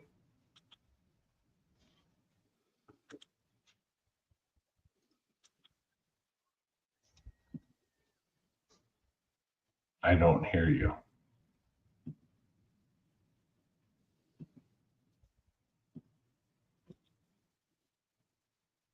Nope.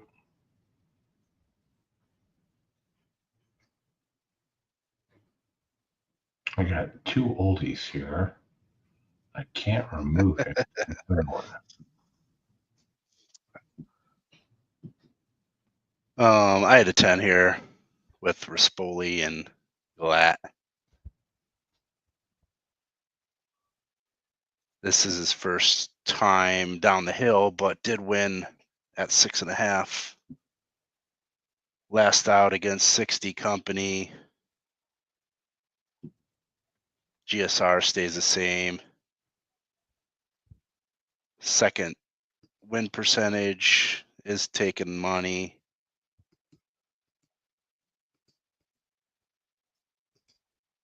You know, the post doesn't bother me too much.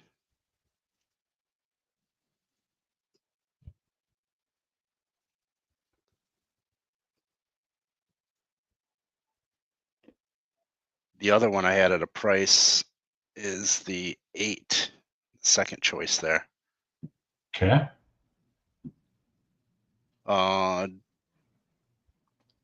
Comes back to turf and back to this course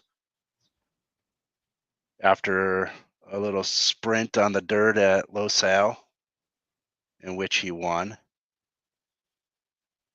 This faced similar company here back at Santa Anita the last 2 trips on the turf.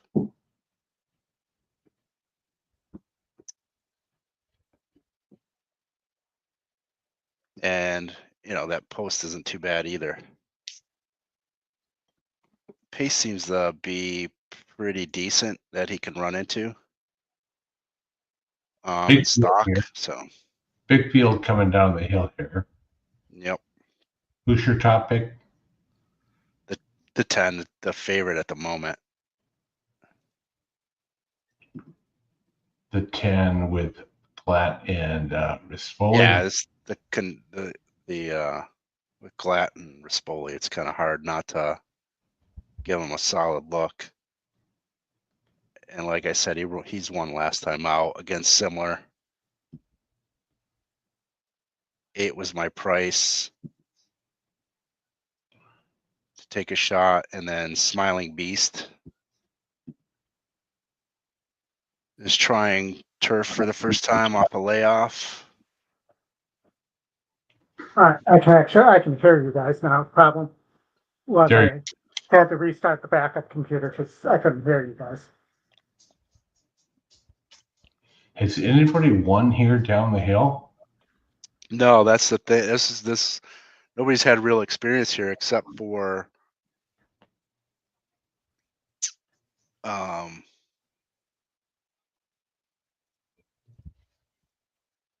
the 8 that I mentioned at the price. The 6 ran, and then the 6 ran here too, but I just think he lacks the class. Yeah, he's sore challenged for sure. And I don't know if he's fast enough.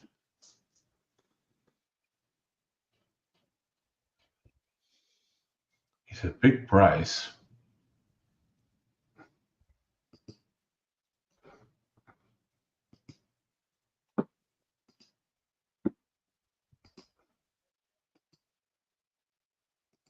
I mean, the more I look at this race, it's the 10.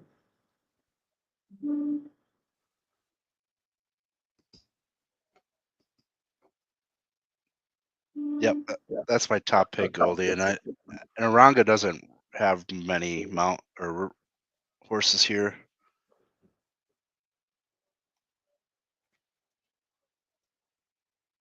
I think that's where I want to take the chance and just pick 3.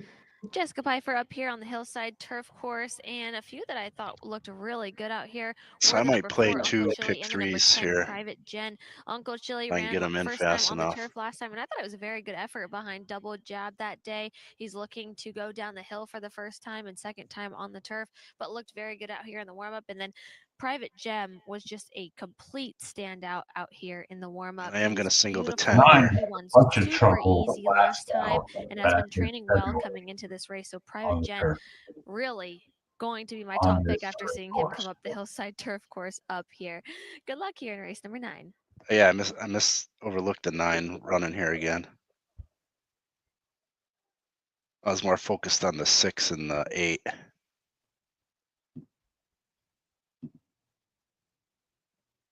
And then in the 11th, I have to spread 10, 11, 8, 10, 11.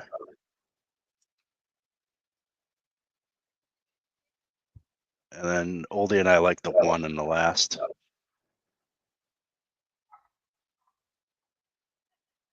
So I'm going to play that a few times.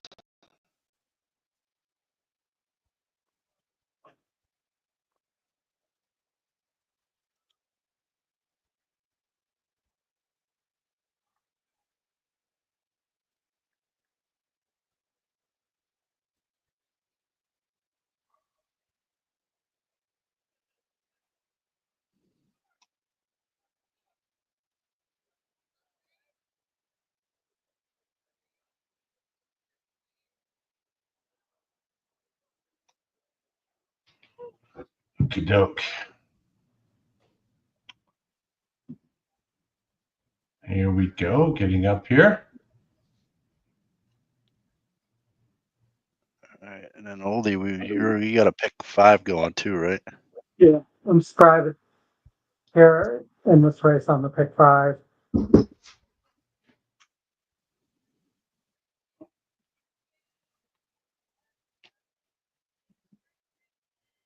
Yeah, I think the 10's going to win. I do have the 12.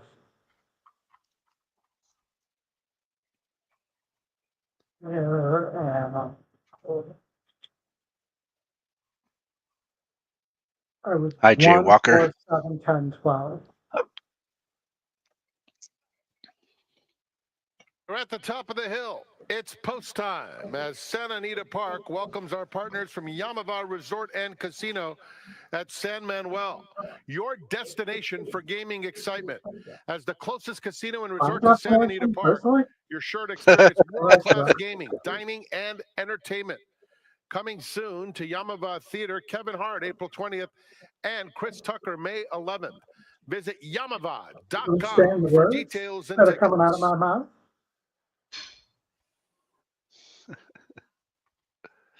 All right, bets are in. Uncle Chili coming forward in the Sluggo Orange.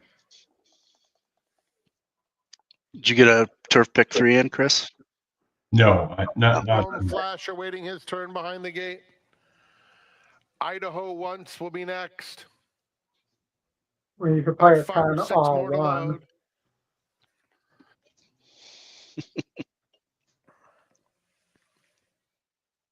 The top of the legendary hillside course at Santa Anita Park, the great race place. The Santa Anita Derby is next. Catman Sue comes up. And Wind Ribbon. More. They're in the gate.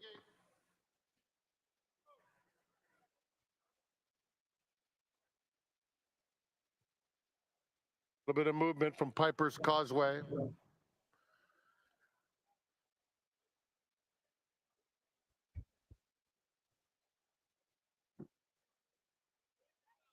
I'm going to say 21 and 2 for the recorded.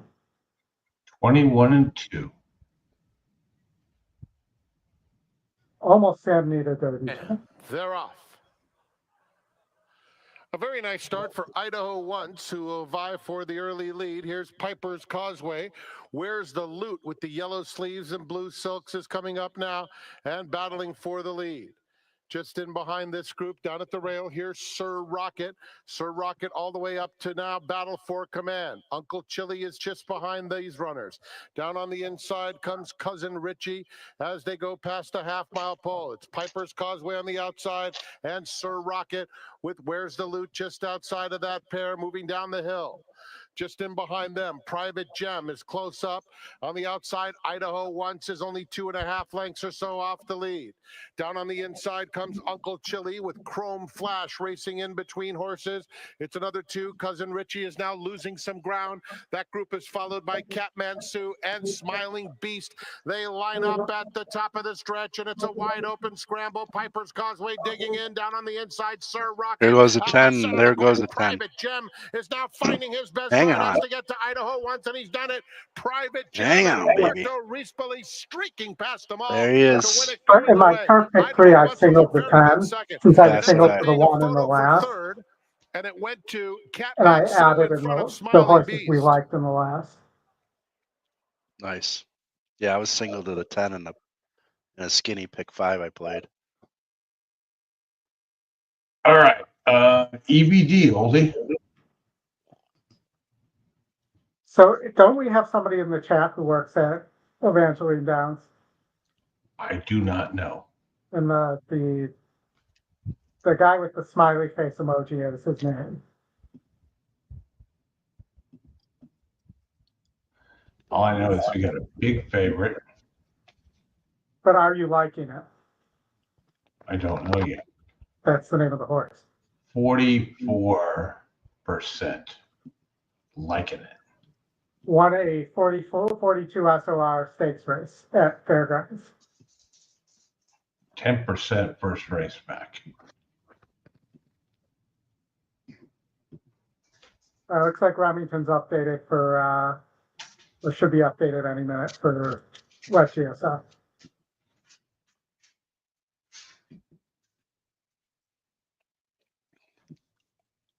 OBG for Jonathan and Wong is getting hammered there.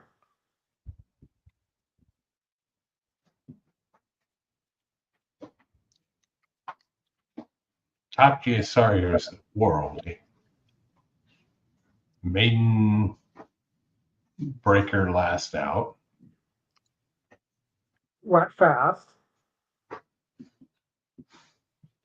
Showed more speed last time out.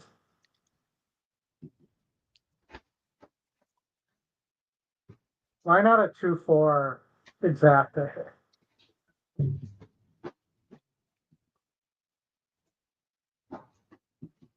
I'm just not buying this Wong. I mean, the two beat the Wong horse last time they faced each other in that low SLR state bred stakes race. I think it's worth taking the chance at the better price that unless the 3 floats up, that the 2 is able to repeat that performance.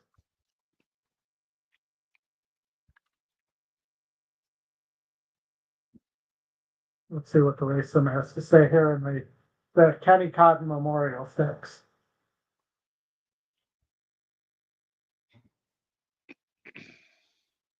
I think the metrics has it. I think the 2 is going to be tough to beat.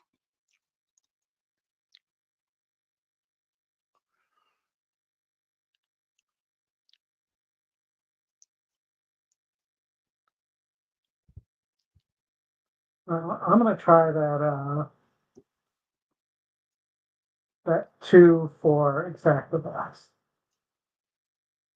And guys, please hit the like and subscribe button as well. I'd be remiss if I don't ask that at least once. And we will most likely have a show on Tuesday as well for the Bluegrass, so please tune in then as well if you're available. What do you think tomorrow? Are we dead or? I don't know. Once I'm off the show, I will see if I have a straight answer. All right. Now the 2 has gone favorite, but a 2-4 straight exacta is paying 13-1. I'm on the 4 to win. Oh, wrong. Sorry, 2-4, 20-1. Yeah, I'm on the 4 to win.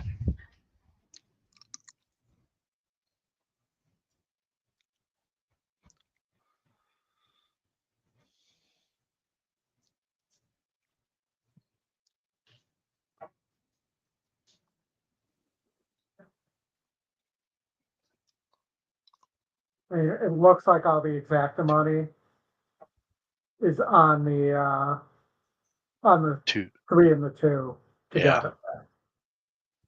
Yeah, it actually has a 3 over the 2.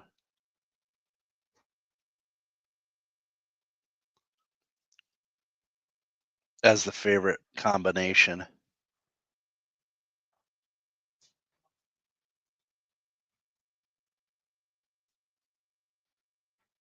Guys, we're coming up on the Santa Anita Derby. We are. That is right. 22 minutes out. We'll get one more at Remington Oldy and then to the Santa Anita Derby after that.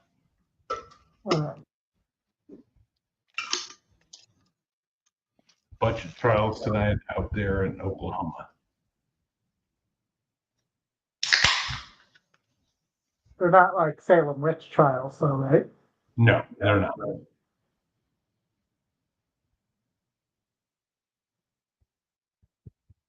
Because I see your money's been added into the 4 because it's not on to 92.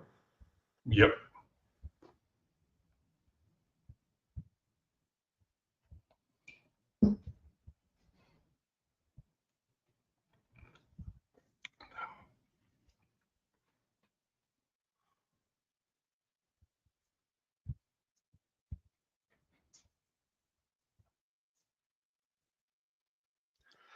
So I think I just played my first ever Evangeline Downs bet. I think when I used to do a coaching class, we did 1 and 2. I know we played Delta. Yeah.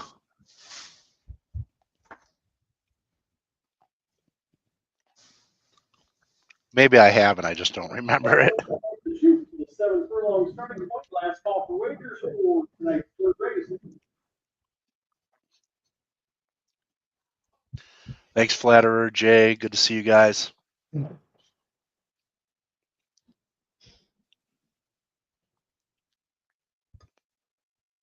Journalism opened at 1 to 2. Holy crap. Let's take a look at that while we're waiting. Remington's a minute to post here, Chris. I think. Not there. But they're going to post drag into Remington. You're still getting a reasonable price on that 3 at Remington.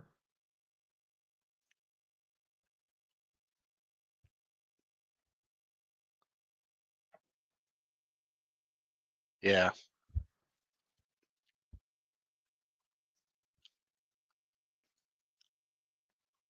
That's going to be a bunch of the rest of the firsters. Yeah. Just get some holiday bills up there. Oh, you can't double out of this because it's Remington. No, okay. That's Remington. Yeah. I missed the double going into it. So would you take 8 to 5 on that horse? yeah. Where you're getting right now. You're going in the gate.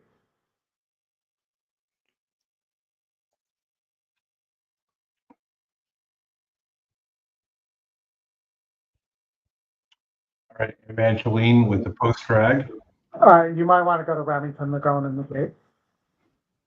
Okay. As I mentioned, right before you came, you're currently getting 8 to 5 on that 3 horse. 7 to 5. Looking at me. Oh, Evangeline and Remington looking to go off at the same time. Platinum Memorial. So, Billy, I'll explain it in a minute, but yeah. I think that based on stepping up. a work that I put out there from Ms. Relentless Streak. put out there that I retweeted, that they may try to rate Valiant Sophia. Citizen Bull here. Normally, I would be all over Citizen Bull. All in. But 20 miles tail. Point Citizen Bull doesn't. They're not going to battle on the front end. 20 mile tail. And started with Looking at Me, putting nose on the front, now trying to come on. Rampage from the middle, looking to gain ground. Border Buckaroo now starting to move inside. It's Rampage on top. Look at Me. Border Buckaroo still continues to try. Rampage will take the first of 10. Yeah, not even close. 18 to 1. Joker.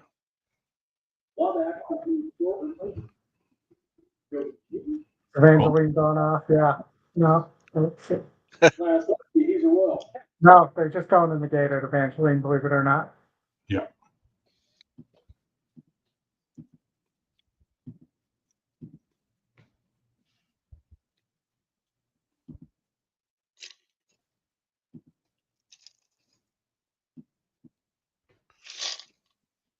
Yeah, Billy, that's what Oldie's saying. Came away in order. Joey G sent that for the Royal Cat wide. People have time, and that work is publicly available. I'm going to put that work up in a minute. The Royal Cat is second down towards the inside, liking it. Tracks from third. Back to Wabash. Near the trailer channel. 49. Way down backside, and it is Joey G the leader. Joey G leads the leg for the half. Liking it now. Edges forward on the inside. Rejoin second from He's a Royal Cat. Wabash is 3 wide in that run to the turn. 49 5 from the front. And then we pass the 3/8 home. Joey G the lead a length and a half. Liking it being asked to go after the little sister. Right now, Joey G maintaining that advantage and now liking it. Now finds his best stride as they make their way past the quarter pole and liking it. Challenge, liking it now. Comes off the turn to the lead. Joey G asks the battle back on the inside. Wabash gains ground. Come on, Fork, catch the 3. Third at the furlong pole. Come on, Fork, catch the 3. For the last year, it will continue for the 16th. I gotta do it. Slow tired horses. Easy and will repeat as champ of the Kenny Cotton Memorial. Like the who's back on 5 in the end. Yogi G second, then Swanwick third. Give me a second. Let me get the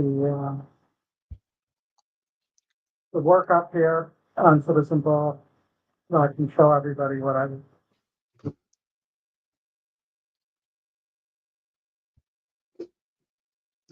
get the right one here.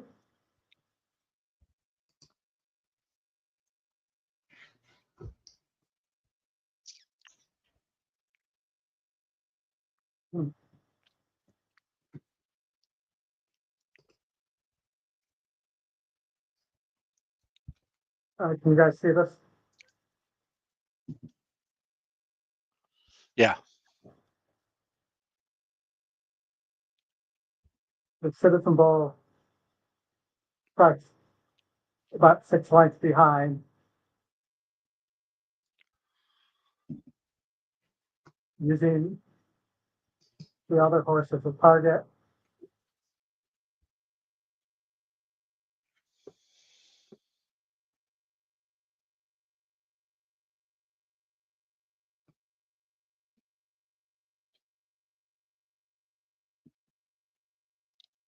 Thank you, Leslie.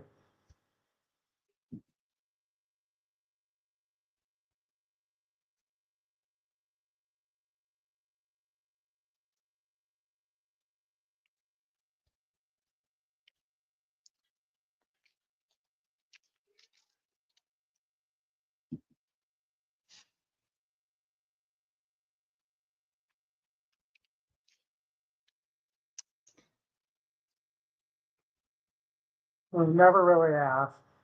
Running well does eventually go by.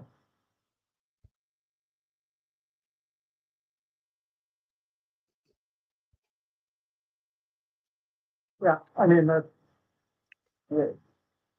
this is something that you want to try now when it doesn't matter, rather than in the Derby when it isn't the time to find that out. And again, I saw that, I tweeted about it, I brought it up on the weekend preview show because I was wondering why he was putting Barnes in the same race.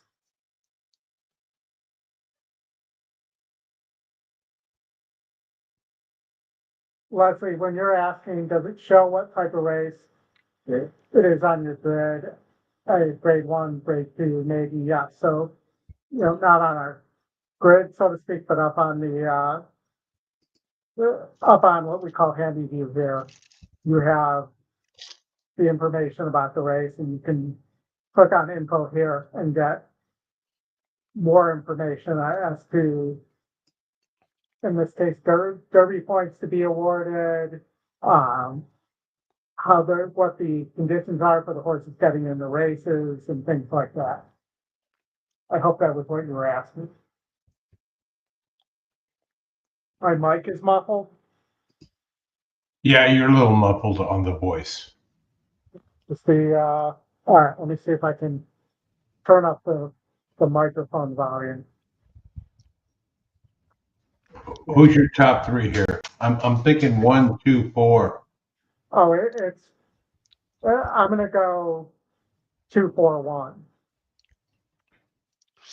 Again, I will be at over 20 to 1 in the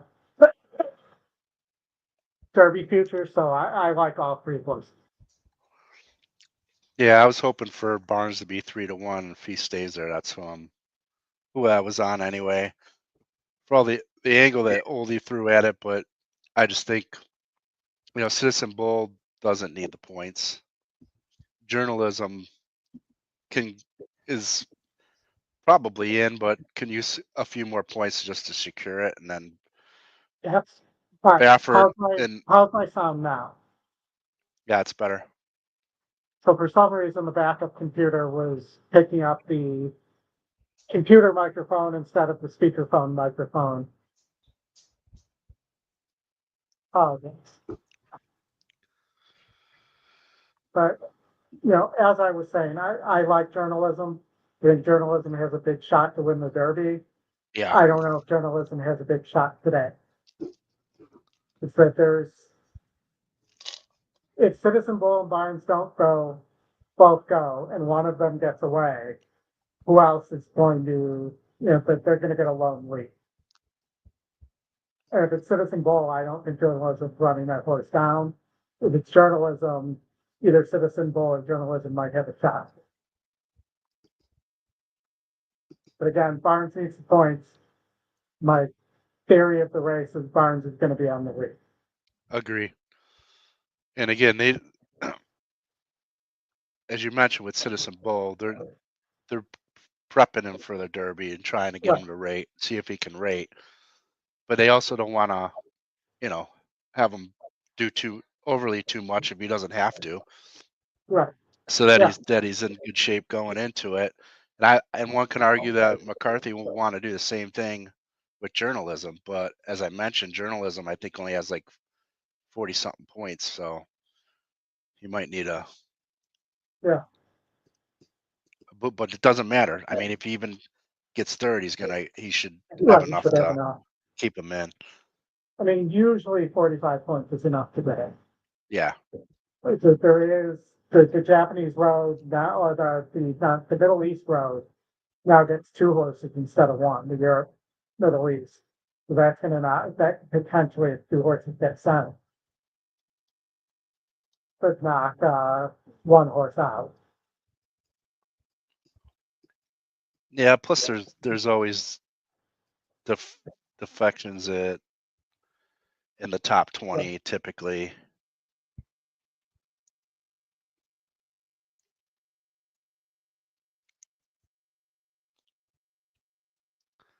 And so, journal is 47.5. And you take Citizen Bull out, or if Barnes is just going to be allowed an easy lead, that's what you end up with. And if you take Barnes out, if they decide, if they're just, Barnes doesn't break well, if they decide that if the horse just isn't sharp and Citizen Bull has to go, then, that's why I'm just saying that the lone lead makes it tough on journalism either way. Right, that's true.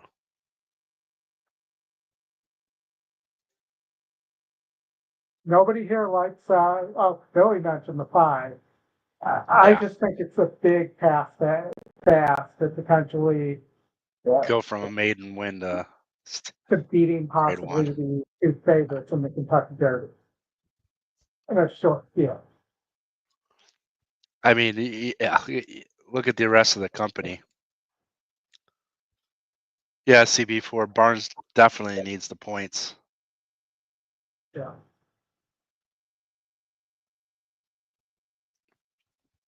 He only has 18 and 3/4 points. So and really, Citizen Bull and Barnes and journalism just need to do enough to stay sharp for the Derby. Yeah.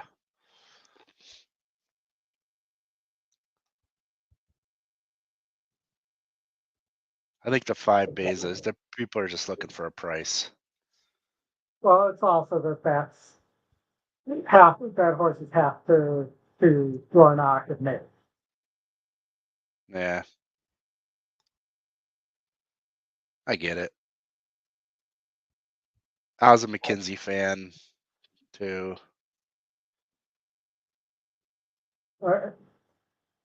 But you're running against 2 into mischief 3-year-olds, and he's sired the last 2 derbies, so I don't know. You're also running against 2 horses that have each lost 1 race. Right. It's a tall ask. In their 2-year-old career and haven't lost it.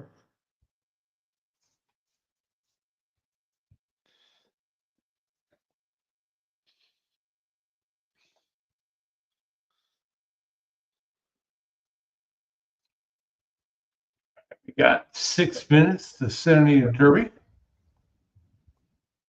We want to go. They're on the track. Do we want to pull them up and look at them? Oh, yeah, I got to do. Yeah, I like that we get their feed. SF Racing, Starlight Racing, Paddock at Stables et al. He's trained by Bob Baffert. And last year's 2-year-old champion is ridden by Martin Garcia. I think the And 5 Noki, gets in I here. was talking to Howard and Matt about the fact that the ownership groups is saying on, with Tiago Pereira. for the most part, on Citizen Bull and Maddox Road and Rodriguez and a bunch of the other ones. Is Barnes, But owned not by on Barnes. Stan Racing Connecticut Road Stables is a joke. Incorporated. We've been over I'm Trained by just Bob saying Baffert, whose that the, assistant is Jimmy Barnes. that Maddox ridden Stables by and Juan Starlight Hernandez. Racing, that's the ownership group. Completing the field is Baeza, owned by CRK Stable and By Grandview Julio, by Equine, Isa. trained by John Sheriffs. The jockey is Hector Berrios. That's the field for the Santa Anita Derby. 5 minutes to post. Well, they were lucky that there were no other defections from the field, so at least Yeah. they're not going down the 50-50 episode.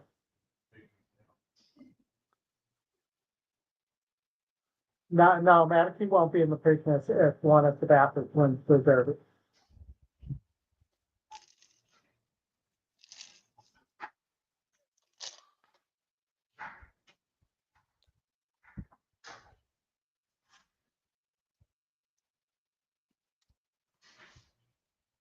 Late, the $3 late pick 3 as well starts here. That is right.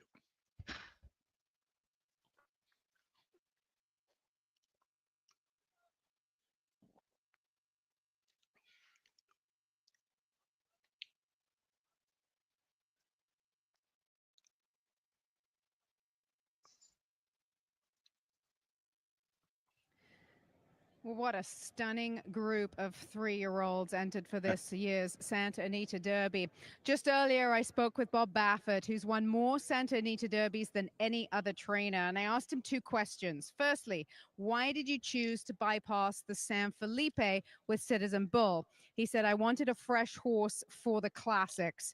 And then I asked him, what have you focused on in the months since Barnes raced in the San Felipe? He said, we've tried him in the morning without blinkers, working him with Rodriguez, and we've learned that he likes the blinkers and he doesn't want to be rushed in his races. So take that in mind when you're betting this year's Santa Anita Derby. 3 minutes to go.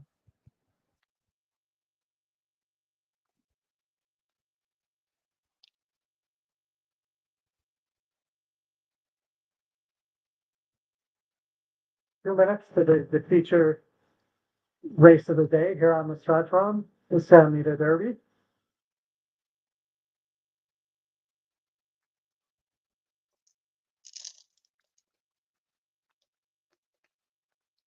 Please hit the like and subscribe button. We're almost to 5,500 subscribers.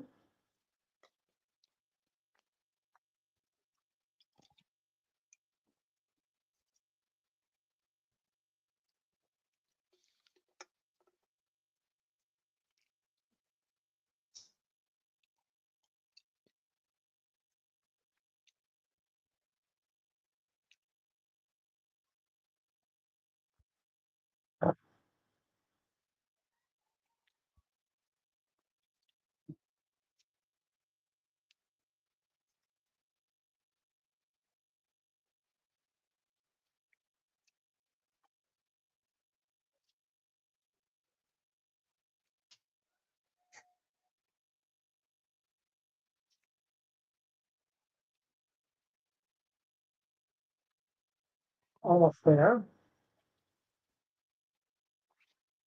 You give any look to the 5 here?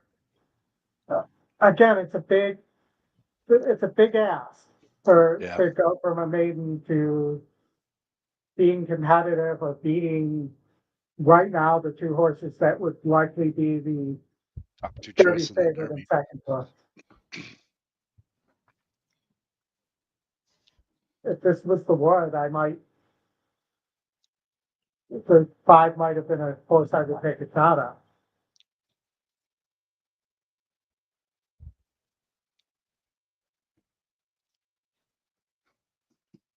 The horses are approaching the starting gate. Looks like a beautiful day in Southern California, though. Yeah.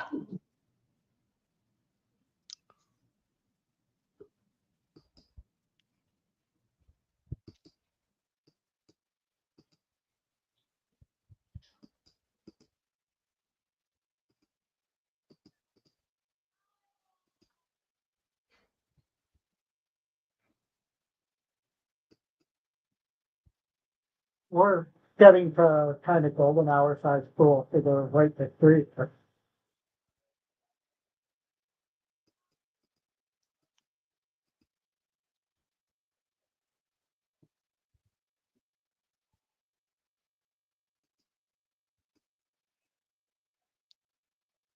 It's All right, race going to the time gate. for the Grade 1 Santa Anita Derby.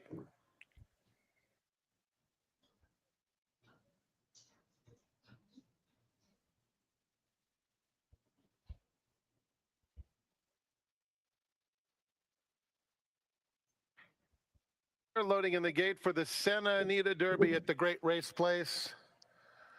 They open the front for journalism. He walks straight in. Here's the 2-year-old champion, Citizen Bull, and Martin Garcia. Westwood, 1 of 2 for CRK Stable and John Sheriffs. Barnes walking up in the Zidane Racing Stable Silks. And Baeza to the outside. Loaded smoothly. And they're off in the Santa Anita Derby. And a very even break. Citizen Bull is flashing his natural speed, but he's got company immediately from Westwood, and Journalism backs off the top pair. Barnes will come from off the pace today, and Baeza is at the back of the field. So it is the long shot Westwood who gets to the front. Martin Garcia guides Citizen Bull to his outside now, and will run in the 2-path to the 6-furlong pole.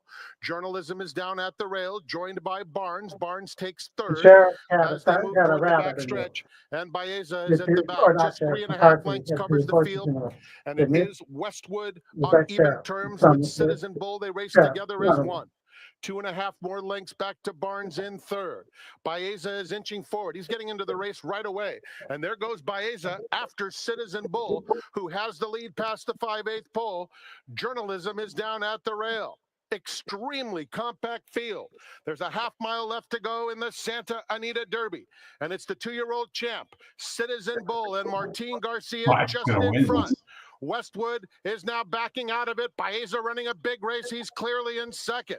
Journalism is hard ridden at the back of the field, and the trailer is Barnes. They're coming to the quarter pole, and Citizen Bull's been in front throughout. Baeza up alongside the challenge, and now Journalism is revving up a clear-cut third. They're at the top of the stretch in the Santa Anita Derby, and here's Baeza. Baeza forges past Citizen Bull, and Journalism is kicking into high gear. Journalism and Baeza in a Santa Anita Derby showdown. It is Journalism just in front of Baeza. Write this down. Journalism is the best in the West as he wins the Santa Anita Derby. Baeza punched his ticket to Louisville. It was a long way back to Westwood and Citizen Bull. 153, I think. Oh, Jesus, I had to try. Did you really? Yeah. Yeah, nice. That's awesome. I think the 3 came in third. 153. That. Nice try. Nice. And for not for like a 50 cents or $1. I could do that. Not with a 1-to-1 horse on top. What's that? What's the 1.5 exacta?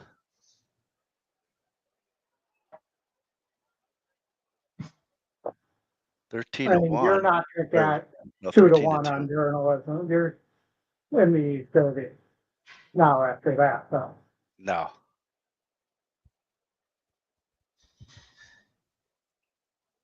And they 100% should have shipped Baeza out somewhere else where he could have gotten the second anywhere else. Number 1 Journalism was first, 5 Baeza second, 3 Westwood third, and 2 Citizen Bull fourth.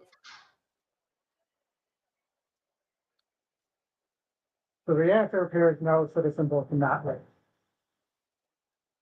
That is correct. That's correct. It answered a lot of questions. So now I have to go back and look at my price on my journalism future shares, which I'm not going to look at he comes out of this healthy as well, but